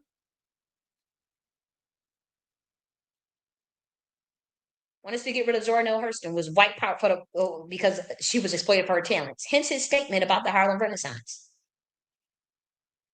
Mind you, he stole that talking point. It came from my channel just 2 weeks ago, and I didn't say that after I talked about the Harlem Renaissance. I just said, social engineering is real. That's how movements are social engineered. The reparations movement was a fucking social engineer psyop. What the fuck? That's so obvious. I've been talking about that on my channel for years. And so his premise is that okay, white people funded it, so we should not support the Harlem Renaissance writers. So that is a clear contradiction. That person that's telling you that they're not as serious about anything, that they're out for self and ego, or there's some ulterior motive. It's a failed logic because by that logic again, you got to get rid of the NFL. You got to get rid of the NFL, NBA. Uh, You got to get rid of all the artists, anybody that's white that got anybody that's Black American that got a publishing record, publishing deal for writing all that. And I don't got none of that. I'm just saying, I have no white people backing me right now, none whatsoever. But I'm saying if you one of them black people, that's what this is what he's telling you. So you can't even say, well, you must be funded by white people. Nope, nope. I'm just telling you that the logic is still stupid. It's stupid as logic. And so this is it exposes this person's intentions. They're just a jealous person with no talent that has to steal from others and then prop themselves up. Now he states reparations is a legal matter, but has put forth no framework. Encourages you to no active community building. You see it right here. If I want to do some community building, I'll go outside. What's wrong with community building? Whatever avenue you do it in. If you get reparations, you will still have to build a Black utopia. You will still have to build your own institutions. How could you not see that? How could you not see that? Make that connection. Now, granted, there was a lot of shady stuff, and a lot of people are greedy, and a lot of people do just want to get money. But he's not saying that. He said, if I want to do some community building, I'll go outside. And then in the same breath, say, hey, if you want to separate from the government, all I'm hearing is you telling us to start over again. But then he tells you, I wish I would actually do some research and stop upholding the works of the old that no longer serve us. This information, that book was funded and controlled by, it wasn't funded and controlled. I mean, it was funded, but it wasn't controlled. The information in that book by Zora Neale Hurston, that came from her frame of reference or based on the research. People are still their own scholar now. Just because somebody funds someone doesn't mean that they necessarily control them. I mean, look how Kendrick Lamar was funded. They made the song "They Not Like Us." He wrote "To Pimp a Butterfly." That is his musical genius in that. It's the same thing with Zora Neale Hurston. She is a genius. I've looked through her work. James Baldwin is a genius. They had a white funder or whatever. I've never had any white funder, and I'm a genius. But I'm just saying, like, it's nothing for me to uphold other motherfuckers. But it's like, why is this person coming around and just denigrating every little thing, but then we don't see nothing that you do and nothing that you produce, except for the shit that you try to copy from me. That shit is weird. And we didn't even get to that part yet. I'm about to show that too. And I did tell him, I said, you stole this content about the Harlem Renaissance and white founders of the movement on my video published on January 10th, 2025, in which I talked about how the Harlem Renaissance was funded by Jews and one of them being the founder of Sears. And I said, I talked about this years ago on my channel. And I said, that's why they keep having smear campaigns against me, because they want to steal ideas, but then try to blacklist the originators of those ideas. And Zora Neale Hurston became target enemy one of the government because of her work, because of the stuff she was saying and talking about. Do you think she was funded at that point, you dumbass? No, she was not funded at that point. They took all that money. That motherfucker was poor, buried in an unmarked grave. You might have been funded at one time, but if you don't play ball, or if you don't want to go to the next level, or if you don't do what they're telling you in your contract, everybody knows what happens. Then they blacklist you and they get rid of you. And it's not their fault they were caught up in a social engineering psyop. They are still gifted. It's the same thing that's happening in the reparations space. We were all caught up in a social engineering psyop. Does that mean that did it take away from any of what we're trying to do, or our autonomy, our souls, our agency? No. People have tried to hijack motherfucker shit and try to hijack people's mainframes and do psychotronics and radionics on them and parapsychology. People have tried to do that to multiple motherfuckers in the reparation space. It's the CIA is all infiltrate all types of shit up in the reparation space. But as far as the individuals that decide to, okay, wait a minute, that ain't what I thought it was. Let me pivot. Let me move around. This person ain't who I thought they were. Damn, I'm disappointed. I really thought you was this. I thought you were independent. And people start to say that. That doesn't mean that we, that the person that gets involved and that gets caught up in a social engineering psyop, that they are bad. They are the bad guy. It's the white motherfuckers. It's the boule gatekeepers. It's the black control opposition that set off the Masons. That's them that's behind that shit. That ain't got nothing to do unless you a nigga that's behind it too. You know? And I said any black person that was famous then and now has a Jewish handler. They were scouted for talent. It does not mean that they were not talented. It just means they were exploited for social engineering. It does not mean that the Harlem Renaissance should be thrown away. And I'm saying that emphatically. I truly believe that. It just means that the social engineering by rich white people that they wanted to capitalize off of raw talent in black neighborhoods. And and again, to scold another black American for putting up the work of another black American, that's crazy to me. But you never see this person scold Elon Musk. You never see this person scold one of them white boys. That is really weird. And then he says it's about time to reevaluate, reimagine, and revitalize what Black consciousness is in the present day. Many of the idols we revealed over the years as Black excellence has white hands in their pockets. Bitch, they got white hands now, influencing their contributions to our culture. The culture is the back door. My thing is the work of Langston Hughes, the work of Duke Ellington, the work of the artists in the Harlem Renaissance. It stands the test of time. The work of James Baldwin. That's their work. They wrote that shit. And it don't matter who funded it. It was their brain, their power, their mind that wrote it. What the fuck is y'all doing? Like, is y'all going? My thing is, y'all get rid of intellectuals, but y'all not going to boycott that NBA, that NFL. Why is he not talking about that? That's in today's time.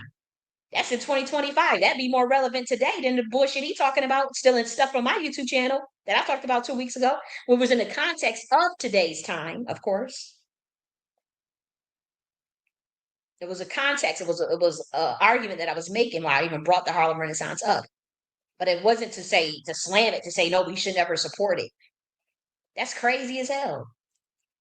And then in the same breath, the person tells you they don't want to do no community building. You see them fighting with all these people. They're telling you that you can't separate from the government, though. That right there is suspicious as hell. That's your main, especially in 2025, with what you see the writings on the wall. And they said we're not here them telling Americans to separate from the government that we build. But why are you not speaking up that they cut 75% of the government? They went after DEI and they getting rid of all the Black American federal workers. They only targeted the Black American federal workers in with the DEI shit. That was the point of it. But y'all, they told the black handlers, the black boule sellouts, the RNC sellouts to tell black people that you didn't benefit from it anyways. You didn't have it anyways. It's only 135,000 black businesses, and there's only 500,000 federal workers in the black government, in the federal black workers in the government. But they went after them, and they told you, and it's documented. And you don't see Last One Left talking about that, fighting for that, because he's for the government, as you see. He says we're not separating from the government. Then why the fuck ain't you speaking up about all 500,000 black federal workers that just got their walking papers from the federal government? Y'all kept trying to say you didn't benefit from DEI, you didn't, but where it counts, they got rid of it and only targeted you. They didn't target them white women. And they put it in your face. Told you to your face. And I said months ago they were going to do that shit. I said that's a smokescreen. I'm thinking as a military scientist. I'm not thinking. I already know the warfare is spiritual and the warfare is psychological and mental. They not thinking nothing else about your black ass but to keep their own power. They don't give a fuck about you. But he's telling us that I got to get rid of Zora Neale Hurston. Do you know how powerful she is as a spirit on the other side? This lady has visited me as a spirit, and you know I'm a mystic. You can say it's crazy, whatever. I can prove, documented on my channel that clairvoyance is real, that time travel is real by knowing global events before they happen, and then the next week reviewing them, and they come to pass. And I have done that over 100 times on my channel with different events. Just some videos, they got 6 events, 7 events.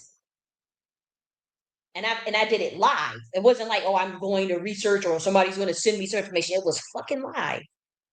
The reviews were live. So it's all still there. It's not taken down. But when I hear some shit like that, it's not adding up. You're gonna say that we got to get rid of any black person that was funded by a white person, but then you're saying we got to align with the government. You don't want to do any community building.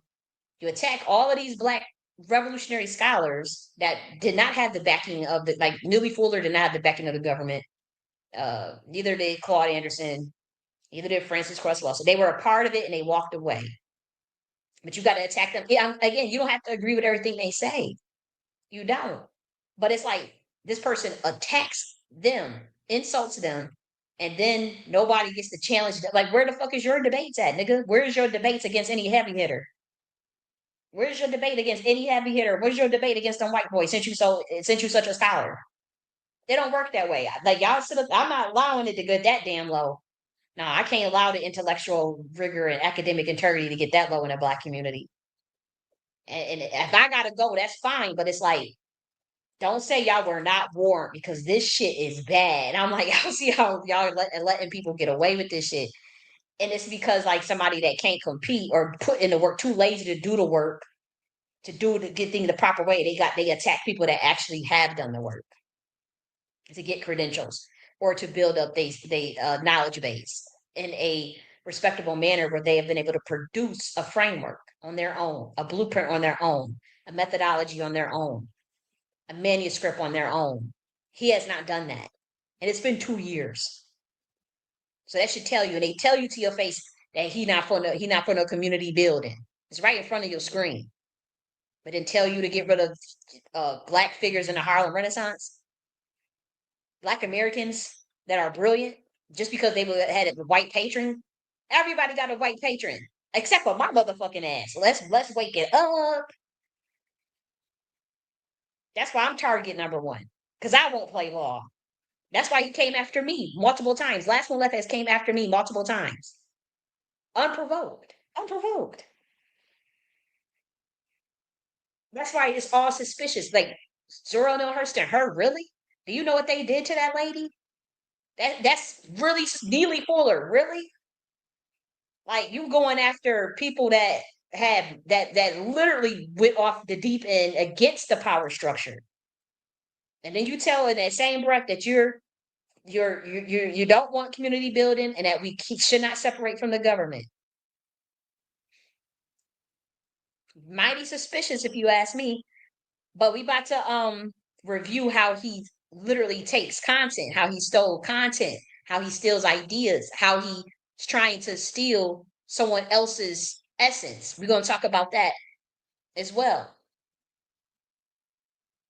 Okay, so again, I want to reiterate that if we don't address this state of this plagiarism in this community, I'm telling you, or if you don't start to think about what credentials or body of work can we point to qualify a person to run and start a university, then it's going to be a really sad state of affairs for this community in terms of education. It's quite embarrassing to be honest. Okay, and I'm not willing to lower the intellectual standard and rigor for this community because people can't compete at a level that would be required to show and prove and to show that they can adequately form a premise and a thesis and an argument with supporting documents and show their thinking process and their ability to synthesize information in a debate or in a challenge or in a paper or in a book. People should be able to see that. I'm not going to allow people to attack brilliant minds when they can't light a candle to those people's genius, even if you don't agree ideologically with whatever they were saying or whatever they were doing. You don't have to. I don't agree with a lot of the work of certain people, but their ability to synthesize information and their ability to put in the work is there. You know, John Henry Clark and Dr. Benet are Pan African. I'm not Pan African, but I'm not going to sit and act like they weren't intelligent and act like, oh my gosh, let me just attack. Like that is such a weak way. That's such a weak way to enter the game. It's not sustainable either because people gonna call you out and then people you have to have a superior ideology when you attack another framework. I attacked Pan-Africanism. I said Pan-Africanism was dead. But I came up with a superior ideology. I came up with a superior framework. That is being blacklisted and shadow banned, but it's still a superior framework. And anybody can challenge me on that. Nobody will. I've openly said I'll take any debate, white or black, male or female. And it's because again there's a concerted effort for the government to bury my work, but you can see all these people just motherfucking copying shit out of my books and stuff. I proved how in that grassroots DAO video where those concepts came from. I just showed you 19 keys. I'm about to show you another person taking stuff. Now we're about to review Last1 Left's even copying, stealing content from my video about that Harlem Renaissance. And he used it to tell others to not support Black Americans, but never said nothing about, Kyrie Irving is NBA's job. Does he not have his thinking because he's working with a white uh institution? Should we not support Kyrie Irving? Like this is ridiculous. Everybody knows at certain level you want to get to in the system, you got to take the oath. If you don't have white backing and you just have raw talent, then you will get blacklisted. And see, people know that my situation and they think like, okay, she got real talent. I don't. I'm just gonna steal that. We know that the government is not supporting her. We know that they want her dead. I'll try to steal her identity. I'll try to copy and I give credit. Nah, bitch, you getting caught out then. And it's gonna be documented. And again, things change. The stuff that people had to go through in their lifetime, eventually they didn't have to. Eventually the world caught up to their understanding. Like when Muhammad Ali first, when he was Cassius Clay, when he in his time, it was he was arrested. It was hell. It was a lot of things. But during his last days, people started to turn around and realize, okay, a lot of his thinking was actually correct. Like it took them decades to give Malcolm X a museum exhibit. I worked on that project, the After Malcolm project, when they finally wanted to celebrate his birthday, even at Georgia State University. It took them decades to get it. So I already know I'm just way ahead of my time. I'm not worried about it. Shit, I'm not worried about it. I know I'm way ahead of my time. And I know people secretly know I got this off. People they secretly just want to take that shit, but I'm not taking. I don't want to be involved in no corrupt ass systems. I don't. I don't want to be all controlled in no contracts. I don't want no white folks trying to control what I think and say. I don't want no black masons trying to CIA corrupt motherfuckers trying to control what I think and say. Nah, I'm a creative ass motherfucker. I'm a soul in a human body. I'm a source player. I'm not an NPC. I believe in being free, speaking truth to powers, being free, focusing on enlightenment, focusing on myself, trying to help. If I can help other motherfuckers, I'll do my best. I get people the shirt off my back if I can. I'm a very giving person. I'm a very loving person, but I ducks from no fight. I'm a lover and a fighter. I've always told you that I am a lover and a fighter. I will get with you. If you don't want to do no loving, then bitch, we fight. It's as simple as that. But other than that, I don't look for a fight. I don't want to. But it's frustrating when you know that people are undermining you. It's frustrating. It's frustrating when you know someone is a coward and they address you, but then they mute you and you can't speak back, or they throw you off the stage and you can't say back. And this is what Last1 Left. He been getting an opportunity. He'll wait for an opportunity to get up on stage where he knows I can't say nothing and then talk all this shit and lie and misrepresent things and then get away with it because his little crew is all in on it. That's why I said they all suspect. All of these niggas in that reparation space. I'm telling you, if you're a free black American, stay away from that shit. Start your own shit. If you really care about reparations, as you say, and you're not just trying to be in some psyop engineering shit on some weird shit, just do your own thing. I promise you, you'll have better results and work to the best of your ability to the highest productivity by yourself and with other people that think like you until you can, parlay it into something else or whatever else you want to do or whatever alliances you want to make. But like focus on what really matters to your life and your needs at this time. Because for one, that reparation shit is dead for the next 4 years. You see the way these people is moving above your head. For those that's intelligent that can see it, that's not sold out, they got a cape for Trump. They got for those that can see it. But you don't believe in politics at all. I'm not saying you're a Democrat, but I'm saying for those that actually see it, what the hell they doing from a spiritual level and from just the intellectual level, because you're not paid, you're not on a payroll, or you're not a part of a little secret society, or you got a cape for Trump. Every little it's writings on the wall. We ain't got to do that. So we see what the fuck they doing. And so if you know what I'm talking about, like you got to look out for you at this time. Seriously, you ain't got time to be caught up in no fake ass movements because that shit ain't going nowhere. I'm telling you, that reparation shit ain't going nowhere fast. it's not the right people involved in it. So I would say that other grassroots movements can inspire a new movement, right? That's truly authentic. I'm not saying that can't happen. I hope it does happen, and I think it can. But just be clear, what you're doing and what you're fighting for, why you fighting for it. Is it worth it? Who's involved, who's around? Pay attention to everything, because they will. If you are truly a source player, you are truly free, and you go entering into spaces that is nothing but psyops or is just some weird secret society type shit where they trying to monitor shit. Your ass will be up on that chopping block. And even in that space, in the recorded space where I covered on the with the room, this room right here, this recorded space. Where was it?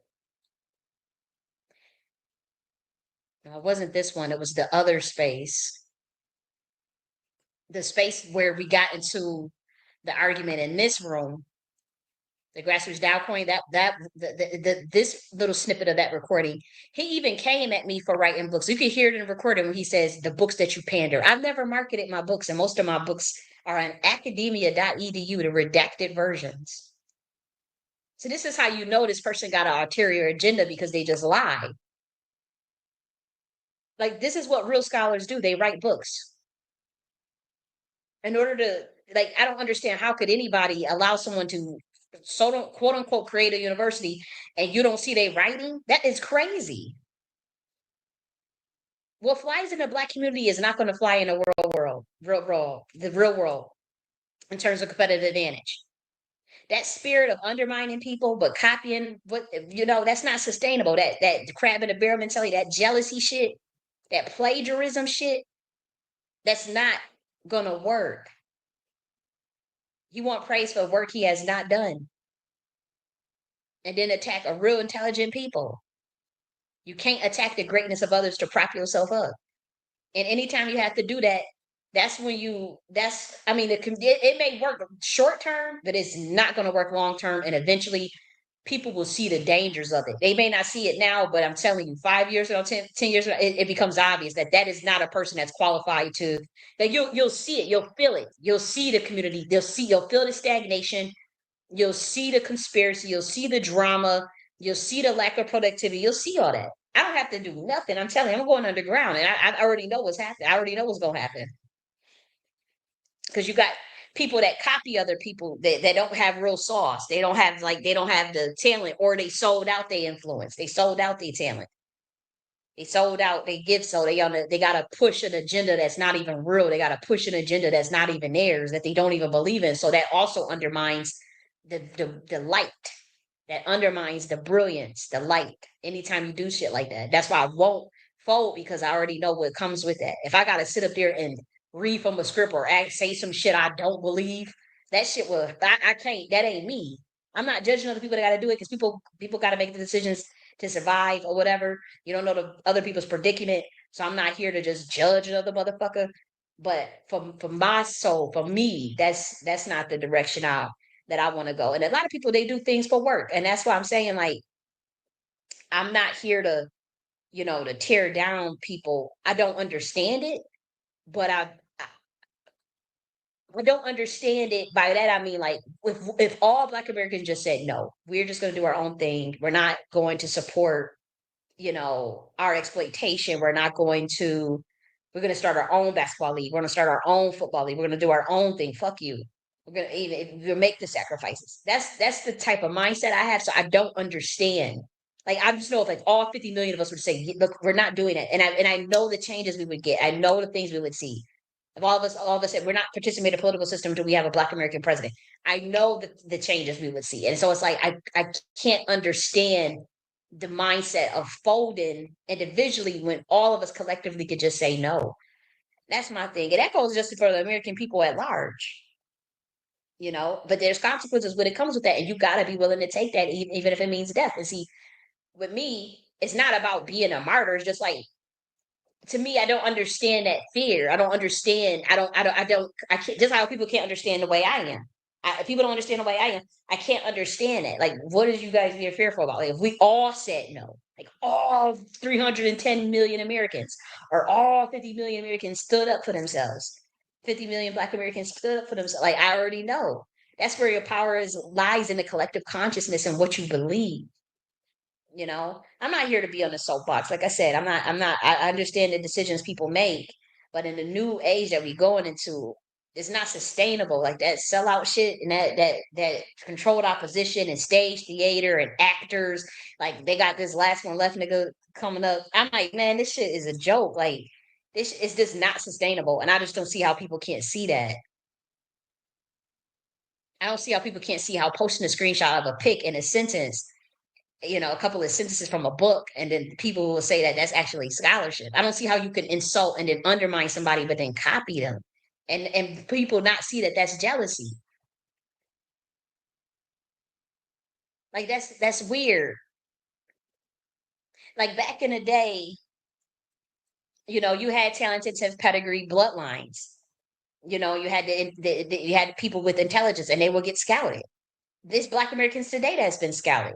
Like we in our 30s and stuff, but they scouted niggas when we were like 5 years old, 6 years old, and been tracking and monitoring motherfuckers.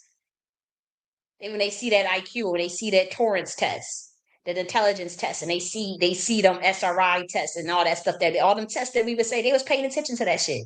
So they knew Black Americans who was going like, oh shit, like this person. And then they looking at your gematria and your bloodline and your natal chart.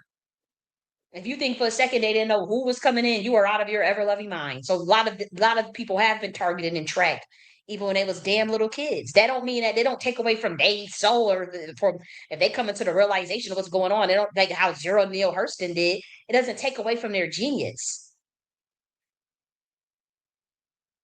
You're not gonna mix no, and that's what they them little psyop black boule gatekeepers, them social engineers.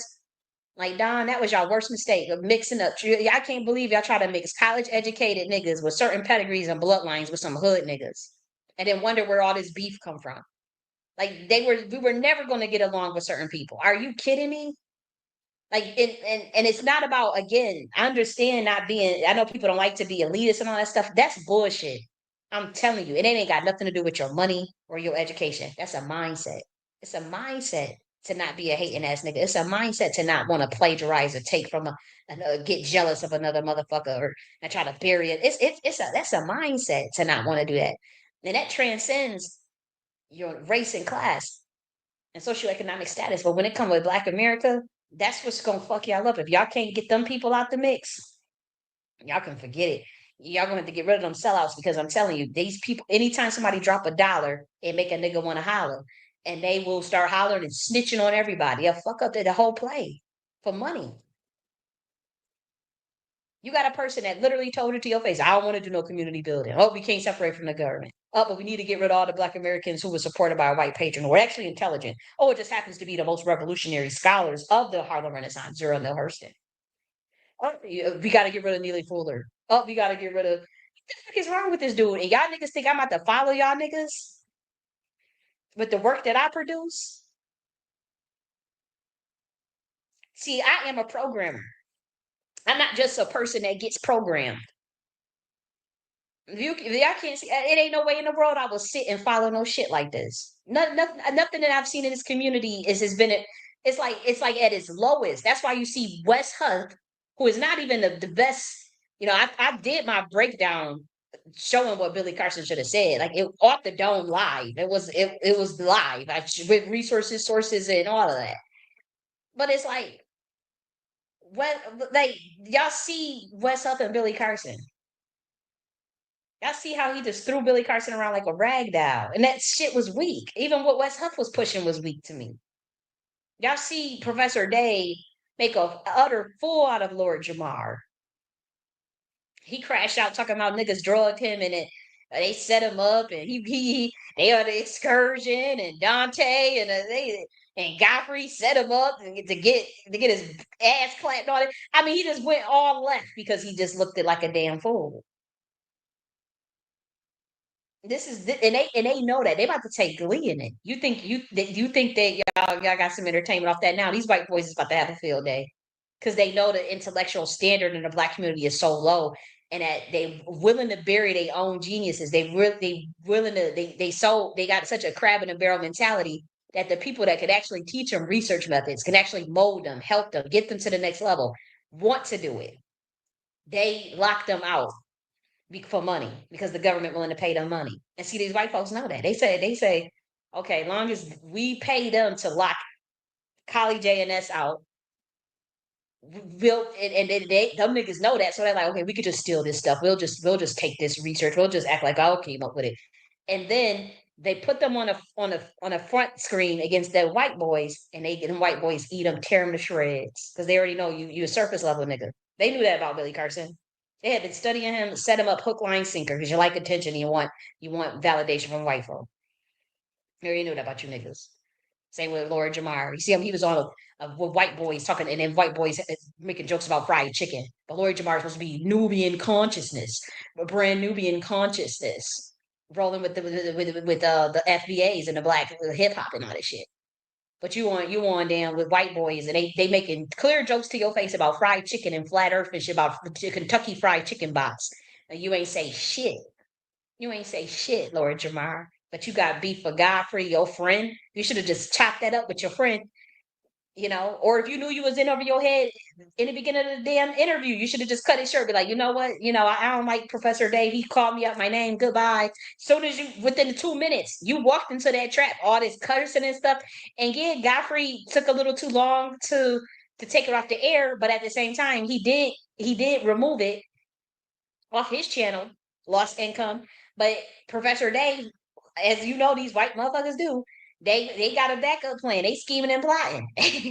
So he records it, puts it on his channel, still gets out. That's not Godfrey's fault, but at the same time, I do think that you should have known yourself that you was in over your head and left earlier, or shut it down much earlier and be stern about it. Soon as that white guy called you out your name, that was your excuse to get out of it. That was your excuse, and that was literally within like 3 minutes of the conversation. It didn't have to go that long. You could have just said, you know what, you called me out my name. I'm not here for all of that. My lane is hip hop. I want Neil deGrasse. You were so eager to once again debate a debate a black man. You wanted to debate the Neil deGrasse Tyson. Maybe he was just trolling. But this is the thing that we talking about.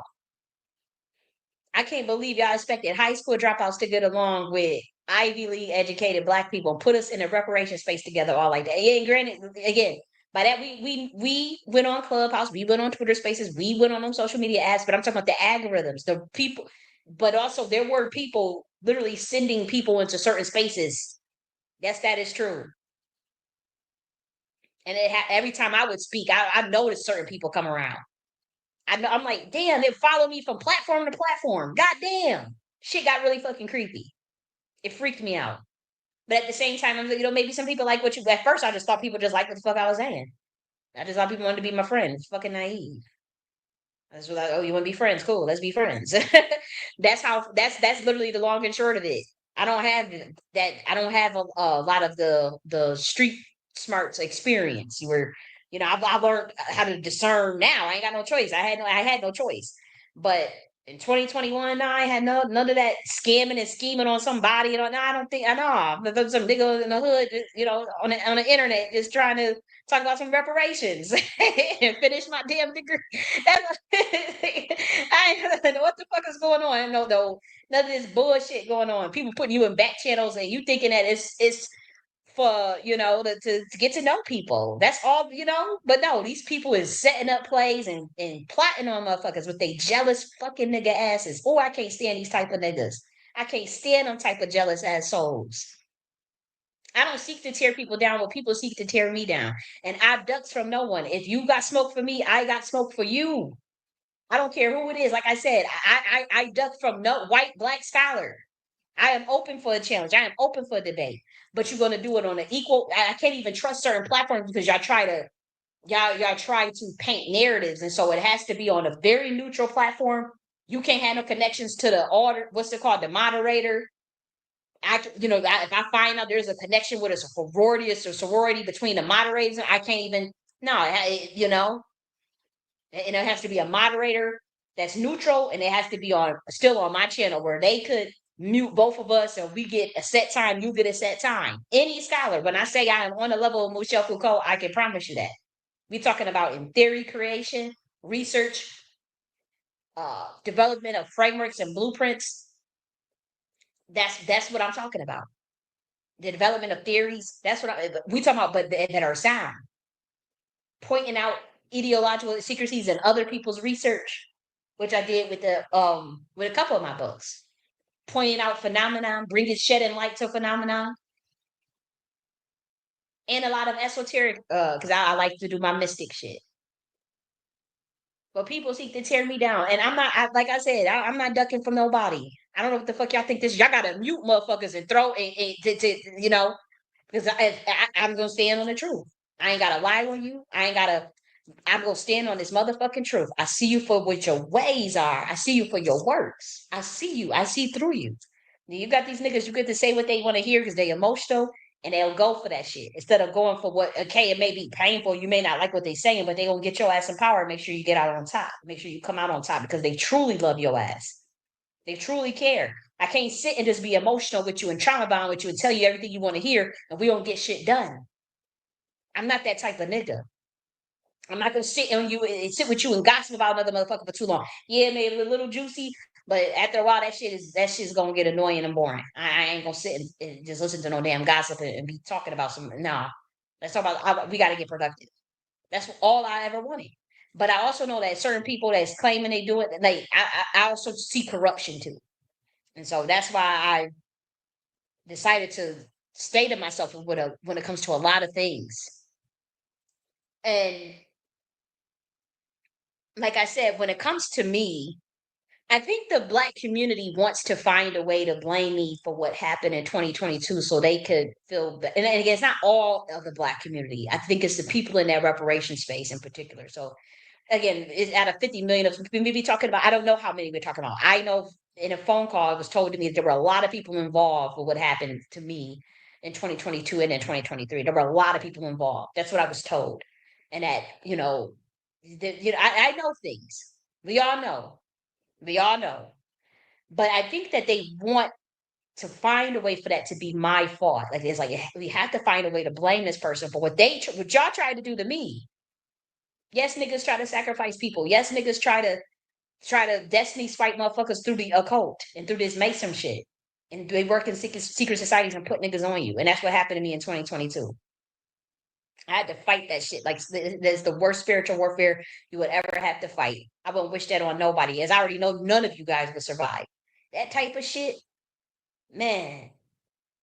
And when they talk about people be working with the Goetia and the Lesser Key of Solomon and send a motherfucker on your ass, that shit is real. That's all I'll say. That Goetia and that Lesser Key of Solomon, I never worked with it, but I'm saying it was it was a ritual that was done that was used on me. It was also another OBO ritual that I'm also aware of that was used. And most people, those are death spells. Those are death rituals, and most people will never survive that type of shit. Never. And the shit that I had to deal with in 2022 and 2023, which his crew, Last One's Left crew, loves to bring. That's the only thing they got. Nobody has nothing else. They can just bring us some shit from 3 years ago, and knowing that the CIA and the occult go hand in hand, and knowing that I mean, I could pull up documents from the CIA and the Goetia from their website. Are you serious? Yeah, you cannot be that stupid to act like you don't know what that shit was about. And y'all know that the government was behind that. And they use that every time because they don't have nothing else. And see that's how I know like you gotta be a paid nigga. You gotta be a part of their shit. Because why would why can't you fight on the facts? Why can't you debate without an insult? Why can't you talk without an insult? Why can't you talk without bringing up some shit that ain't got nothing to do with the conversation? Because you a scary ass bitch that can't compete, and you an intelligent bitch, and you a sellout. Because if you really got a problem with somebody, what somebody's saying or doing, you gonna present that, not some shit from 3 years ago. That was some COINTELPRO shit. That was government shit coming after me. And that's the first thing this community does. And see, they have to They knew that the thing is the government paid a lot of them people, and they think I don't know that, and they had to cover for a crime, literally a spiritual crime, right? And so let me paint this picture for you. Even if just 10% of what I said was true, just 10%. Mind you, I have a track record of over a 99% prediction rate for global events just on my that's publicly available on my YouTube channel alone as a clairvoyant. Even if just 10%, and we way over that. I'm not gonna give you the number, but we way over that when it comes to who I accused of being CIA in 2022. We way over 10%. Way over that. But even if just 10% of what I said was true, the people that are involved in that, they literally are covering for a spiritual crime. They're literally covering for somebody who is extremely corrupt, who would use sciences that they were initiated in against a person that is not initiated at all, that they are decades older than, that they are old enough to be that person, like literally 30 years older than that person. This person that I'm talking about is 30 years older than me. And so only 10%, just even if just 10% of what I said was true, mind you, like I said, we talking about a person that I am on record on my channel predicting over 200 global events. There's 120, there's 136 videos, but in many of the weekly tarot videos, there were multiple events predicted in one video globally on a weekly basis and then reviewed the next week. It's reviewed the next week. You can't say we didn't review it. We reviewed it. It's on there. But even if 10% of what I said was true, then they are in on a spiritual crime. They cover for it. They're just as guilty and they know it. That's why they attack me so much. Because it's like, and I noticed because it's like random Black Americans keep saying to me, like it was three that I know of. And there's some white people that said some stuff too that I ran into that was really weird too. But people that have did not know but they apparently knew of me. They wrote somebody wrote me a Black American. I think I got that. I took a screenshot of it because it was really interesting. It was really weird. I didn't know who this Black person was at all. And they said, "Man, if you are who you said you really are, and who we think you really are, then man, we are truly screwed." I said, "What the fuck is you talking about?" I'm thinking like, "What the hell?" Mind you, I didn't understand. Then another person writes, "Wow, this is a powerful. Oh man, we're doomed." And I'm like, I never told anybody they was doomed. So where the fuck is y'all getting this from? And then even in the recording with LaShawn herself, who's just lied, said I've known April Shower since 2016, and I met that girl in 2021 on Clubhouse on the internet. Like what the fuck? She's just saying that nobody knows who I am. My genealogy is public information, bitch. She was saying she was just making up, just literally just making up shit. That I'm trying to be a missionary. I don't promote any religion. I come up with my own shit. I do my own thing. I don't push nothing on nobody. What the fuck is you talking about? My frame of reference is myself and my bloodline and my knowledge base and my repository intelligence. What I come up with. People rock with you, rock you don't. Good riddance. I mean, good luck to you. Like I'm not here to force nothing down nobody's throat. But when she said what was interesting, and this is in the recorded space that the same room that last one left came at me in, she said, I just can't stand how you try to act like we all doomed and like we're doomed. I never, where did I say that y'all doomed? Where did I tell her? I never told these people they were doomed. Where are they getting this from? And why are there three different Black people that's coming to me that I don't know these people and saying stuff about being doomed and oh, we're screwed because they knew what they did. I'm telling you, these people know what they covering for. They covering for that man. Many of them being paid and then they in a secret society or some sort of order or something because it's obvious that something is odd, even with me releasing the reversion intelligence email and that Vino tried to shame me for her. It's like it's like they trying to act like they against Tariq and act like they against, but they still trying to cover it for this person. You know, it's really weird. And that's how I said they all, I think I'm like, they all in this psyop shit. They all a part of it, you know? Because again, even if 10% of what I said was true, in 2022 and all that shit came out in 2023, all that stuff came out, all these people, everybody started realizing, yeah, there's some weird psyop shit going on here. Yeah, these people, it does look a little contrived. It's something, maybe this is CIA, maybe this is the NSA. What the fuck? This is some government shit. You know, they know that they covered a spiritual crime. They're part of it. That was a spiritual crime. I'm letting you know now that was a spiritual crime. You can have plausible deniability and work in a secret society network all you want.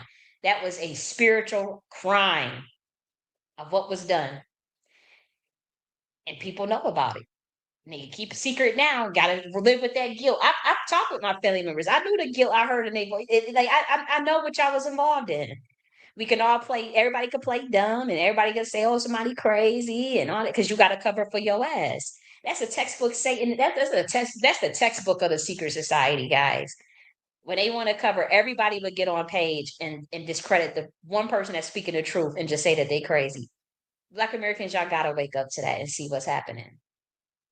It's the same. The people in this same group with Last1 Left did the same thing. But like I said, they black community, they want to find a way to just make it my fault because they have. It's like we have to justify for selling you out. We have to justify for taking money to do it. We have to justify for treating you this way. And stealing your shit and plagiarizing your shit. We have to justify it. We have to find something that you did. You had to do something. Nope, it's been 5 years. Can't nobody say I scammed them out of nothing. People bought books, you got your books. People supported, you got your service. You fuck with me, I never told your business. I'm gonna get to showing how that this nigga stole my content. So just let me rock for a minute. Um, when for those who may say, "Oh, well, you put all that out about that person in 2022, you can't be trusted." Do you know how many messages and conversations I've had with people behind the scenes? Did any of y'all shit ever get out to the public? If your shit got out to the public, it was because you doing some shady ass shit to me. And in my heart to hearts, I truly believe that. And if I'm wrong, I will admit that I was wrong and I will apologize. I will apologize. But in my heart to hearts, I truly believe that that person that really pretty much one of the only persons that I have publicly come out against and consistently, I truly, truly in my heart know that that person is corrupt and what they mean for me ain't no good. That's what I believe. And I have enough evidence to support that.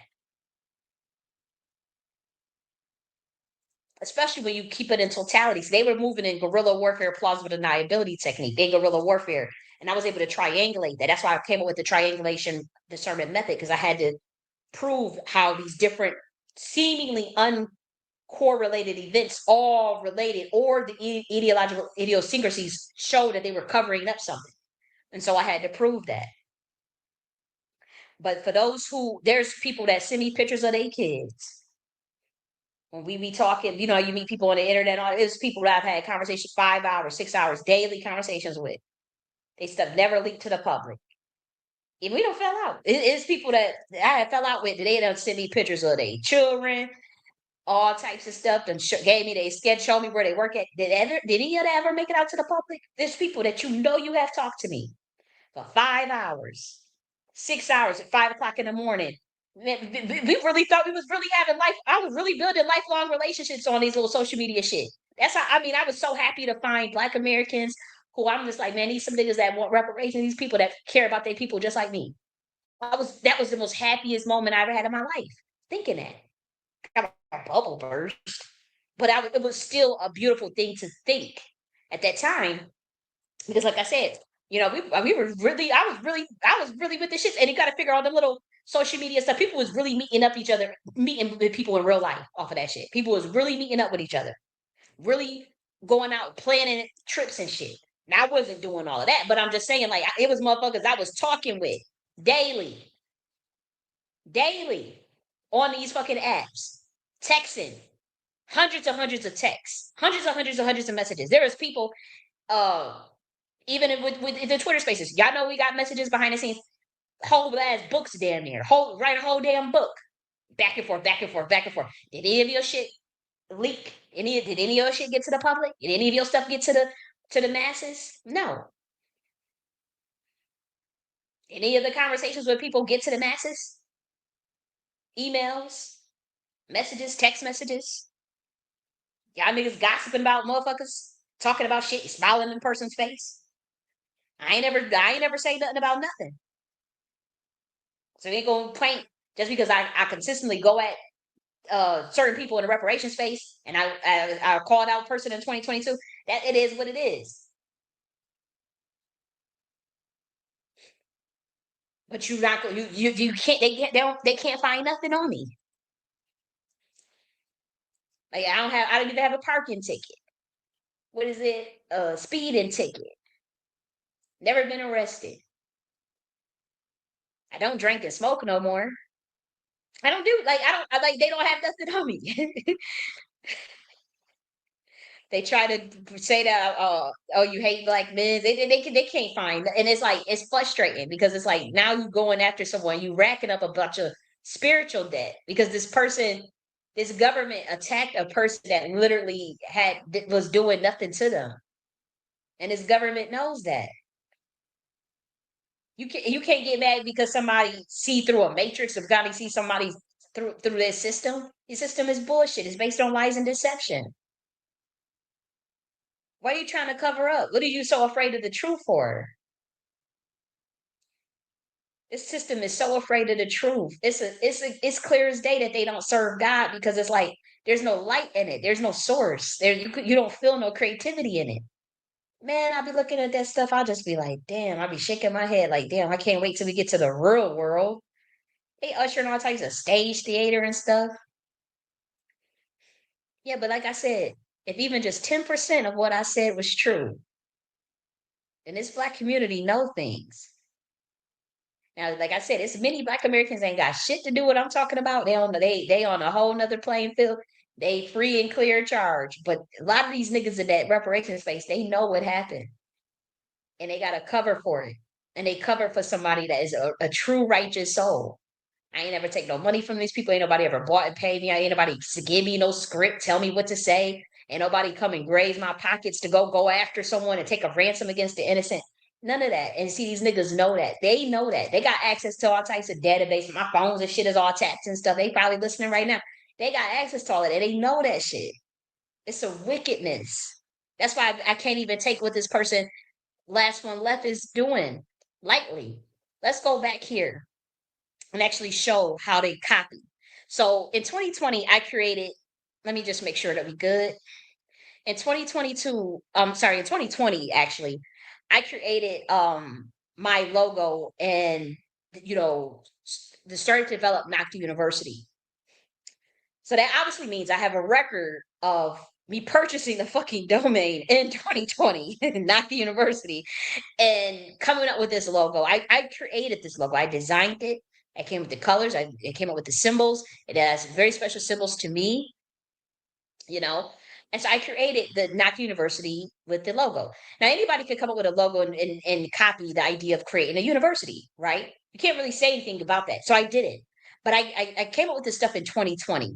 Nocta University website was published in 2021 in terms of the records that I like. This is stuff that I can prove.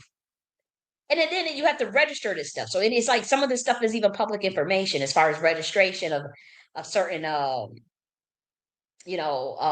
information.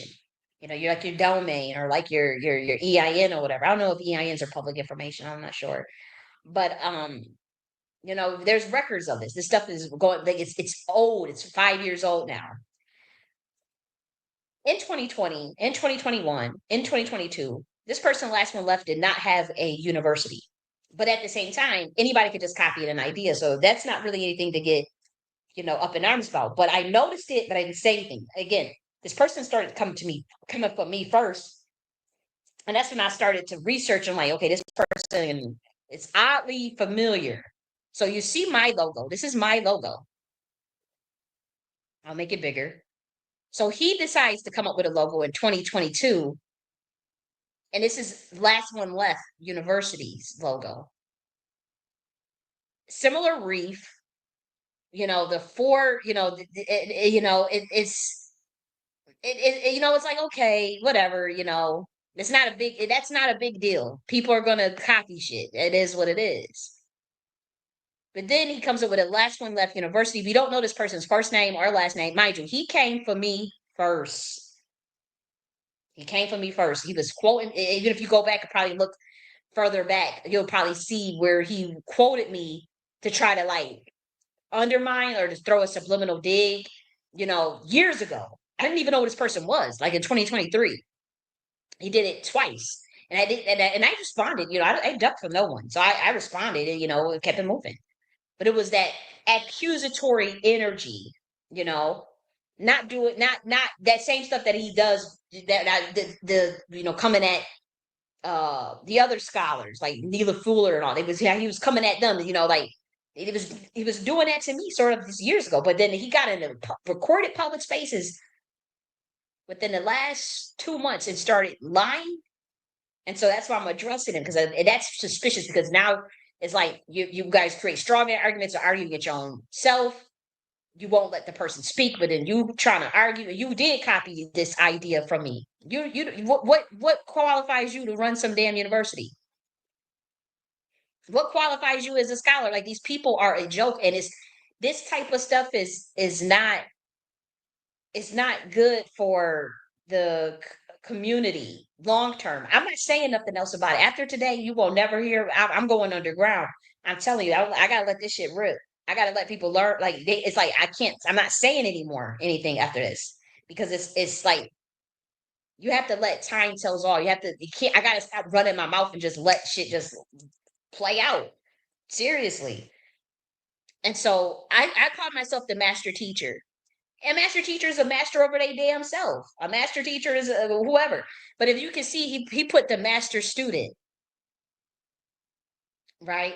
And so we already see like these weird similarities. Mind you, this is coming at their uh this was probably like 2022 or 2023. My logo and my school was created in 2020. Not a big deal, because anybody could say what they want.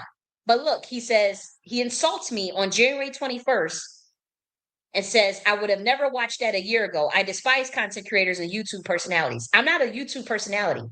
My channel is shadow banned. I'm not even monetized. And I use it to curate knowledge from my school. This person, and then he knew about my books, but it's like I've written 20 books, and I have 20, I have 3 manuscripts that's not even published right now. 2 that are completely done. We're talking about like this, the level of Michel Foucault. Like, you cannot knock. We're not about to knock out intellectual rigor and academic integrity because you can't measure up. Decentralized does not mean anybody just go and teach. That is not what that means. And y'all gonna learn that the hard way. You think decentralized peer-to-peer learning mean what you think that means, and you're not following. You didn't put it in the context of instructional design of the AFES model that I created. You're gonna learn the hard way, because that's not what that means. It was created in the context of instructional design. That means you still need curriculum. That means you still need organization. That means you still need structure. Some of which, even in decentralized organizations, you could even still have hierarchical structures. You can have matrix structures. What the fuck are y'all doing? It's like they just took that and just totally thought that meant anybody could. You can learn from anybody, but not everybody is qualified to run no damn university and start no teaching. You and this person, last one left, is damn sure not. It is sad. It is absolutely sad that this person has been allowed to lie and attack me and think that they gonna go unchallenged. And then the only thing that you niggas can rely on is to say is to spread a lie that someone is crazy and bring us some shit from 2023 because you can't from 2022 because you can't compete with them or go toe to toe with them. That's some weak ass nigga. That's some weak ass shit. And you follow what the white power structure tell you to do. That is some weak ass shit. Damn, that's weak. That's some weak ass. Okay, see, I can't believe how nobody can see that. That's like a train wreck waiting to happen. Anybody that can't see that, it's like, damn, you must be spiritually dead. And it is not because it's me. That could have been anybody that you do that to. Anybody that you do that to, you a dying community. That's for sure. You a dying community. So you see this. You see him insult me. Say I despise, but I'm going to show you how this nigga copied me. I already showed you in that video from June 10th. I'm sorry, January 10th, where I was talking about the Harlem Renaissance being funded by the white people. There's new economic systems. It's either new economic systems, the Free Wendy Williams, this one right here, or the 2025 predictions. It's either one, but I honestly don't think it went that far back. It's it's either this new economic systems and discussion on New Orleans or the Free Wendy Williams part one. It's either one of these two videos where I've talked extensively about social engineering and the Harlem Renaissance in particular. Okay. And so that's nothing though. But look at this. Look at this. Published November 13th, 2024. I said, good on the GIA. Nice psyop, right? We shall call it the bait and switch. Nice psyop. November 13th, 2024. This is my tweet.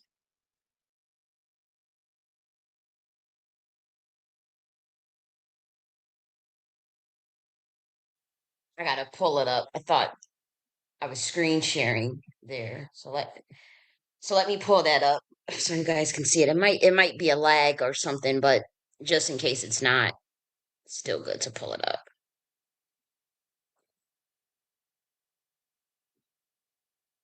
Okay, just a moment.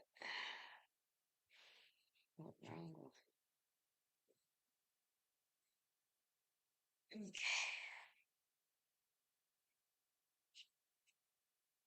No, here.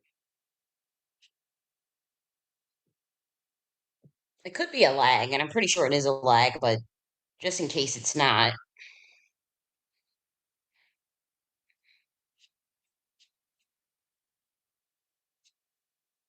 I'll show this tweet. Let's see. Okay, so this is where I'm talking about the psyop and a bait and switch on November 13th, 2024. And so that's what I'm referring to in that particular section where it didn't screen share. Let me make sure I'm good on Rumble because they be doing some wild stuff. Okay. So let's see. Maybe it was a lag. I'm not sure.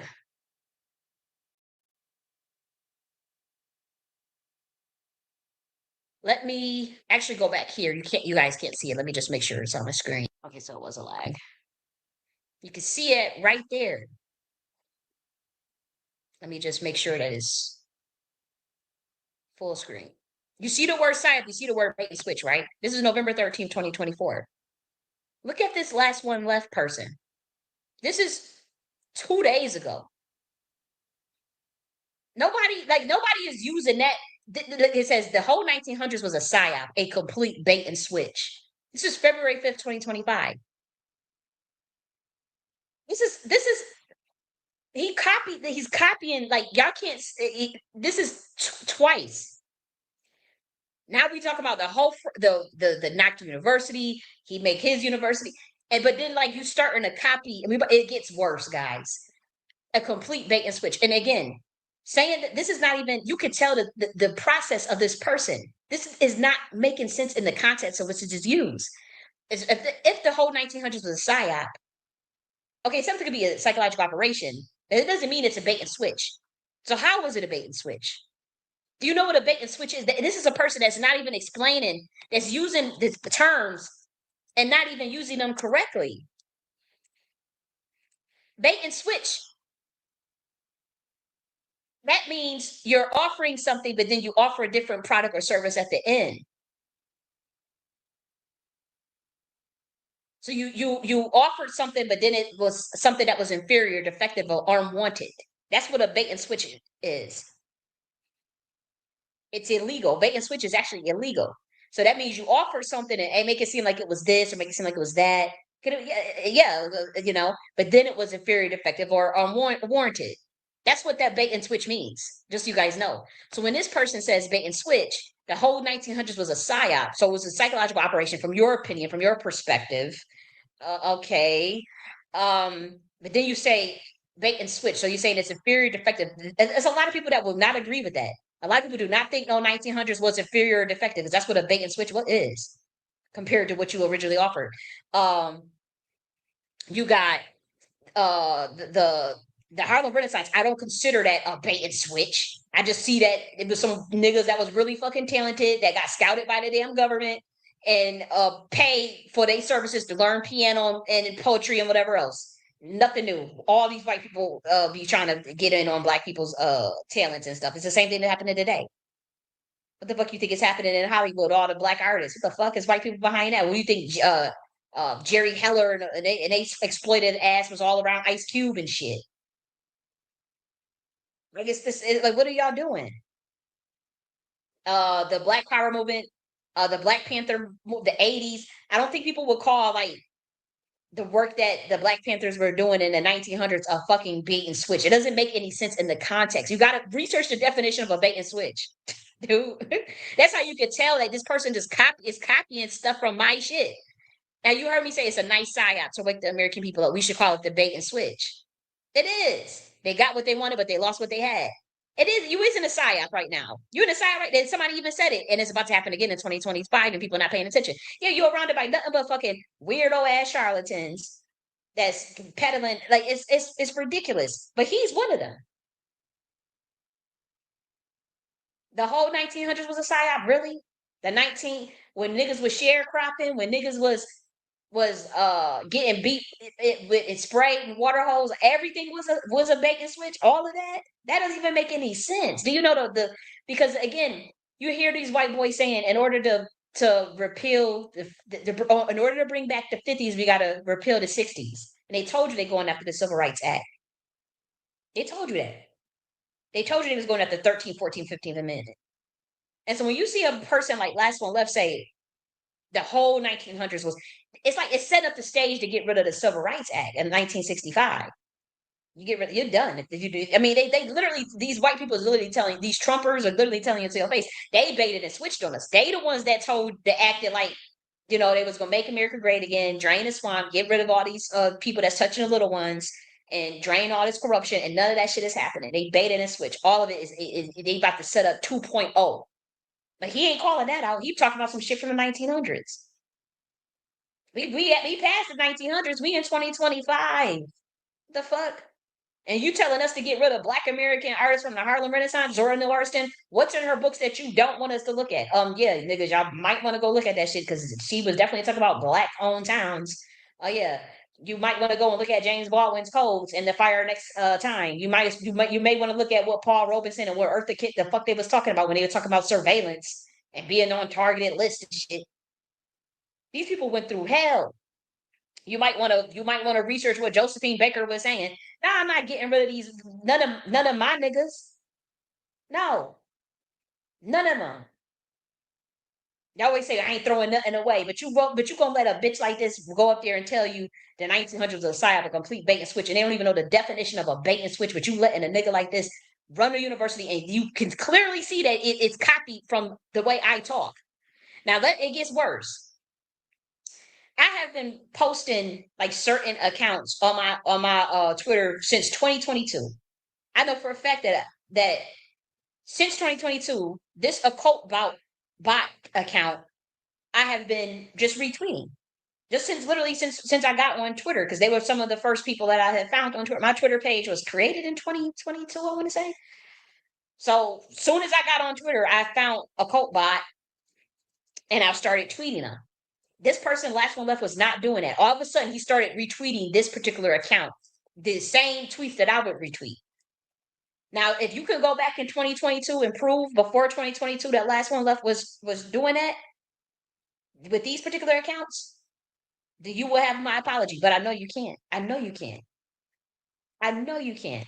That is not a coincidence. This person is literally retweeting the same accounts that I follow, and it's two of them.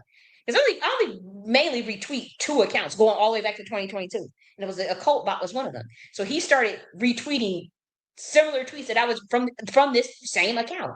That's weird. So we see the copy of the university, the logo. We see the talking points from my YouTube channel with the Harlem Renaissance, but twisting that shit up. And then we see the bait and switch and psyop language. He's never used the word psyop. I mean, you know how many times I use the word psyop on my channel, even in my books. And this is getting creepy, and I gotta call it out because the community's not going to call it out. But I'm letting them. It's a warning. Okay, you don't want to get in front of it. Okay, wait from 10 years from now because I'm going underground. You ain't nobody getting nothing else. You ain't gonna be able to plagiarize because you ain't getting shit else. And the shit that you do got was already redacted and was already on stage one. You didn't get nobody in their right mind is going to just sit and put every little thing in a fucking book. So what you think you got, you don't have all of the blueprints. They thought they had, oh, we got it all. You ain't got shit, really, because it's my mind. And so I'm the one that knows how to implement it and execute it. And I can delegate it. I can delegate and create departments and subcommittees and councils for what needs to get done. That comes out of the mind of a chief architect. That doesn't come out of someone can't just read a book and regurgitate and create that whole process. That's not how that works. I would have to do the delegation. I would have to set up those councils and those subcommittees. I'm not a micromanager. I'm a very laissez-faire person. I like to set up frameworks and let them work and experiment, agile, twist and tweak here and keep it moving. I'm not a person that even need to be in the front of the shit. I'm just saying, like, y'all trying to copy the Dow, all that stuff and stuff from the enterprise architecture and stuff. And I showed that with receipts on my channel. Um, and you botching this shit is it's not your creation, it's not your work, it's not your ideas. You could tell that just from the way it's executed.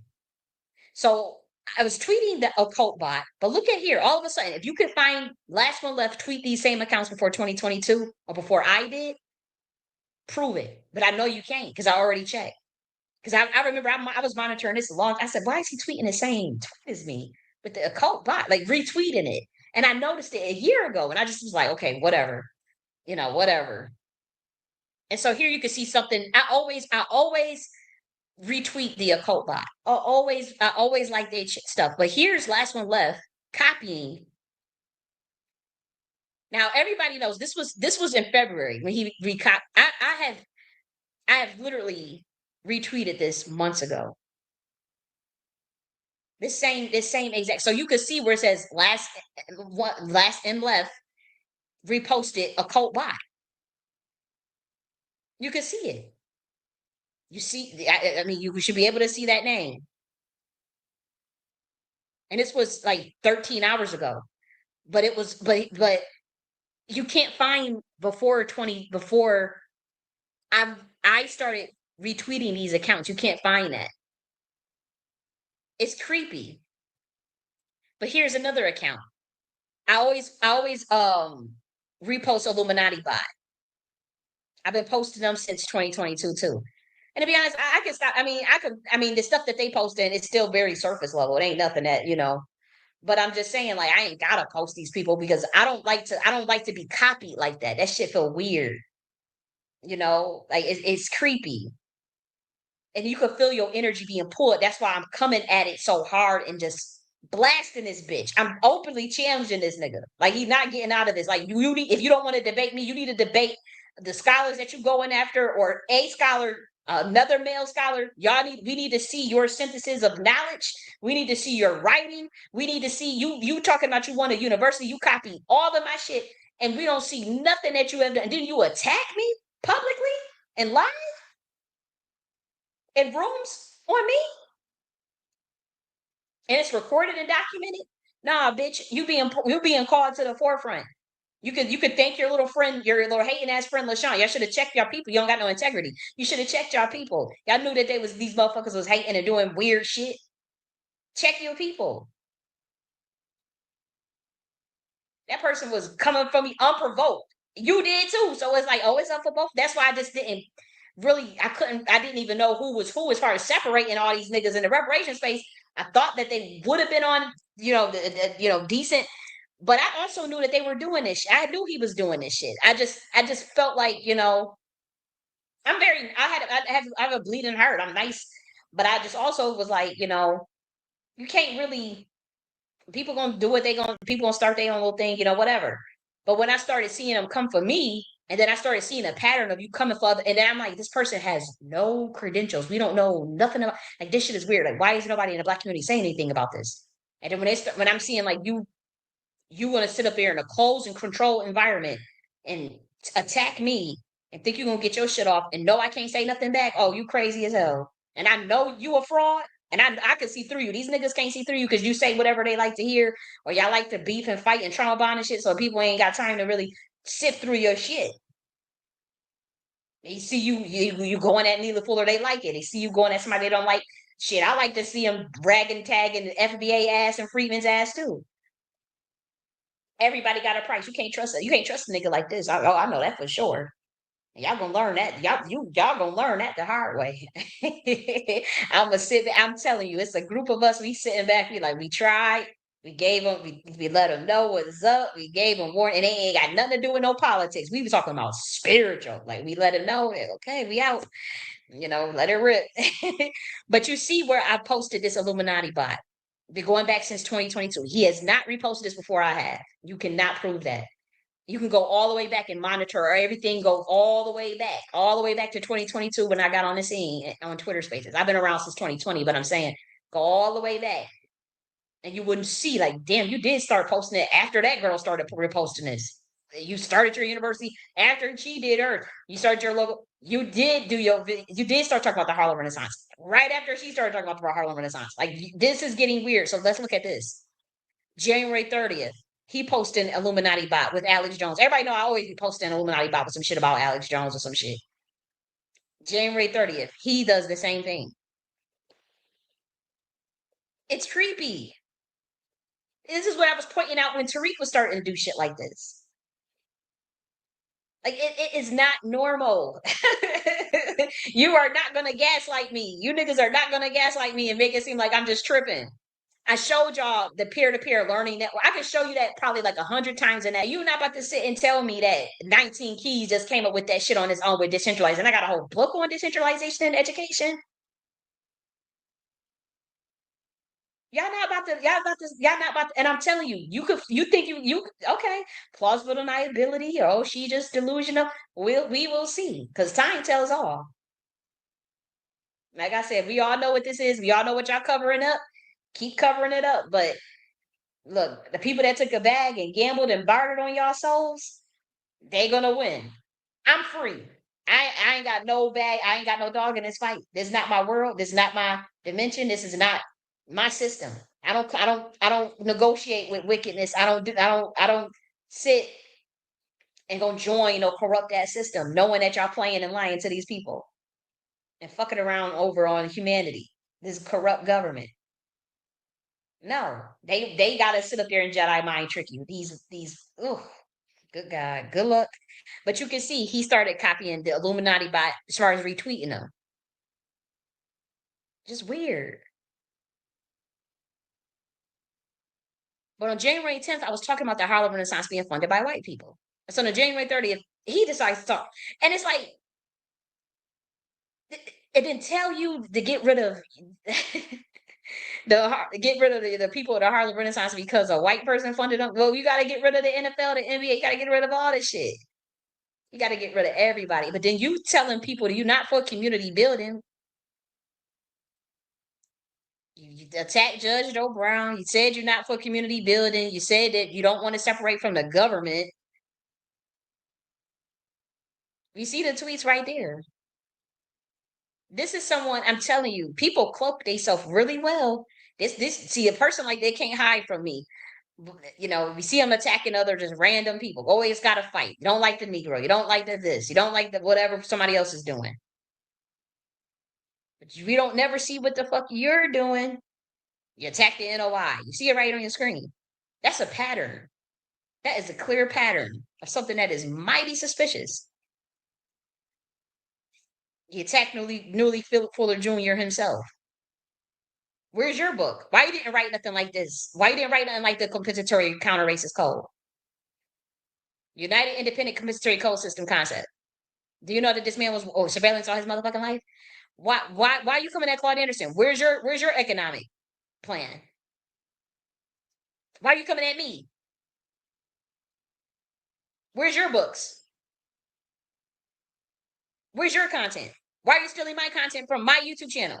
And you said that you can't stand personality content creators. Bitch, I'm not a content creator. I am a real thoroughbred scholar, nigga. I will get with you. You are not on my level. You sitting there copying my shit. You see it right in front of your screen, a complete bait and switch. This is not even the definition of bait and switch. It's not even used in the right context. And then you see from me talking about a psyop, we shall call it the bait and switch on November 13th, 2024. Y'all really gonna play these type of games, Black Americans? Because you mad at me because I called out Tariq or whatever? Y'all really gonna play these games? Okay. Okay. We shall see. But you see where he insulted me on January 21st. Y'all see that insult? And that's in black and white on your screen, but he has recorded spaces, was trying to drill me, accuse me on some shit where he's not even educated enough to even talk about. Like when he was asking about peoplehood, anybody within 30 seconds should have known and could Google that and see this is an indigenous concept. So why are you bringing up Jews? What the fuck are you talking about? Anybody could use a damn framework, nigga. Africans could use the peoplehood framework. It's not something you reclassify to. It's not a group. It's not a status. Anybody that's a true scholar would have known that. Would have known that that's a framework. Now, yeah, the people that brought it to you, they didn't even know what the fuck they was doing, to be honest. The Freemans that brought that shit to peoplehood shit to you, they didn't know what the fuck they was doing with it. They didn't. But I, as a scholar, I'm like, damn, this has got some potential. Damn, y'all fucked that up. But I ain't had nothing to do with it. I was not a part of the initiative. I wasn't behind the scenes with it. I just like the idea as a sociologist, as an ethnographer, because it's an indigenous framework that was created 60 years ago by indigenous tribes that was used as a framework to structure arguments for decades, even by Black Americans. So what the fuck is y'all talking about? You niggas are ridiculous. You see the copying of a damn logo. It's just giving creepy. This person, I really feel like this person was like made it in their head, like, you know what, I'm gonna go after her, like, or I don't like her, and so I'm gonna set up some play, like, because they have back channels, and I know they was talking shit about me in the back channels too. I could do it just from the reversion intelligence analysis that I was doing on a recording. I could tell just from the certain name that he mentioned. He threw out a person's name that I actually thought was my friend. I didn't think it was my friend. I just thought it was cool. We follow each other, but he threw out her name. He's like, "Oh yeah, you're right, Nikki. You did. She was the one with the people. So that means that y'all was in the back channel talking shit about me. And how many messages that exchanges that me and that person have behind the scenes? You know good and hell well I wasn't pushing. I mean, you cannot be that unintelligent to not know that that is a framework. You cannot reclassify no group of people to no people. That's why I'm like that shit that LaShawn and nobody's pushing is suspect. I'm telling you, it's not. It's like somebody. It's like somebody paying y'all because you just randomly say, "Oh yeah, you knew April since 2016." That is a crazy ass lie. She know that April would tell you herself. Yeah, I met her on Clubhouse in 2020 21. What the fuck is y'all? We never even met in person. What the fuck is y'all talking about? Like what? It's like that is just a random ass lie, and nobody checked it. They people won't check it, and it's like that's not even like you being loyal to a fault. Like you undermining your own. You creating a slug, an energetic slug. Because you creating an energetic slug just going after somebody that don't even know you, that never even talked with you, and then you try to switch it around and put it on me, and his face is fucking recorded, and you act like people can't see Jedi mind tricks or through manipulation or through dark psychology, which is what Yaya do. That's why I'm like, all them people the suspect as fuck. I can't roll with none of these people, like, and I wouldn't want to, but I'm just saying, like, from either facet, like I don't care what pedigree, like it's something corrupt in the reparation space itself. It's not serious. None of it is serious at all. None of it. You guys got to learn to be open minded. You're never going to agree with someone all the time. People have a right to believe and do what they want. You don't have a right to control another motherfucking person's ideology. You have a right to challenge them, but you can't be a coward. Like you caught you like I think with Last 1 Left is that you're not challenging me and then I'm muted or off the fucking stage, bitch. That's not how you like, nah. We gonna have this dispute and you try to shut it. And I'm like, you don't have nothing to bring to the table or offer. You don't have an argument. You don't even know me. You're copying me. But then you want to sit and lie to me? Like, oh hell no, bitch. My thing is, as far as ideology differences, I don't care what nobody really motherfucking think. As long as you ain't harming no children or beating no ass of no women's and stealing and stuff. I really, for the most part, I don't care what another person thinks. I just don't. I don't understand. Like, oh, I gotta tear down what you think because you don't think what I think. I think all types of shit. Ain't nobody gonna tell me. I'm secure in my thought process and in my analysis and my frameworks for my analysis. And my ability to come up with them on my own. I am so secure in that. I don't understand this idea of going around. Oh, you believe that? I'm attacking you for that. You believe you're this? I'm attacking. I don't give a fuck. Somebody could think they a goddamn tree for all I care. Like I said, you harming children? No. Okay, I don't give a shit then. You harming women? No. Okay, I don't give a shit then. You stealing? You being you. Other than that, I ain't got my pitchfork out. But if the moment you harm, I hear about some children being harmed, then that's when my pitchfork gonna be out. That's when I'm going after your ass. But I don't understand what that feels like. Yeah, you can challenge someone, but you better be about that life. You better be able to say why, what was it they said, and you better be truthful too. You better have it in black and white. You said this on this, and I don't agree with this because A, B, and C. Here's my supporting evidence, and then you go back and forth. That's how you do. That's how you do a proper challenge. These people are not scholars. This community will go for sink to the bottom if you all let people like this get a foothold in terms of talking about they bringing some education or they some scholar. Good luck. Like I said, I'm going underground in about a month's time. We still gonna be doing live lectures on Friday, but it's literally gonna be on Knox University. The live lectures are literally gonna be on Knox University behind. They'll do like an hour on YouTube, and then we funneling over to the Knox University, and that's it. It's as simple as that. No way. We going underground, and so everything you'll see on YouTube is still gonna be. It'll be like miniature lectures and all that be crafted out where none of you bitch ass plagiarizing niggas can take nothing. We switching up the whole game on you bitch ass niggas. Cause y'all so weak ass niggas. I swear to God, like y'all can challenge me on anything and I'll run through you niggas. I swear I can't stand these weak ass motherfuckers. I can't. I can't.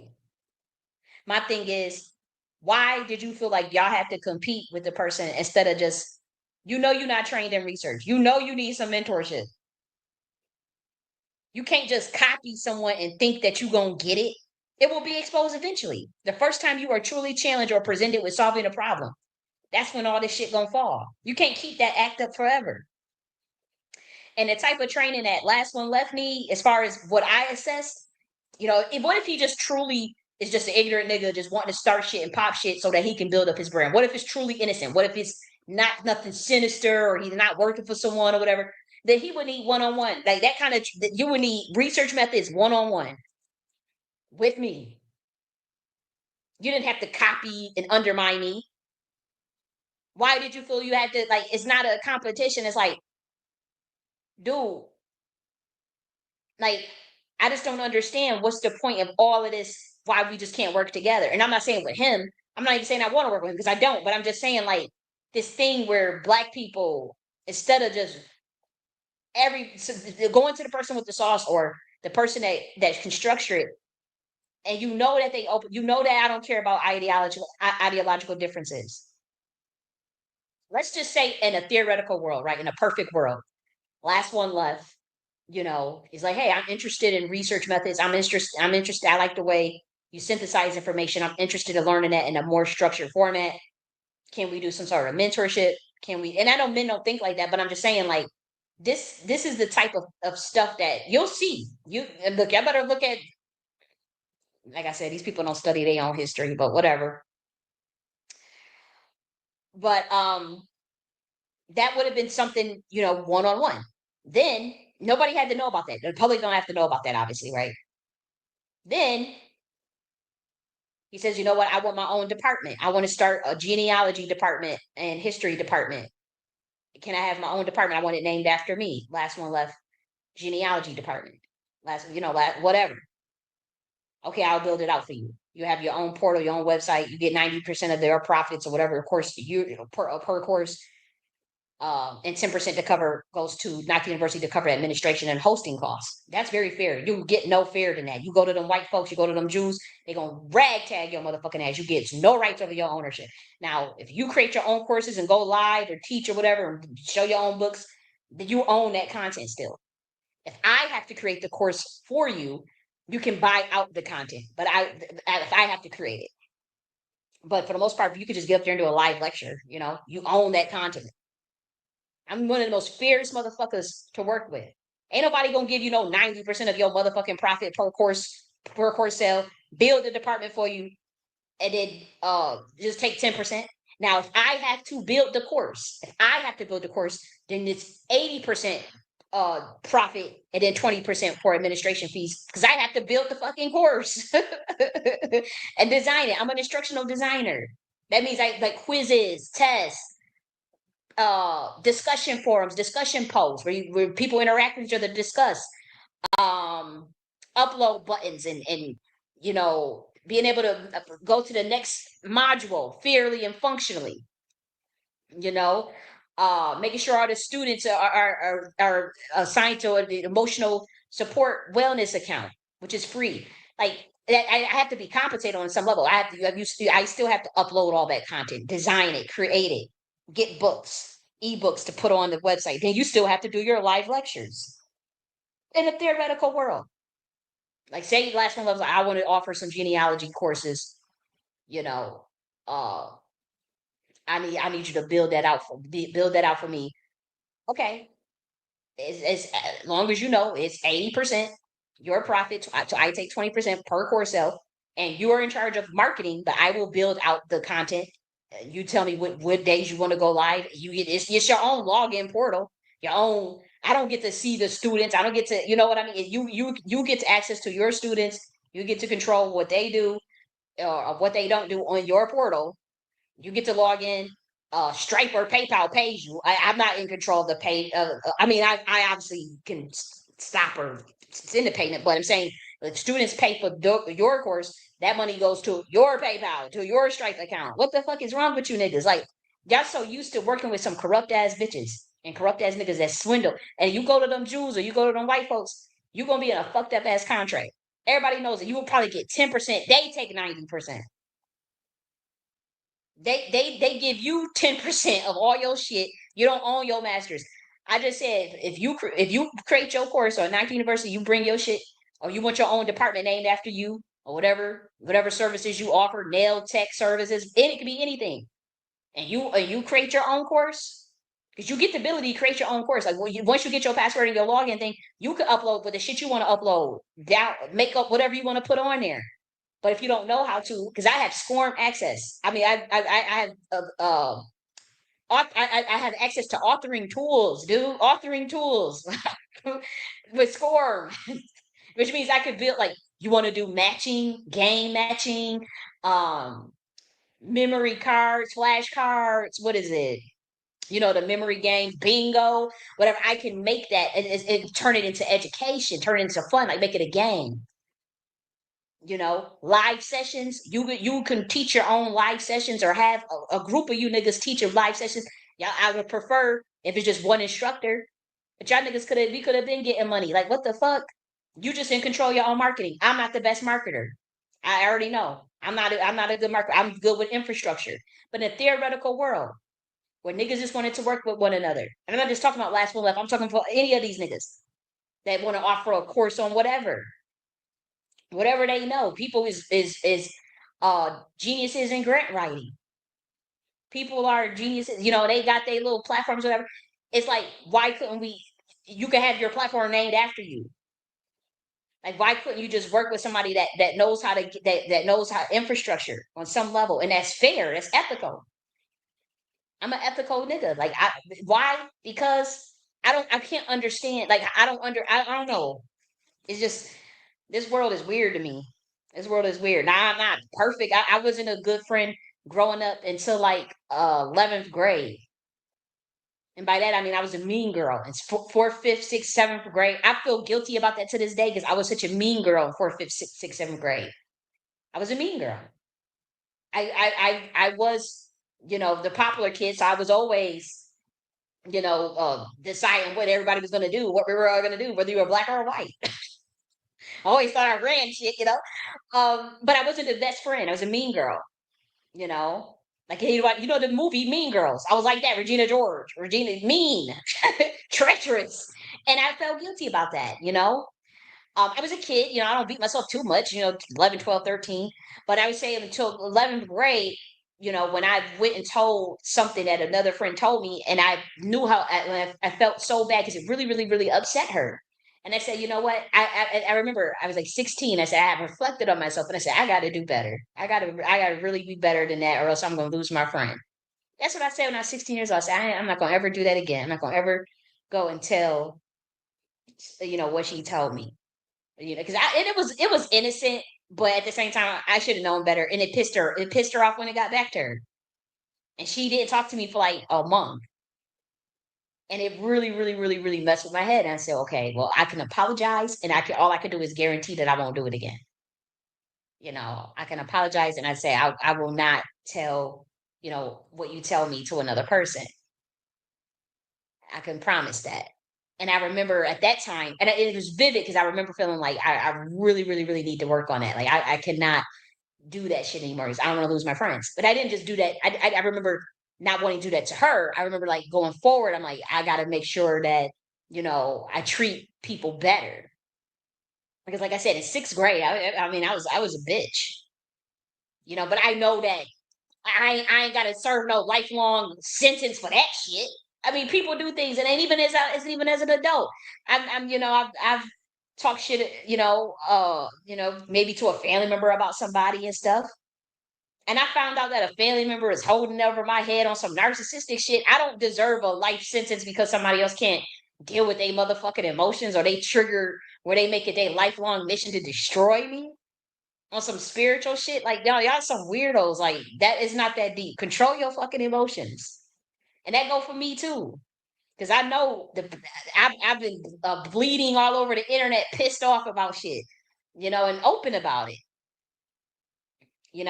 but they can't be lifelong. And I understand that. I better move on. I better move on quickly. Better heal, do the work to heal and address it, forgive myself, and move the fuck on. And I tell myself that I ain't want to be sitting all angry. You don't have a right to be angry. You don't. You think you could get away with it and get attention?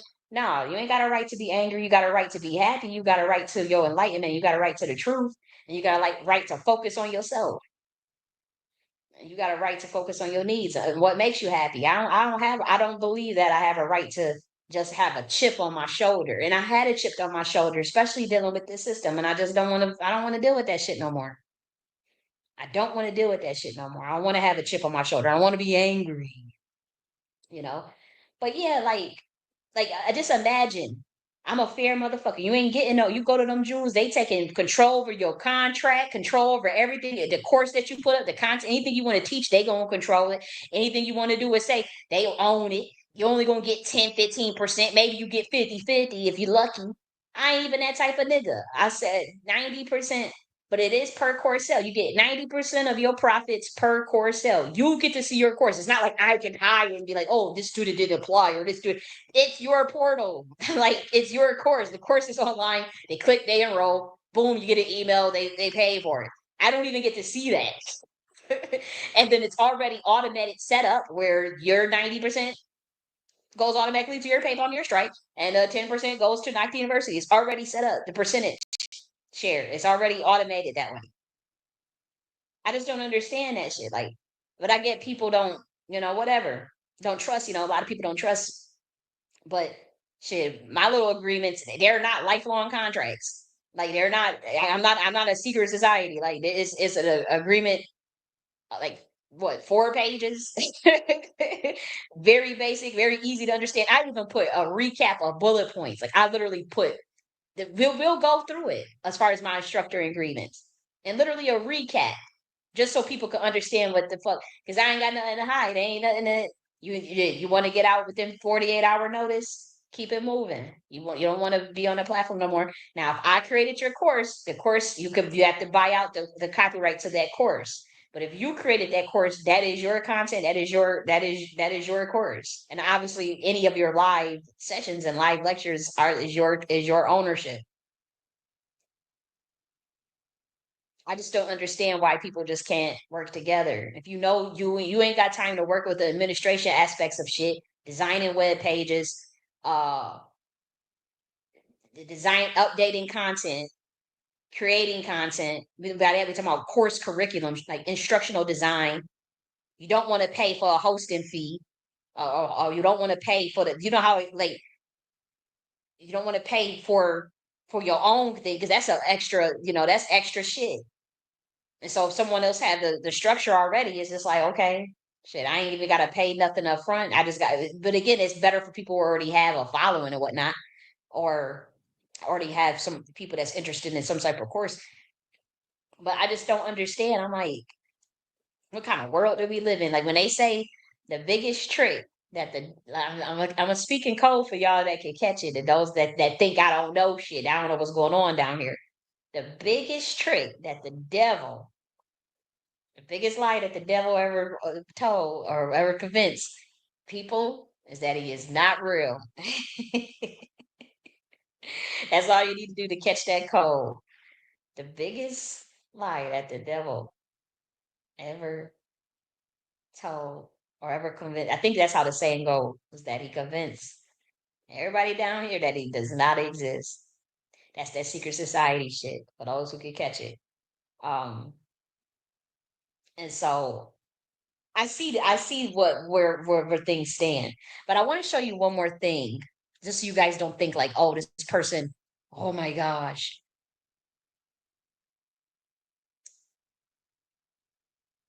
This was created yesterday by a person named Ria. This is another person that also came for me publicly in a recorded space. That's also documented on my YouTube channel, where Ria's covered for, Tariq brought me up randomly on Thanksgiving in one of his spaces and was talking about me and insulting me. And he pulled up Ria's to also engage in it. And he did. Rips was a person that used to follow me. Rips was a person, and the reason why I'm bringing this up because he had a room yesterday that was said, we need arranged marriages in the Black community, in Black America.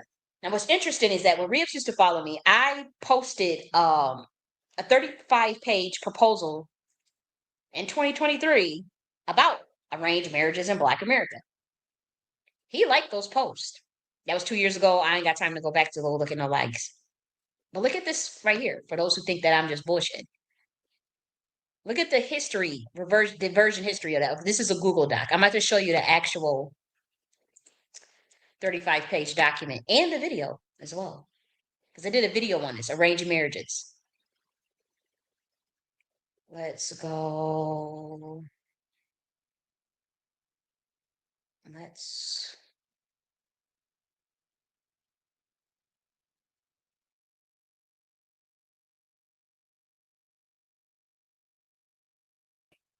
So pull that up.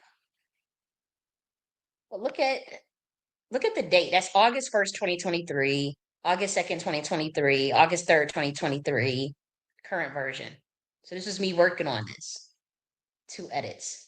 It says arranged marriages in Black American culture, developing a tailored program. College J.N.S, NACTA University, Center for Sexual Health and Family Planning.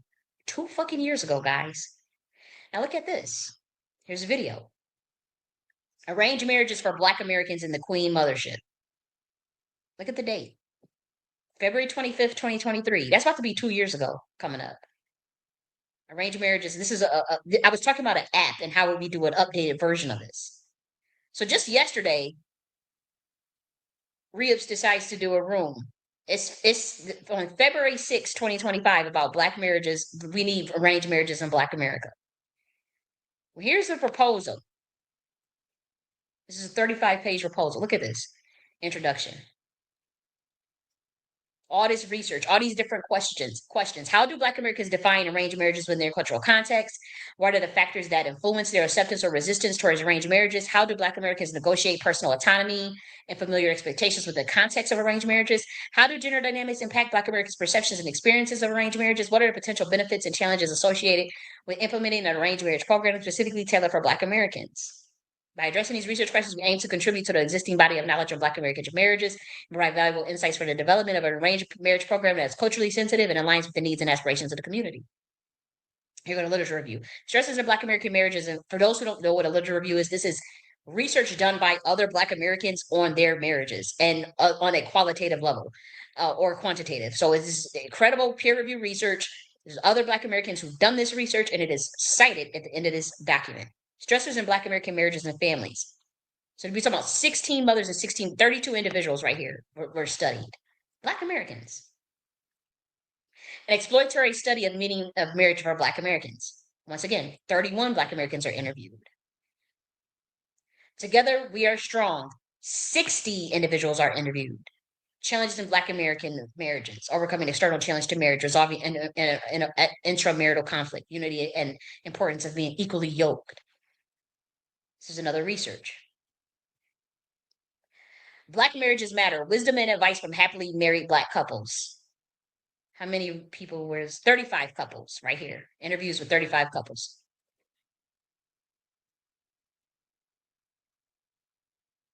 Marital expectations in strong Black American marriages. Once again, more research. Financial issues in strong Black American marriages. 37 Black American couples. Qualitative data. So all of this data is what I researched. All these different couples, all these different interviews. I went through all this research, and all I'm doing is giving a summary of it. Race matters even in marriage. Description of anticipated participants. This is me talking about like who would be our anticipated our Black American group. You know, recruitment of participants and sampling. This is just me giving an example of who we would go to, you know, as far as our contacts and our research team. The recruitment process, methods and data collection. This is what you have to put in a fucking research paper, or else it's not research. What are your methods and data collection? You can't just throw it up somebody else's research is not like that's not scholarship. Participant observation. I talk about the upper class, middle. Look, it's right here. Talk about Jack and Jill and the Boule participant because they also kind of talked about. And again, I'm a bougie nigga. I don't care. I'm not Boule, but I don't want to be. I'm not. I gotta go with my ilk. I feel more comfortable around uh, Black Americans that had that of a certain type. You know, it's not necessarily boule. They may be bourgeoisie, but it's not necessarily the same as boule. You know, and so I fit more in with the bourgeoisie. It is what the fuck it is. Even though I have a lot of edge. You know, I come from the hood of Buffalo, New York, but I would call bougie baby. That was my nickname, like bougie baby. I was called that damn in high school by some of my family members. I was always bougie, so I mean, it is what it is. And so I talked about um, different observations in terms of cultural nuances, even amongst, you know, the different classes in Black America. I talked about recruitment, informed consent, data collection. So informed consent. You can see it right there. You niggas love this. LC trying to research us. It says voluntary nature of participation, data collection, participant observation, focus groups, document analysis, duration, debriefing, data analysis. How do Black Americans define arranged marriage within their cultural context? Thematic analysis. What are the factors that influence their acceptance of resistance towards arranged marriages? Content analysis. How do Black Americans negotiate personal autonomy and familiar expectations within the context of arranged marriages? Comparative analysis. How do gender dynamics impact Black Americans' perceptions and experience of arranged marriages? Intersectional analysis. What are the potential benefits and challenges associated with implementing an arranged marriage program specifically tailored for Black Americans? Thematic analysis. Expected results. Implications.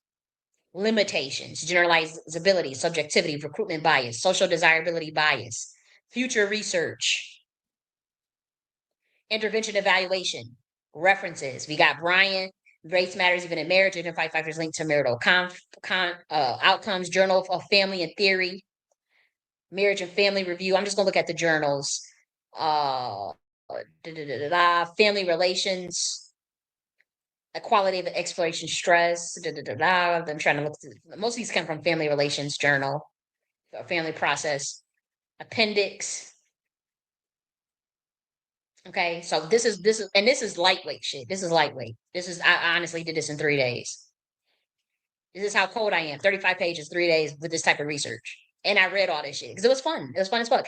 And again, I wanted to do an app. I wanted to do more a more tech-based version. And that is here. My thing is the community knew about this because I told him about this. I was sharing this all on Twitter. Reeves was following me at the time. He was liking this shit. And then he unfollowed me and decided to dog me with Tariq Nasheed being a follower. And what room is that? And for those who try to say, "Oh, did he didn't do that. They didn't do that." I covered it on my channel in this video called "New Military Science Techniques from GIA: Case Study on Machine Sped Jacketing." Now, I have to say, the part where I played Re-Up's clip, I mean, because this was a long ass video, I would say it could be more towards the end. Not quite sure. Or maybe around this part. Yeah, this part right here. So that's like the 5 minute mark. You want to go there, and 5 hour mark rather. Oh gosh, not 5 minute or 5 hour. And that's where Reeves was laughing and saying I was crazy. But look at this. Just yesterday, Reeves says we need arranged marriages in Black America. Matter of fact, I actually think I want to go to the YouTube. I mean, to the space itself on Twitter, so you guys don't say, "Well, anybody could take a picture of that," or anybody, how do we know that was yesterday? So let me go and find. Here we go, right here. So you can see the date yourself. February 6, 2025. When two or more, we need arranged marriages in Black America. See it right there. Some shit I talked about 2 years ago, in which at that time he was following me and he liked it. So this is what I mean by like with the sellout spirit. It's like you had no reason to uh say anything about me in that space, even if Tariq Nasheed brought you up. And this video or whatever the Twitter spaces that Tariq did, he brought up re-ups and they were talking about me. And it was literally unprovoked. Like I hadn't contacted Tariq, or we had zero interaction in like 8 months. So it was from my perspective quite random. It was random. I mean, somebody commented in a comment section or whatever, maybe, but he brought me up randomly, and then and re-ups were, But here we are with plagiarism. This plagiarism shit, unserious, unserious as fuck. Just a room for content. It sounds good. Like this makes black. This is what they want to placate Black Americans. Is they know what they know at the top what's going on, and they realizing, oh shit, that girl that was talking about Jenny was talking about this bait and switch shit. She was right, and so they know we on our own. That's why you hear them talking more about decentralization and education. You're going to hear more about and Black American arrange. This is stuff that I came up with years ago. So they know they got to circle back around because I already knew this stuff was going to happen. My master teacher told me this in 2016 what this day would come. A female, a Black woman.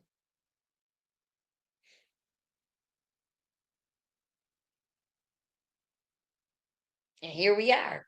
And see, my thing is they little crew, they not gonna be able to put this stuff together because again, I damn sure didn't put nothing out about like how we was gonna get this done. The little bit that I gave, even in this video right here, it was nothing. I did talk more so about the tech based part of this, but no, because I knew I'm like I had figured I said they locking me out purposely, but then trying to take these ideas and stuff. So I said I can't give out everything. And then I also knew they wouldn't be able to implement it because they take an oath to that satanic system. And so they're not going to ever really be able to do nothing that's truly enlightening for humanity, for Black Americans or humanity in general. They're only going to be able to give you a conversation about it or a room or a stage theater or a script like how or a Twitter Spaces room and shit. But they not gonna actually okay. This girl talking about this app stuff. She's talking about all this Dow shit. Let's make a move. Let's get our money together. Be on our own. Let's do this. Let's do it. They're not gonna do that because they took an oath to this system. See, and so I couldn't understand. I'm like, why did nobody want to? I'm like, this is so obvious that this is what we would do, or this is what we would need, or this is how we could do things. And even in the enterprise architecture book, the guide to rebuilding Black America, you know, it's like let's just do something. And it just was weird because I'm like, okay, these people, these Don niggas, all these people, they they a part of their system. They have to keep it like how it is. They not there to really shake up. They not like revolution. And that's when I was like, oh shit, like okay, I'm really really on my own. Let me get out of this shit because I did. This book right here, Ain't nobody trying to recruit nobody. Ain't nobody, you got to believe a religious belief or none of that.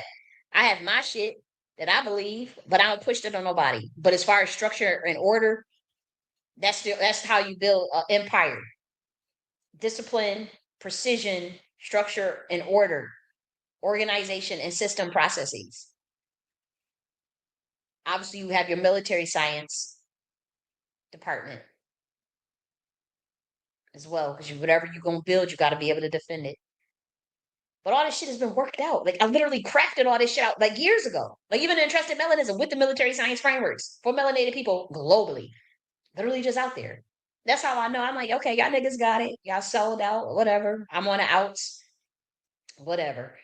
Good luck because, like I said, people going to have to circle back around. But may God be with you.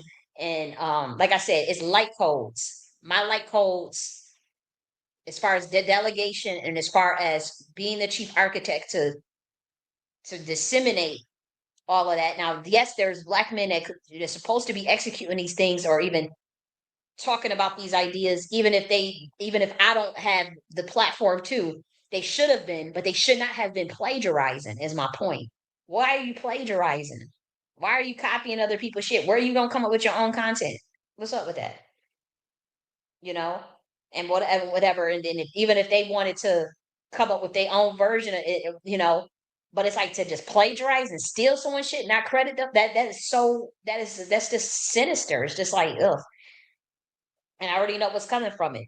I already know what taking a shortcut would do. Decentralized does not mean anything goes or anyone can control something or no. You still have hierarchical structures, even in decentralized structures to the most part. And if not, you still have an organizing body of governance or councils that have certain voting rights, veto rights. What are those rights?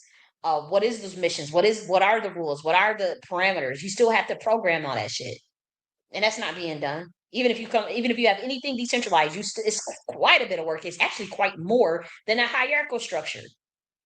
You have to do more organizing in the decentralized structure and a matrix structure than you have to do in a hierarchical structure. It's more complex, so it's not easier. It's not less work. It's more work, but it's more creative and it makes people more happier. People are more free and people have more say. But when you have people that have more say, yeah, you have. It takes longer to get consistent consensus, and if you can't get consensus, it takes longer to get shit done. You have to know that, and you have to build those agilities. You have to know when to move on. You have to know when to pivot. You have to know when how to agilely move to make sure that the productivity stays at where it needs to stay, and that the focus remains where the focus needs to go. Where there's no uh paralysis analysis. So that's what it is. That's what it is. Seriously.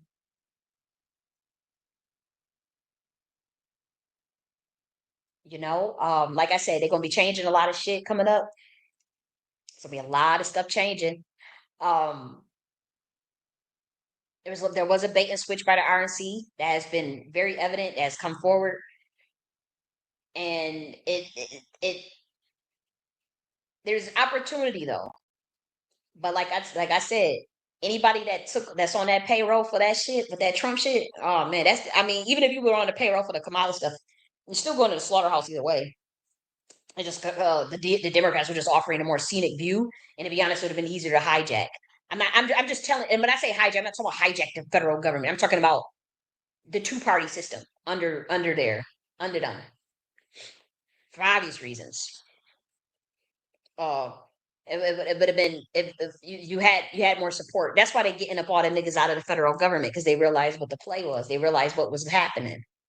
That's why they want all Black Americans out of the federal government because they realized what we tried to do. And see, was those boule those RNC gatekeepers? It wasn't even the boule.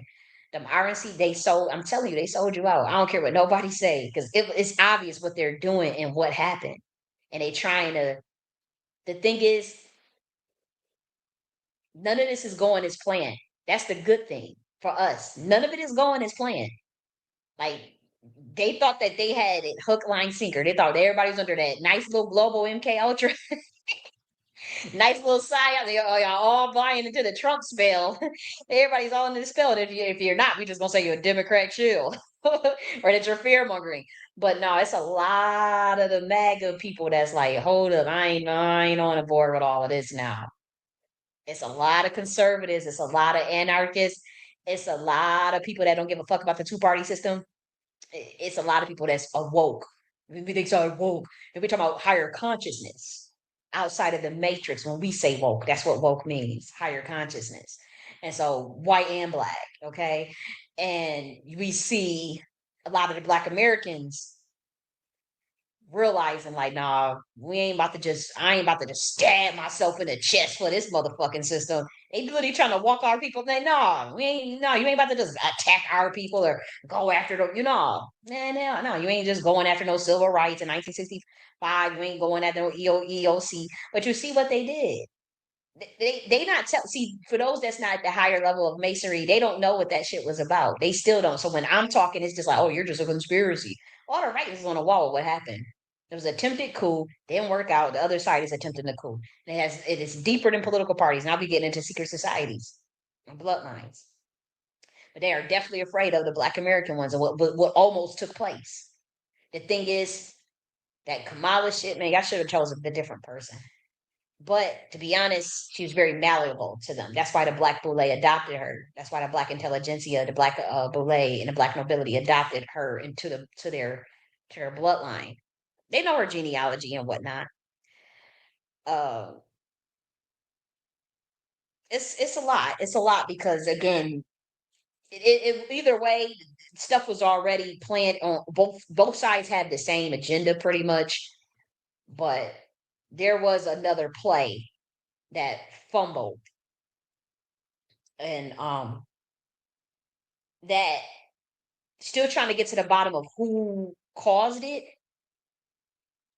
but we do know it was a lot of people on these black Republican type shit. It wasn't all the black Republicans, but it was somebody on the black Republican that infiltrated an order, making it seem like they were down with black Americans running their own government and they ratted people out. This is spiritually. This is too high level to even talk about, to be honest, because it's not unfolded yet. This is something where somebody would have to break their oath to talk about, or this is something there's somebody that would have to be bold enough to with a way bigger platform to expound on what I'm saying. So I don't even feel comfortable talking about it because with me, it's like you got to see it as an occult. Politics is an occult chess game.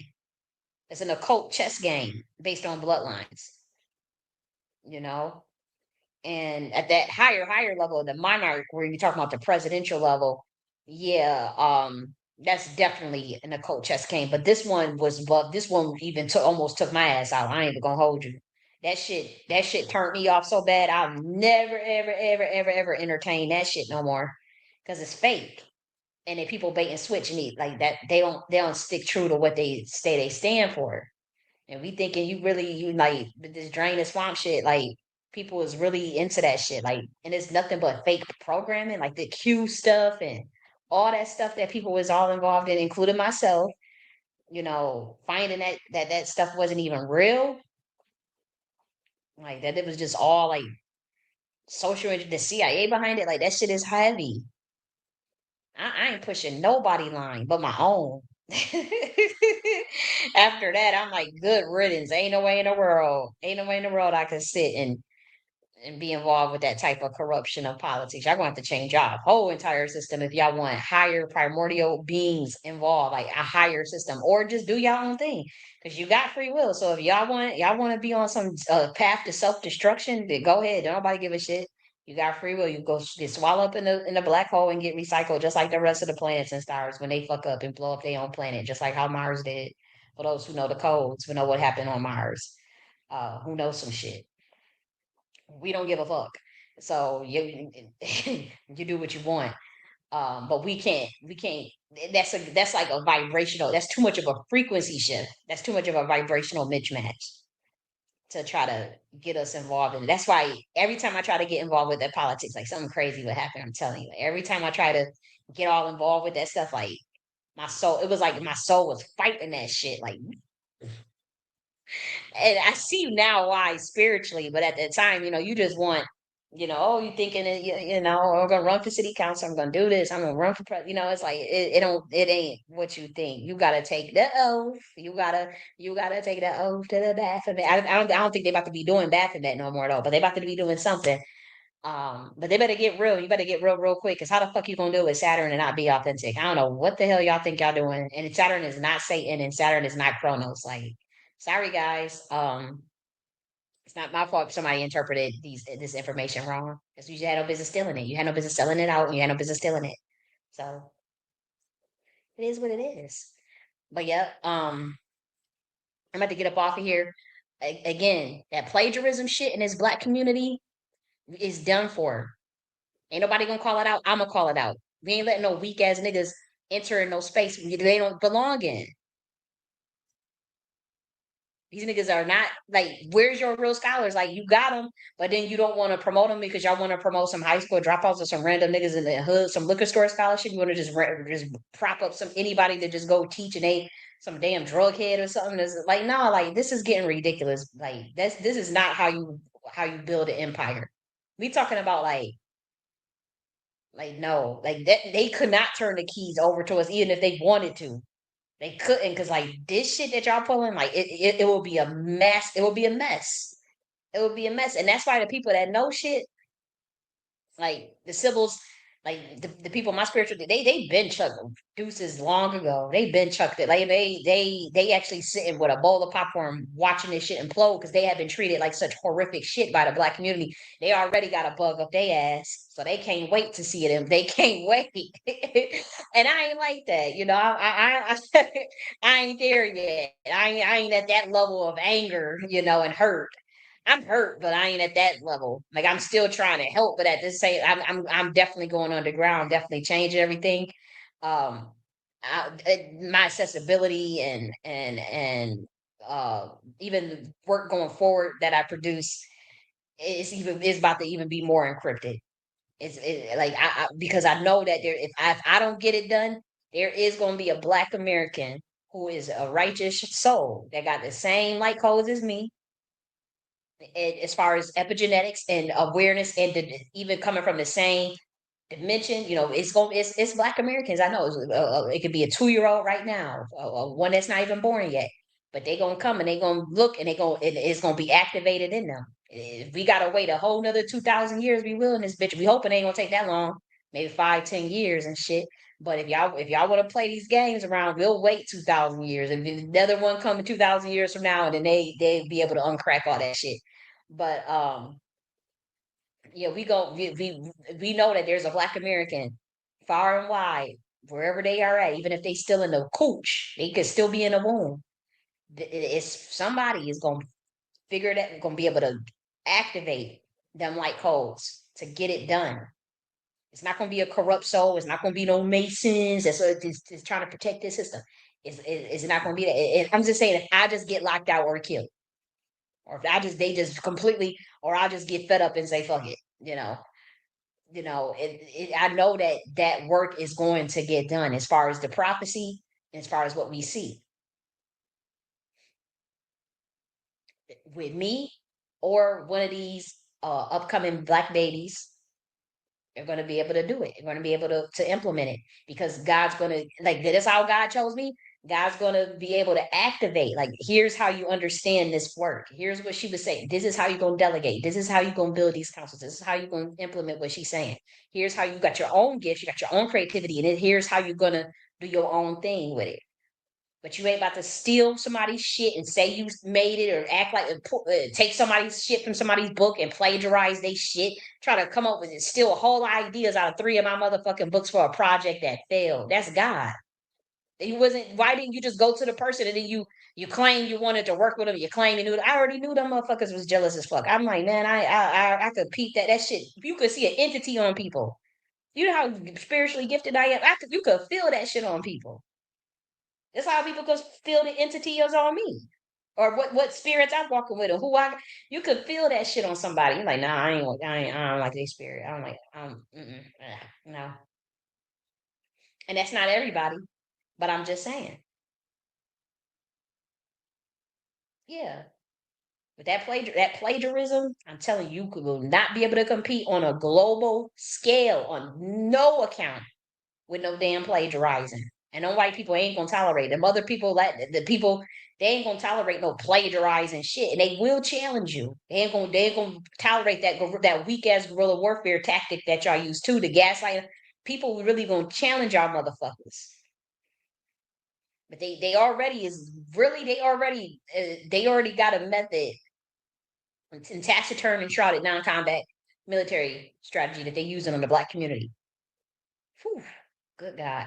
And their plan is for us to just do it ourselves. That's how and when by that I mean like you fight the war yourself amongst yourself. For those who are at a higher level that can understand what I'm saying. I'm not talking to but for the you know how you can get a community to self-destruct. This is the algorithm that they're activating now. And it's working like clockwork. I've never seen anything that I'm talking to other black military scientists right now that care and understand. Some of you already know you don't give a fuck, or some of you know you took your bag or whatever to look the other way, whatever.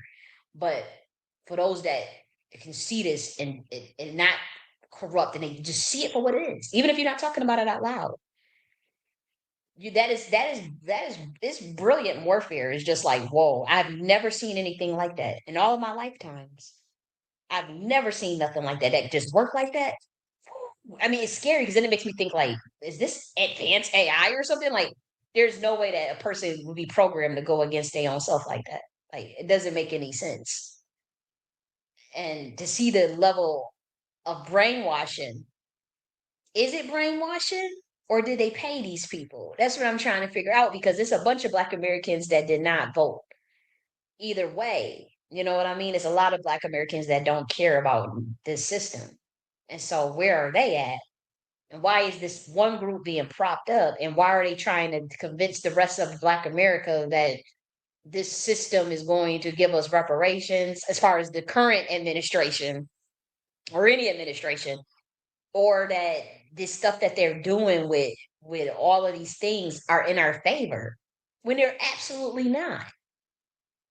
Even when they tell you, "Oh, we're going after DEI," okay, you don't benefit from it, but they only targeted that little small amount of Black Americans that did get it. That's for sure, and they all happen to be in the federal government.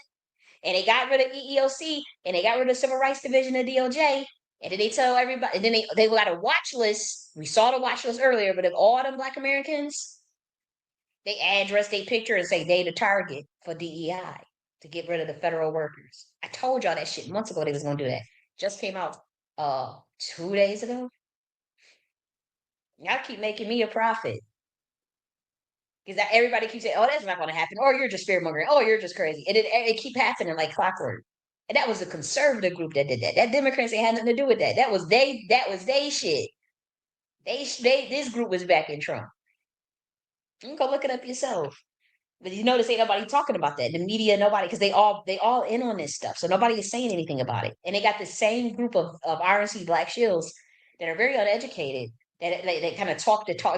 Black Americans think they may talk like them or whatever. But I'm telling you, man, them people are very fucking dangerous. You be very careful. You be very careful. My words can fall on deaf ears. I don't care because, like I said, I'm not a bleeding heart like that anymore. I'm not a bleeding heart.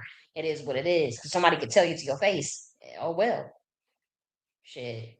It's what y'all wanted to be self preservation time. Okay, okay. Let's see, because I can go silent for 4 years, and I already know I'm gonna be good. I already know I'm gonna be good. And when I said I would leave the country, I'm talking about motherfucking vacation. I'm talking about going to a villa where a beach is at, because you know where the cost of living is fucking cheaper. I ain't talking about to go run and hide or nothing. I'm talking about like a literal 1 year vacation. Shit, I work on a computer. Like I don't know what the fuck y'all think this is. I'm like I don't have to do this shit. And obviously, if I wanted to go and sell out, them niggas have been scouting me since I was a young motherfucker. Like I'm talented as fuck. I can go. I know what to do. Like I just don't want to. The fuck.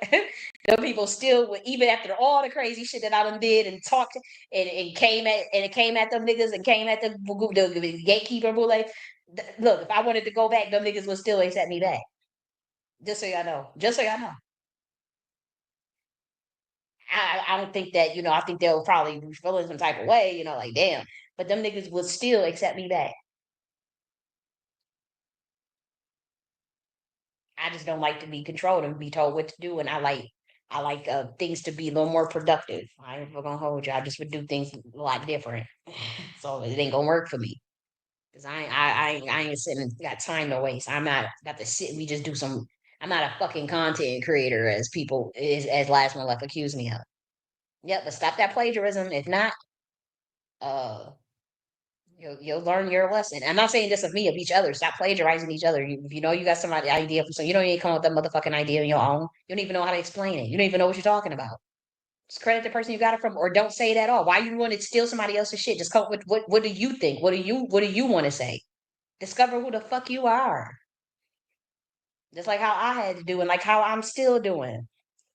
I understand being influenced by people. I'm inspired by a lot of people, and I've openly had to say my inspirations. It doesn't take from my brilliance. It doesn't take from my genius. It doesn't make me feel insecure because other people have gifts and other people are blessed. I appreciate blessed people. I appreciate gifted people. I don't want to be around low life, ungifted, untalented people. I like to be around people that know themselves, people that appreciate their gifts and uplift me and I uplift them. That's what I like. I don't want to be around no jealous ass niggas. Hell no. Okay, so let me get my ass up off of here, and we're gonna transition into the next phase of what we're gonna talk about. We're gonna transition into what we're gonna do next, which is party time. Party time. Yep. Okay.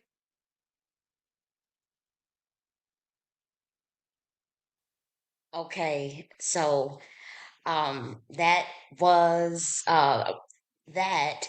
I know it's a mouthful, but it is what it is. But we do have the rock and roll playlist.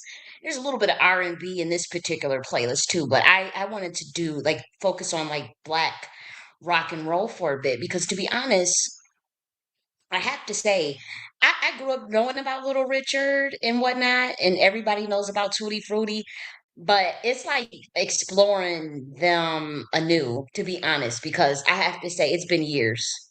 It has been not even years, decades since I've listen to something with Little Richard. I remember when he died, I probably listened to something, but you know, um, growing up younger, I remember vividly hearing that Richard, that Little Richard started the rock and roll. I heard that my whole life. And so obviously people may challenge that or feel like, oh, that's up for debate. But I do have to say that is something that I grew up hearing, and I'm pretty sure they may even go. I found the playlist that said Black Rock and Roll, but when I heard it, I mean, it was really old. I think it might have even been before. Oh, you said little Yachty got rock too? Ro Deluxe is saying that little Yachty has rock. Wow. Okay, see, I didn't even know that. And see, you know what? I'm gonna look for it because I have to say, I had a harder time finding more recent black rock and roll, but I do have to say like there was a whole playlist, but it was like mad old, as I was listening to it, and I don't doubt that that could be the origins of rock and roll because all of the artists were screaming. I didn't even know these artists. We talking about like they was like probably before Little Richard, and so. Somebody made that playlist, and to be honest, I just wasn't familiar with any of the artists. I thought it was fascinating because the music was old. I mean, it sounded old and I mean so I was like okay so this is modern this was not modern but this was the origins of rock and roll that was the playlist and so I thought that was fascinating but let me see you said little Yachty has rock and roll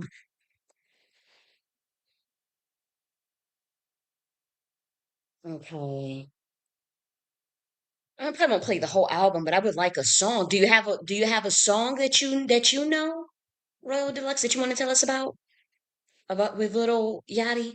Like any particular song? Because I'm on it now. He has a album called The Black Sim. I mean, he has a song called The Black Seminar. Little Yachty. That's cool. And so what else does it says Little Yachty with the hardest walkout ever. I think everybody does that walkout. They use that AI to transpose themselves over Little Yachty. Yes, but if you have a rock and roll song, I guess I can just play something random, and see what it see if it's rock and roll. Because I don't know which album you're referring to. Let's see, what's the Black Seminole? Is that rock and roll? Let me just see how what it sounds like.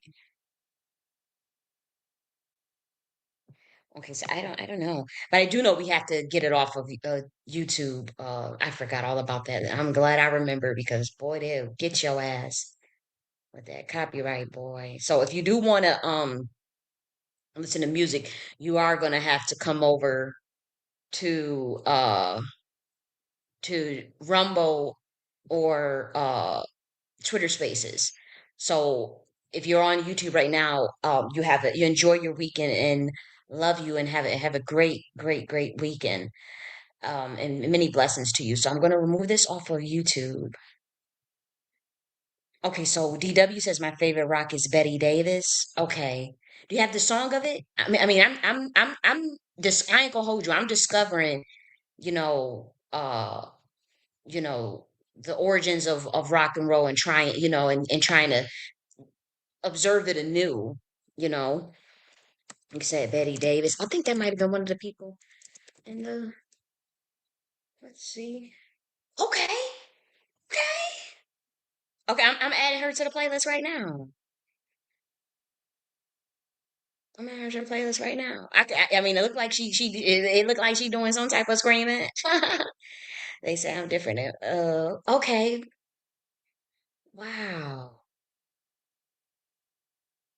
They say I'm different. You know what? I want to play that. I want to see what that's about. I'm kind of excited because I get to discover again. I get to discover it anew.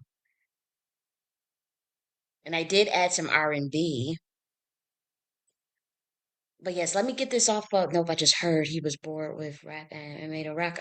Oh, okay, okay. Her song "Game" is my middle name. Is Game is my middle name. Okay, let me do Game. Okay,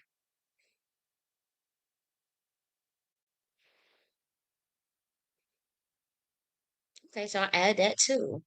And so we are going to take it off of YouTube, guys. If you guys want to migrate over, or if not, you have a great weekend.